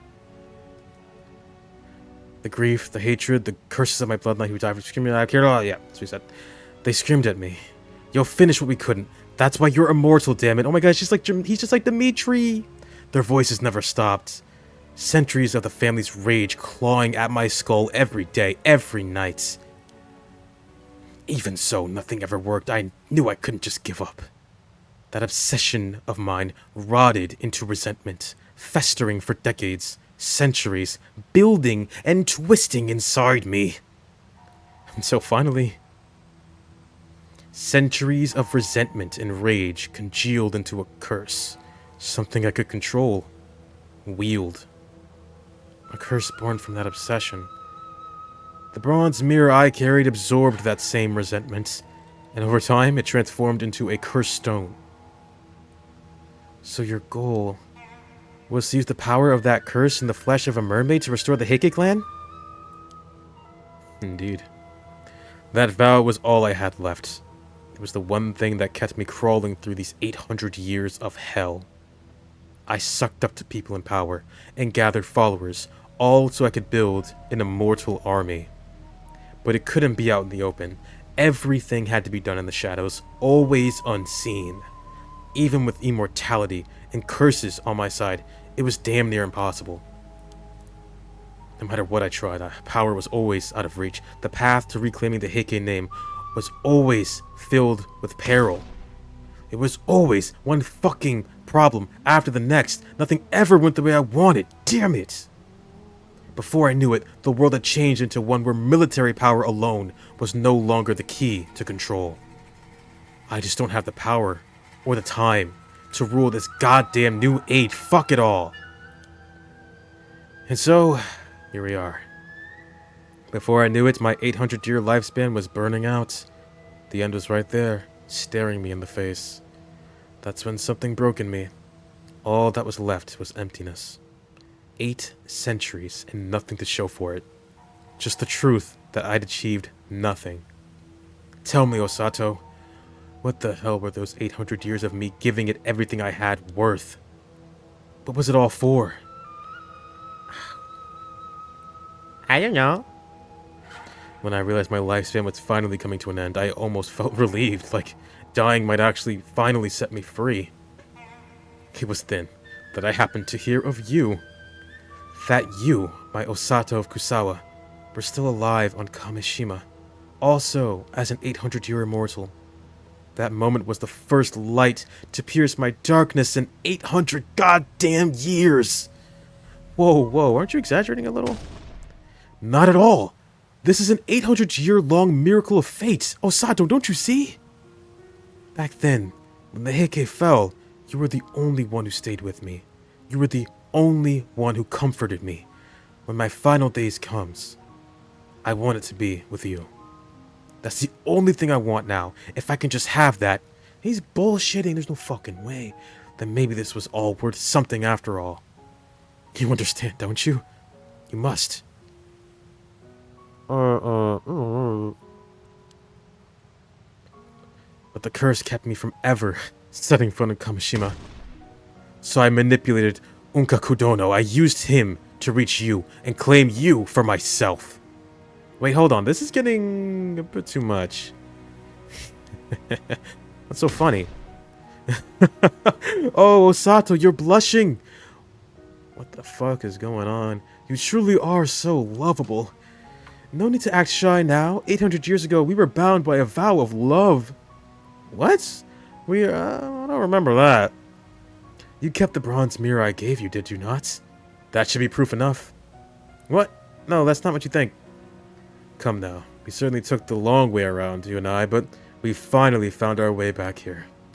After everything, meeting again like this can only be a blessing of fate. This is what our curse of immortality was all for. Our final, glorious crossing into the next world. Together. No. I mean, yeah, it is the end, but... You've been waiting for it too, haven't you? The day this cursed life finally ends. Come, Osato, let's meet that day together. But finally be free of all this endless pain.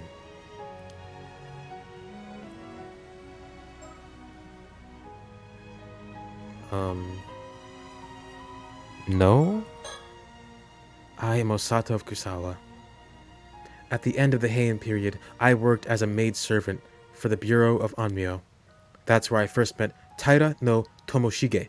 By chance, he took a liking to me and made me part of his household. After the fall of the Heike, the world spun into chaos. We were too busy surviving to think about anything else. I remember those days now. We ran from one hiding place to another, and I had no one to depend on but him. But those memories are so distant now.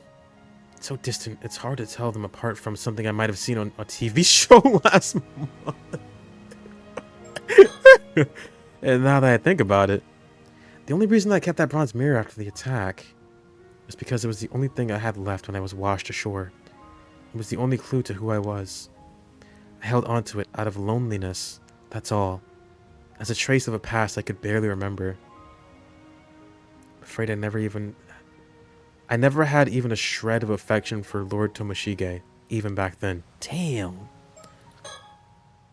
And now that I think about it, I'm gonna say the same thing again. Fuck this guy.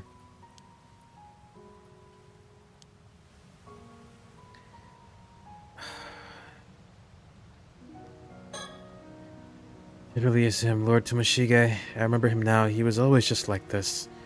All pride and vanity, puffed up with his own importance. The very image of an arrogant Heike. No wonder he failed so spectacularly. Anyone would acting like that. And still, part of me can't help but feel sorry for him. I can fix him. What do you want me to do, bro?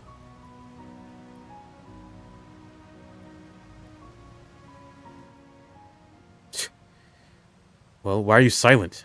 Say something. You know as well as I do that our lives are almost up. It could be over by tomorrow. What are you hesitating for? Hey! Sato! Say something! I'm talking to you nicely, and you just stand there like a fucking idiot? Wake up! All you need to do is be grateful and come back to my side. That's it. Stop being so fucking pathetic. But... What if I refuse? Are you fucking kidding me? Refuse? After all these years, there is no refusal. You would dare defy me? That was never even a fucking option. Come with me. Right now. If you dare try to say no again, I'll ensure you receive due punishment. I have harsher methods I can use. Harsher methods? I told you, I could use a curse, remember? A curse that targets a certain pattern and slices anyone with it clean through. Unspeakable Riz! You seeing this? No. This is what women want. No, I'm kidding. Nice and painful. But even if you use that to hurt me, if I just hold on until tomorrow, your time will run out, you'll never get what you want. Are you really that fucking dumb? Why would I use it on you? You're fucking immortal. Huh?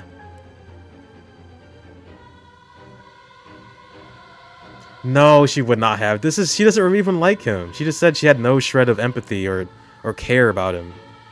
She pitied him. She pitied that man. Before I came here, I handed out dozens of business cards with the target pattern to people on the island. You wouldn't. Because he's being a dick. No, stop. What the what? Stop. Don't slander me. Why would you do that? He's not manipulating hard enough. With just the flick of my wrist, these stupid islanders will be dead in an instant. Do you get what I'm trying to tell you, right? Can you... I can't hear you. Wait, say that again? I can't... Can you move your mouth? You're holding the people hostage? Yeah, ha! They're just insurance! A way to ensure you will come with me.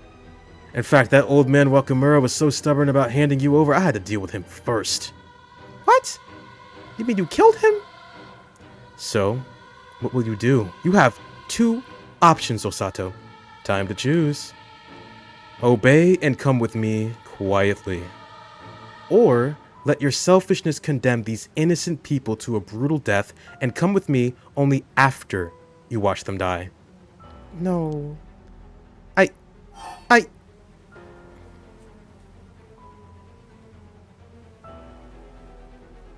I refuse. No, I still can't. I won't follow you. I refuse. What? You selfish little brat.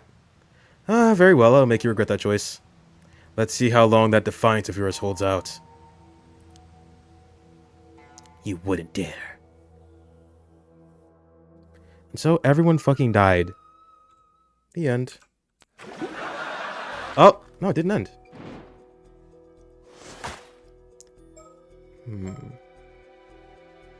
What's going on here? What's going on here? We need a plan.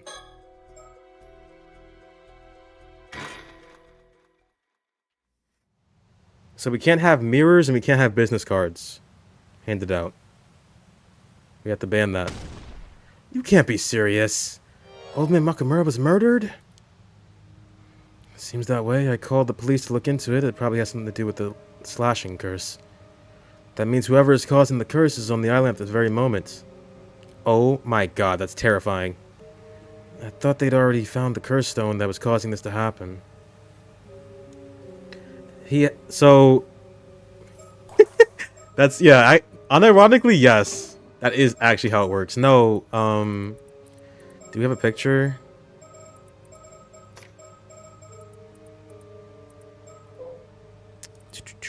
This This mark on the bottom here of this mirror, anything that has this mark on it, he can slash from a distance. Anything that's holding this, whether it be on a mirror or a business card, if you're just in the vicinity of this mark, you're dead. Terrible curse, not gonna lie. I mean, it worked before. It worked before, since we didn't know. And I mean, business card is pretty inconspicuous. You just give it here. Take my business card. Here you go. You just take it. You can't refuse that. You gotta take it. Get L on the island. Requires too much setup and easily traceable.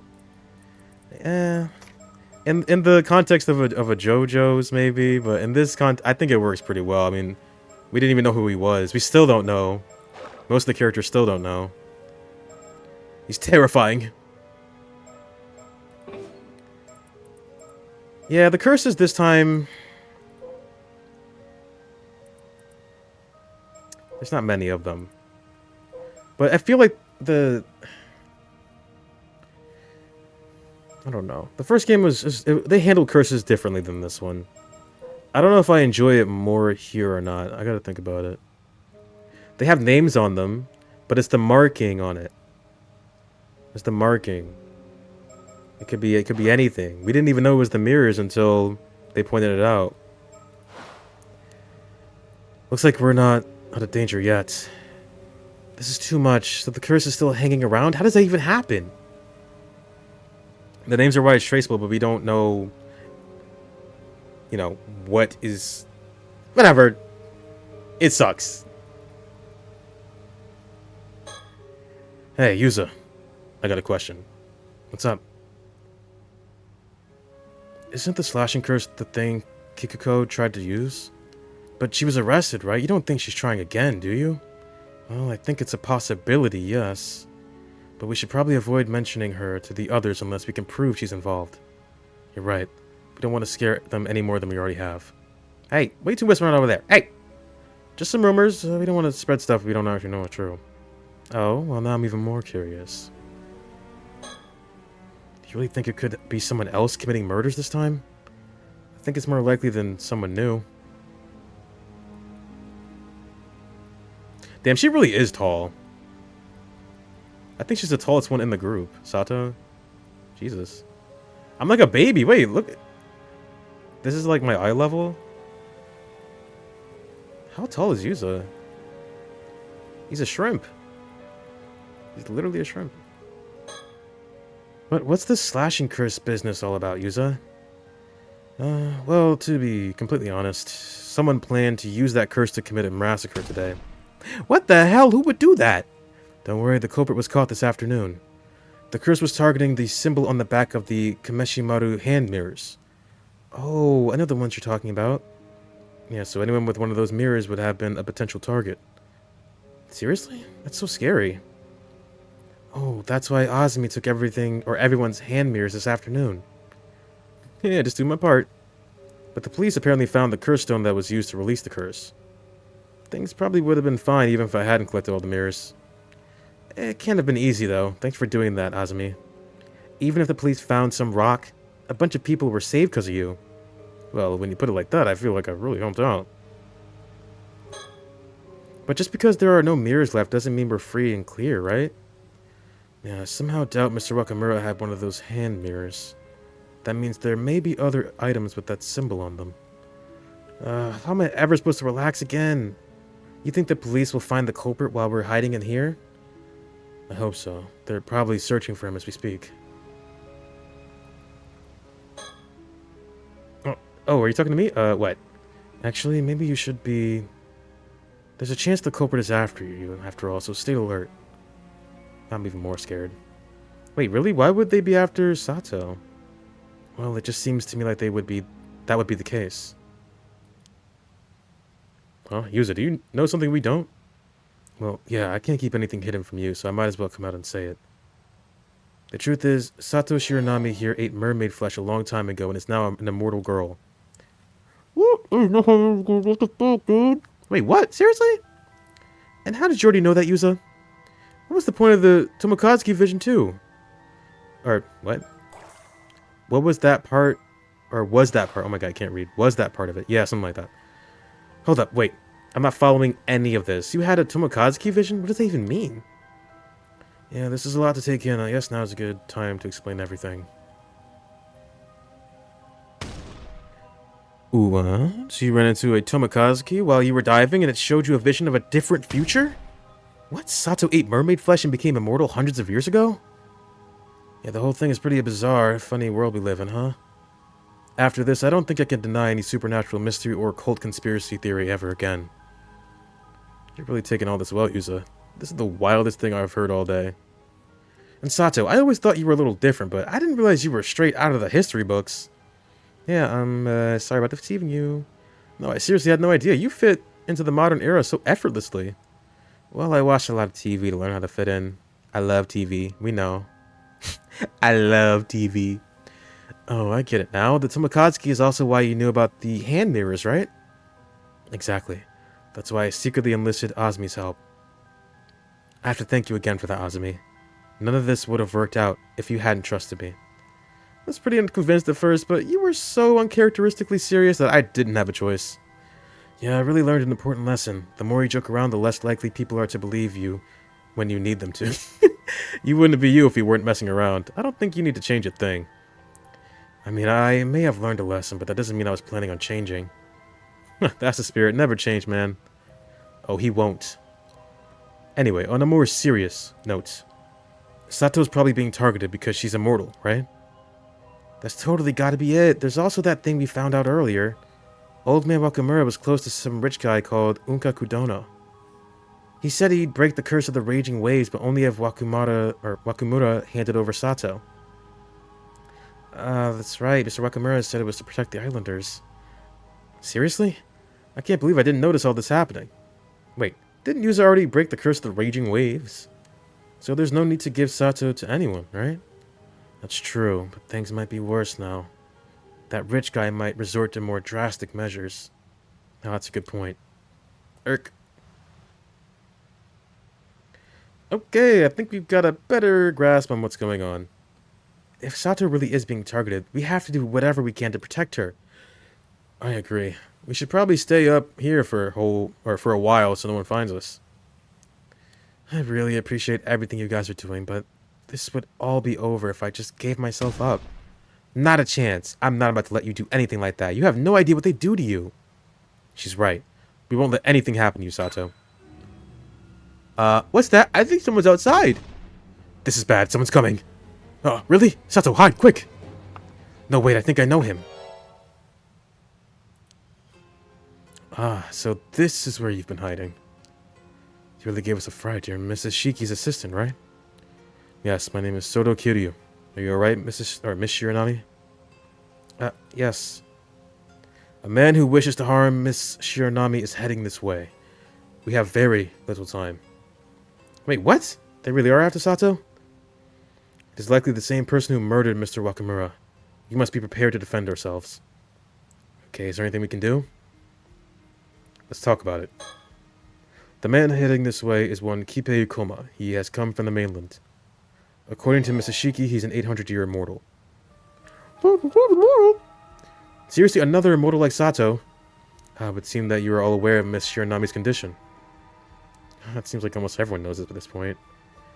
I see. But if he's already immortal, what does he want with Sato? That remains unclear. But perhaps Miss Shiranami could shed some light on this issue. Do you know anything about this man, Ikoma? No, nothing. Well, in fact, we thought we were being hunted by someone working for a person named Unka Kudono. That is correct. Ikoma was indeed one of Unka Kudono's subordinates. I knew it! Did you say was? You mean he doesn't work for Unka Kudono anymore? Yes. Unka Kudono, or rather, Yoshiatsu Yamashina, was found dead in his home earlier today. He was apparently murdered by a curse inflicted by Ikoma, in precisely the same manner as Mr. Wakamura was killed. What? Yamashina? That's your daddy. That means he can't be looking for Sato on Unka Kudono's behalf. Just so. And that makes his motive for seeking Miss Shiranami entirely unclear. Is it possible that this Ikoma person can use curses without a curse stone? That does appear to be the case. And yet, very few people would be capable of wielding a curse powerful enough to inflict mortal wounds without assistance. Is there any chance he stole back his curse stone? No. The curse stone for the curse of Tomoshige is in my possession. In fact, I have it with me now. That bronze mirror is a curse stone? Indeed. This is a separate artifact from the still-tide mirror. It is interesting, however, that both relics were made of bronze mirrors. Ah, that mirror. I'm pretty sure it belonged to Taira no Tomoshige. What? How could you know that? Oh, well... Huh? Ah! I believe I understand. Yes, it is all clear now. Considering all the information I've gathered thus far, there is a distinct possibility that Kipe Ikoma has actually lived for 800 years and is none other than Taira no Tomoshige. What? Indeed, 800 years is certainly enough time to accumulate the resentment needed to create a curse. But how could anyone have held fast to such enmity for centuries? Of course, as the sole inheritor of the entire clan's resentment, the depths of his malice would be overwhelming. Dude, what? There's no time, so I will give you a brief synopsis. We can discuss it in depth at a later date. Okay, let's hear it. All current evidence indicates that the man who was searching for Miss Shiranami, Kipe Ikoma, has been alive for over 800 years. He was known as Taira no Tomoshige during the Heian period, when he likely became an 800-year immortal. And we can assume he gained the ability to wield a curse that launches a slashing attack at a certain symbol via his clan's accumulated resentment. Launches an attack at a certain symbol. So you're saying that symbol was on the mirrors too? That is my current supposition. It would be the same power as that contained within the curse stone. Using that curse power, Ikoma murdered his ally, Unka Kudono, and then proceeded to kill Mr. Wakamura. What a monster. Can't you use your powers to stop him or something? It isn't impossible, but I believe it would be unwise to provoke him any further at the moment. Is there something else we should be worried about? Well, it appears he passed out business cards with the curse symbol written on them to a number of island residents. He encouraged people to keep them in their pockets, so there is no telling how many people are currently carrying one. Seriously? Even if the curse has an activation range, as long as he's on the island, we have to assume that all of these people are at risk. Then he can kill as many people as he wants, whenever he wants. Holy shit, that's insane. We definitely shouldn't provoke him then. Why are we standing here? The entire island has been taken hostage. Until we can do something to remedy the situation, we cannot move against him.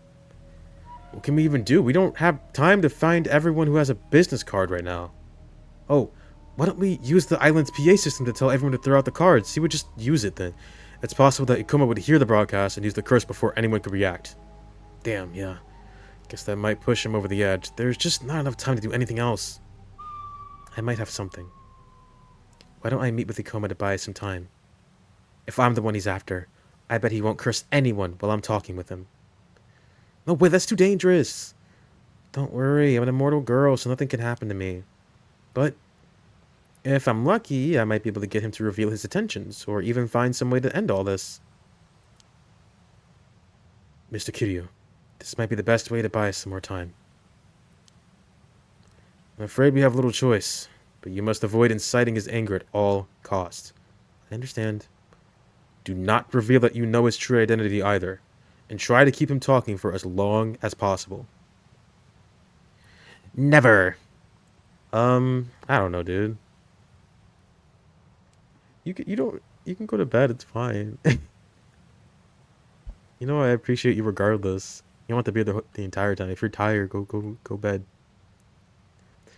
Don't worry, I'm very good at feigning ignorance. You can call me Deadpan McPokerface. Nice to meet you, Deadpan. Okay, we'll stay hidden up here for now. Sato, please be careful. I'm going to be as careful as I can be. Trust me. We'll find some way to deal with the curse. Just don't let Ikoma do anything to you. I know, I believe in you guys.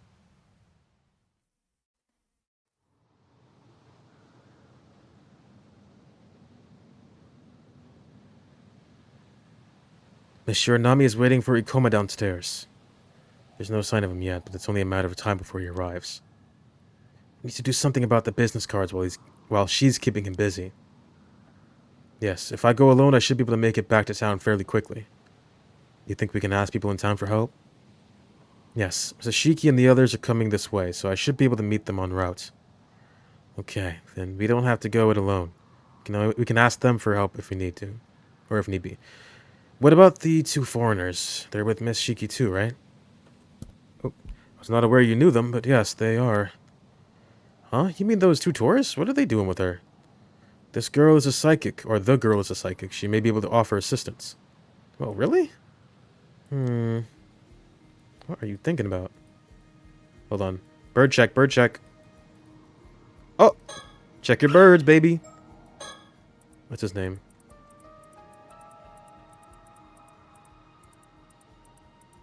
Can do toucan. They called me that in preschool. Sorry, hold on a minute. The gears are all turning full tilt right now. Can I make sure I'm on the right page about the curse and its conditions and all that? Sure. Okay, so Ikoma has a curse that can use, or that uses a certain symbol as a target for a slashing attack, right? And we're in a bad way because he gave a bunch of people business cards with that symbol on it. Yes, he can kill the islanders whenever he wants. Okay, and now we don't have time to collect them all, and if we make an announcement about the cards, Ikoma will hear it and use the curse. So what are we supposed to do here? We don't have any time. That's the problem. Our only way out of this is a supernatural solution. Oh no, use the Minakuchi. Would seem you have a plan? Not really. I mean, why would you ask me? Oh, I merely had a hunch. My intuition is telling me that you should look inside yourself for an answer. Inside myself, do you mean? This is it. Do or die time. I've been trying not to think about it, but ever since I met with the Tomokazuki this afternoon, I can't help feeling like some all-knowing entity is somehow directing my movements. We're really doing this. I guess I'll refer to them as I'm the Tomokazuki. Somehow being led along like this isn't an unpleasant feeling. It actually feels perfectly natural to just go along with it. If anything, the Tomokazuki's choices have helped us miraculously avoid many crises so far. That's why I feel like their knowledge will help us overcome the situation too. But maybe that's just wishful thinking. Still, I'm almost positive the Tomokazuki can hear what I'm thinking right now. If they are listening, maybe they can give us a sign so we know what to do next. I somehow feel like reassessing what I know about everyone will help me find an answer. Okay, no. Reassessing.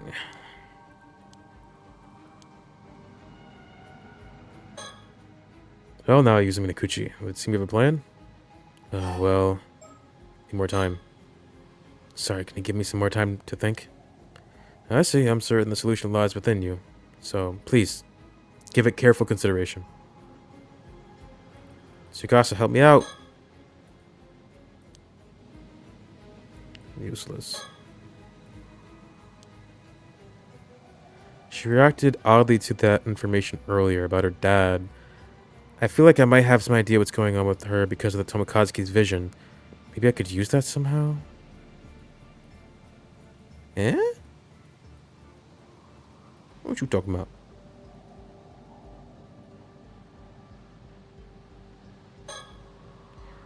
The mountains of Kamishima are shrouded in darkness. At this very moment, a man named Ikoma is approaching along this path. I doubt he'll be able to find us up here on the roof, but we still need to do something. Look to the stars. They'll save us.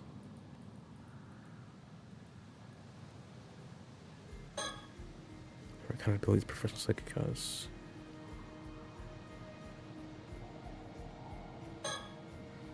Alright, busting away, stop the curse.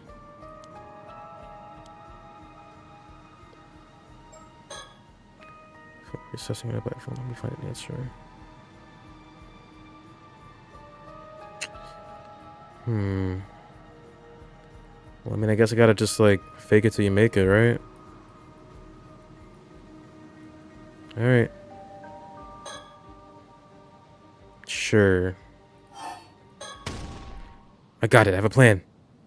Probably. Really? All right, Yuza. Yuza, before you tell us your idea, allow me to impart a warning. Okay. Whenever you tell us, I'm going to trust your judgment and carry out your plan immediately. As things stand, we simply have no time to weigh the options or consider other avenues. Do you understand? You can only choose once, and there is no leeway for unnecessary steps. No pressure, then. Now lay out the entire plan. Who to ask and what to ask of them. What?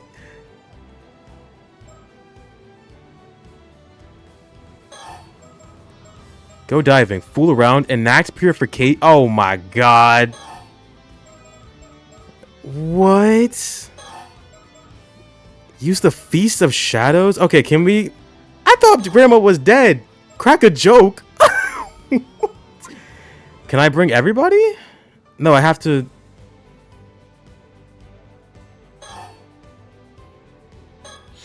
No, don't do that. Holy shit, man. What the fuck are you asking of me right now? What are you asking of me right now? Alright. Polite the boats. Planning the heist? The worst part is, she did mention something about timing. I don't know who it was. It might have been Yumeko. They said something about timing. What the fuck is Shotaro gonna do? Beg for mercy? Flee to Tokyo?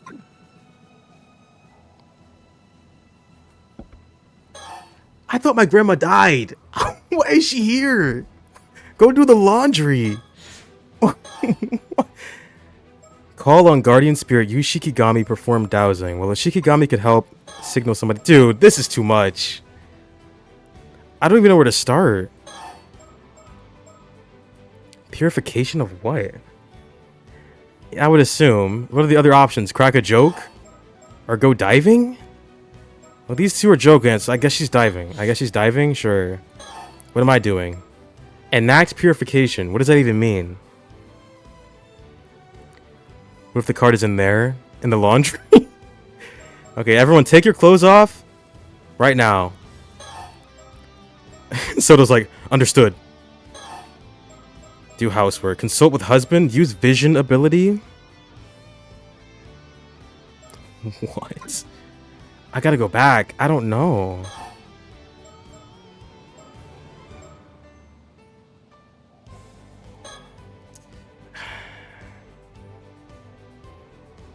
But why? What would that do? We're trying to make sure that everyone... We're trying to make sure that the entire island doesn't get fucked. We need to make sure that no one is in the range of Tomoshige's curse. Enter negotiations. But what are we negotiating? Who are we talking to? Oh my god. Use this has to be hers. Use inheritance. She kept thinking about, she's like, oh, the gears are turning. Every time he mentioned her dad, she was like, what does that mean? My dad's dead? What does that mean? That's a sure thing. She's diving because these two don't make any fucking sense. This could be any of these. Dowsing, Shikigami, our guardian spirit. What is Arnav doing? He doesn't have a curse. Write a manuscript? What? He's piloting a boat, right? Am I diving too? Enact purification. Use Shagan. Use Feast of Shadows. Oh my god. Use a dive. Tsukasa, pay up. And Shiki, be a housewife. Wakarimashita. He's like, wait, are you sure about this, Yuza? No, trust me, man. Trust me, I saw a vision. I gotta go back. I have to, like, cross. Oh my god. This ain't no multiple choice, man. He made it sound like I have one chance. I mean, clearly that's not going to be the case, right? Just guess. I'm scared. What if I die? What if I die? What if this game is linked to me? What if I'm in the fucking occult now? Have fun, broski. I'm gonna have a seizure on stream and you're gonna feel bad, okay? You're gonna feel bad. I'm gonna fucking die on the screen. I'm gonna be foaming at the mouth.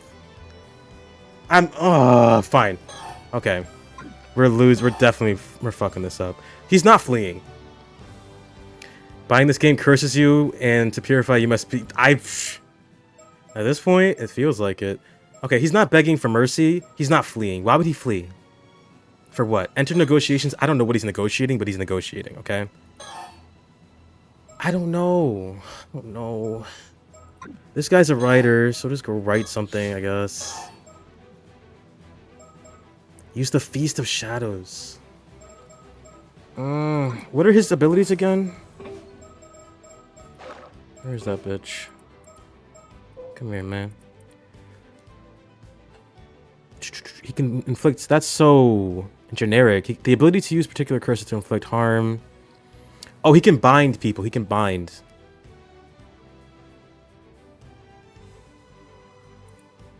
Shagan to see the face. That's not going to help. Shagan's not going to help. Feast of Shadows increases the range of curses. Which probably isn't a good thing, considering we don't want the entire island to die. So, process of elimination, we're cursing him. We're cursing that boy. Circe Lunar Light, what are you doing? What are you getting up to, my girl? What are you gonna do? Why does he have domain? They all have that. That's like an inherent thing that these sorcerers have. It's a real thing. Oh, she doesn't need... Why does she need to douse? What does the guardian spirit do? It protects her from being cursed, right? Shikigami could be helpful to, you know, share information. This negates psychic abilities. That's the only thing she hasn't... Well, no, she has... She's used that before. We don't need to douse. We're not looking for anything. This could help in this instance. But I don't know what she would be sending. What information is she transmitting here? Call upon the numerous guardian spirits of the Lunar Light family and invoke their powers to exercise spirits and negate certain psychic abilities. So what is everyone getting up to? He's writing a manuscript. Why the fuck is he writing a manuscript? Oh my god. Purification? What are we purifying? Oh my lord, have mercy. Alright, fuck it, we ball. Call on your guardian spirit. Protect us all. Vision ability. This sounds sexist? Consult with your husband. That sounds so sexist, I know. He's like, dude, you just told me to start. You want me to stop? What do you want me to do here? Come on, man. You're fucking around with me. It's my magnum opus. Oh, I'm gonna die. Rest in peace, everyone. God damn it. Dude, maybe I don't need them all. Oh, I don't even know if I need them all. Oh, I don't even know if I need them all. I don't even need all these motherfuckers.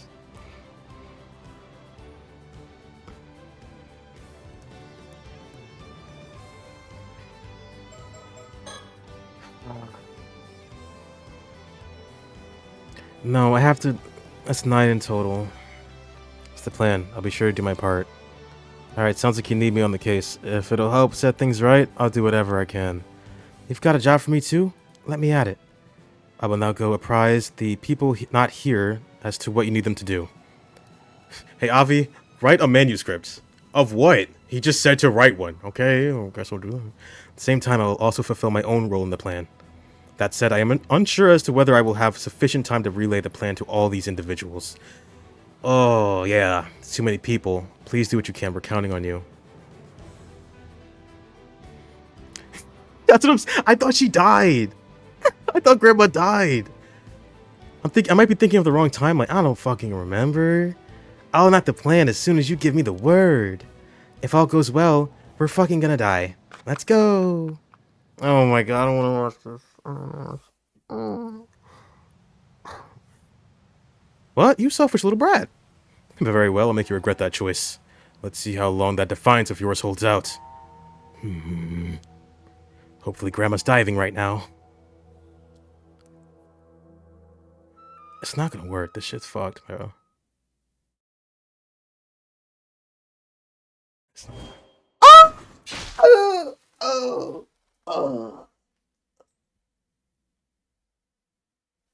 Wait, what did that say? And so Tomoshige's curse was unleashed. In an instant, several islanders carrying Kippei's business cards collapsed and died. I told you. I didn't see it happen, but from what the sound of his voice, I knew he wasn't bluffing. Grandma died. What have I done? I made the wrong choice. There was no way to fight the curse. I should have just done as Tomoshige said. Even if I went to the rooftop now and told those waiting there to warn the others to destroy the business cards, Tomoshige would likely never allow me to. And even if he did, in the time it'd take them to destroy the cards, he'd just keep pressing me for an answer, all while killing more and more people. There really was no way to fight him. I started thinking that if I gave in now, maybe I could still save a few lives. Before I knew it, wait, is she saying this or is he saying this? Whatever. Before I knew it, I was saying the words out loud, telling that merciless man I'd obey. Oh, she's saying it. And begging him to stop, apologizing through my tears. Oh, oh. Back to the ocean with you.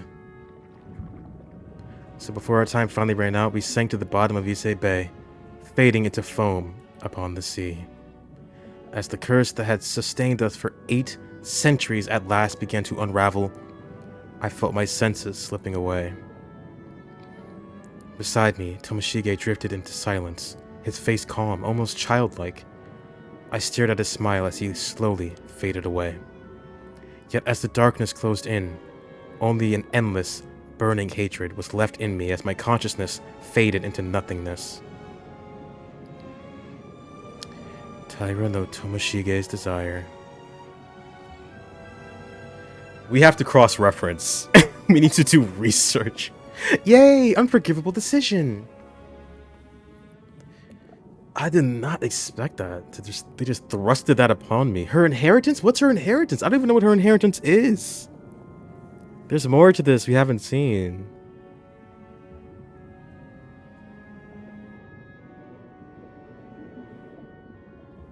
Oh, good night, Sato.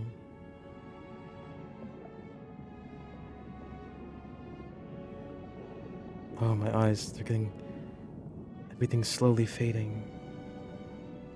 Ooh.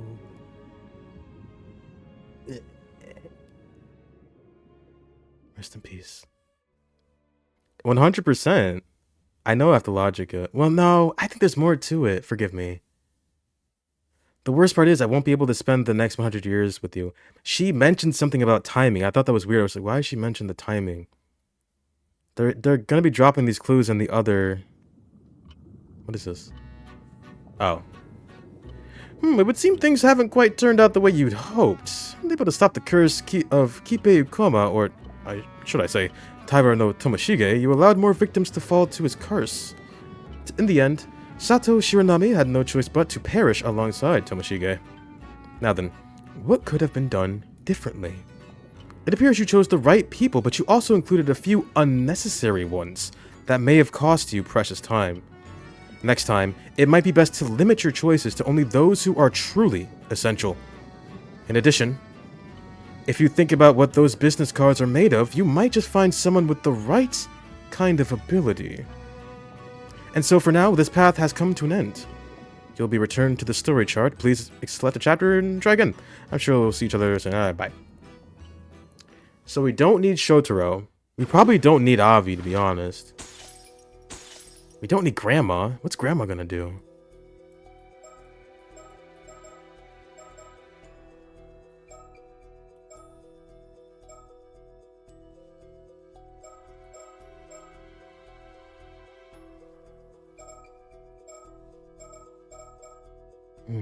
This one's still here.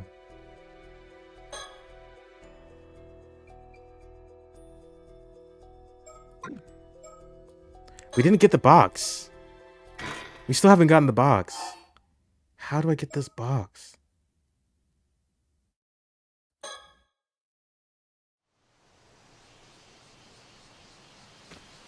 Give me your box. Give me your box. Right now.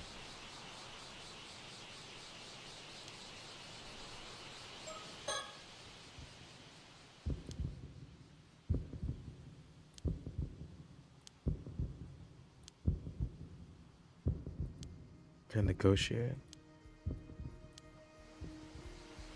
But nothing changed.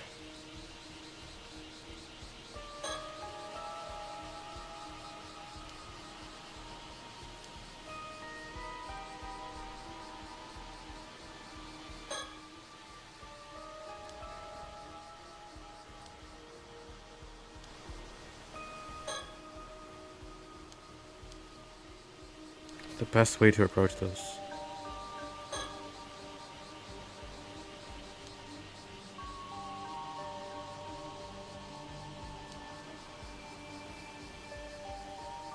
Think. Sato, think. What is the best way to approach this? We have to talk to Avi. Because Cersei isn't going to give me anything.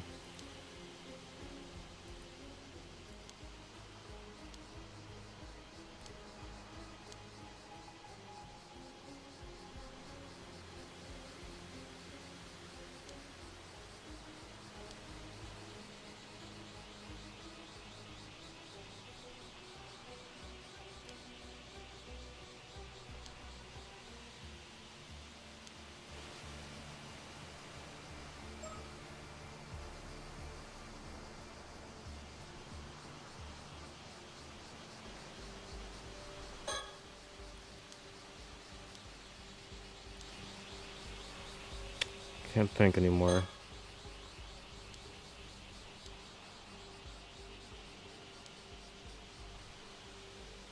I didn't do that. What are you talking about? I think you're seeing things.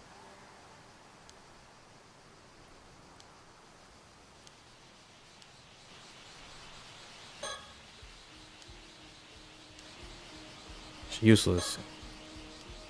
Oh my god, she's blonde. Wish I was blonde. Alright, you. Give me that damn box. What do I have to do? Let me just strangle it out of you? It's not sexual Okay, I'm sorry. I apologize.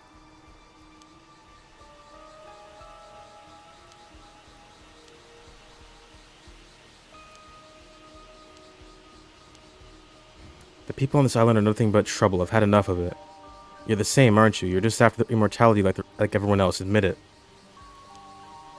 Need to steer the conversation toward the Tamatebeko. Or Tamatebako. What should I say? Admit it? Deny it. Admit. Yes. Let's become immortal. Know anything? Tell me. There it is. True colors. I think this is the right. Please, I need it. I need it no matter what. Look at the fire in the... I haven't tried this. Look at the fire in those eyes. Looks like there's more to this. Very well, tell me your tale. If it rouses my spirit as an author, then I might just be persuaded to hand the box over. Really? Alright, let me explain. Tell the truth. I'll tell you, but you have to promise that you won't tell anyone else about this. Of course, I swear it. My lips are sealed tighter than a well-corked bottle. Isn't that supposed to be reassuring? Don't worry, we won't go breaking any promises. Alright then, where do I even start? The truth is, I'm what is known as an 800-year immortal. I'm already immortal. Ha! What? Is that all true? Wait, are you trying to say that you are that Osato from Kusawa? The real one? Yes, that's probably me. Oh my god! So that's why you're doing all this? Wait, no, wait, are you being serious? Give me your box. Yes, completely serious. Give me your fucking box, bitch. You realize what you're saying is crazy, right? Anyone else would be dead against it. Give me the box. Avi, what do you think? She did ask nicely. Are you sure you're alright with this? I can hardly call it sane. Give me the box. Very well. In that case. Amazing! Such stunning spirit! I'll be happy to support that resolve, even if I stand alone. This must be the reason I found the tummy tobacco in the first place. Here, take it! Oh, thanks. Hooray! Now that we know the situation, it only makes sense for you to have it. You should have just said so sooner. That said, I would also like to know how things turn out, so please be sure to let us know, okay? Okay. Ha! Think nothing of it. But that does mean that I should apologize to you, sirs, after all that trouble we went through to get it. Well, you seem enthused enough by this turn of events. If you're happy with your choice, I don't mind. Also, as I'm sure you already know, you'll still need mermaid flesh. I know, I'll figure something out. Oh, so you do have a lead on a mermaid. I'm intrigued, but I'll leave it at that for now. One more thing, carrying that Atame Tobacco may draw some unsavory types. Be careful. Oh, I don't like the sound of that. Well, we're heading back to the mainland to look for them anyway. Ah, yes. After sightseeing on Kamishima, we were supposed to return post-haste. I see. Well, thank you, and good luck. We did it! We got the box! Let's fucking go! Box obtained. Where do I... Oh.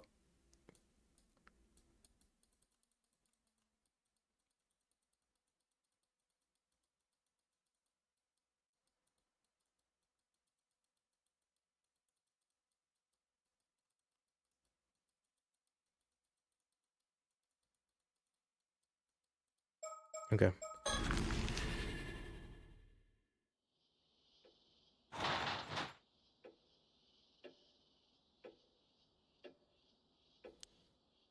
Where am I putting this box? I got a box? Now what?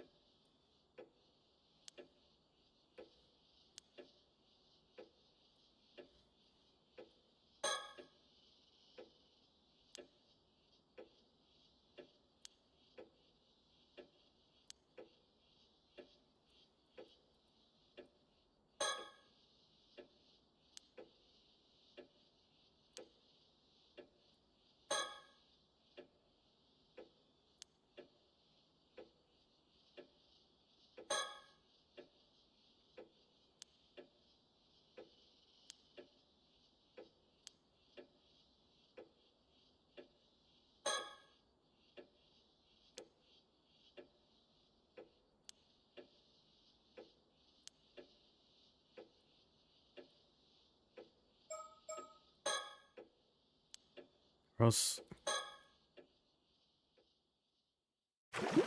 What? What? What am I doing with this damn box, bro? What do they want with my box? Okay, I'm picking this up later. Let me save this.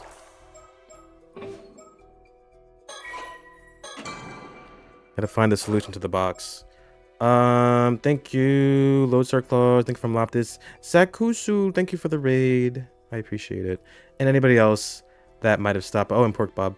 And anybody else that might have stopped by. And anybody else that might see this in the future. I feel like this is like, I don't know, this feels kind of climactic, right? I'm gonna shoot for a finish tomorrow, potentially. We'll have to see what happens. There's only so much left to do. But until then,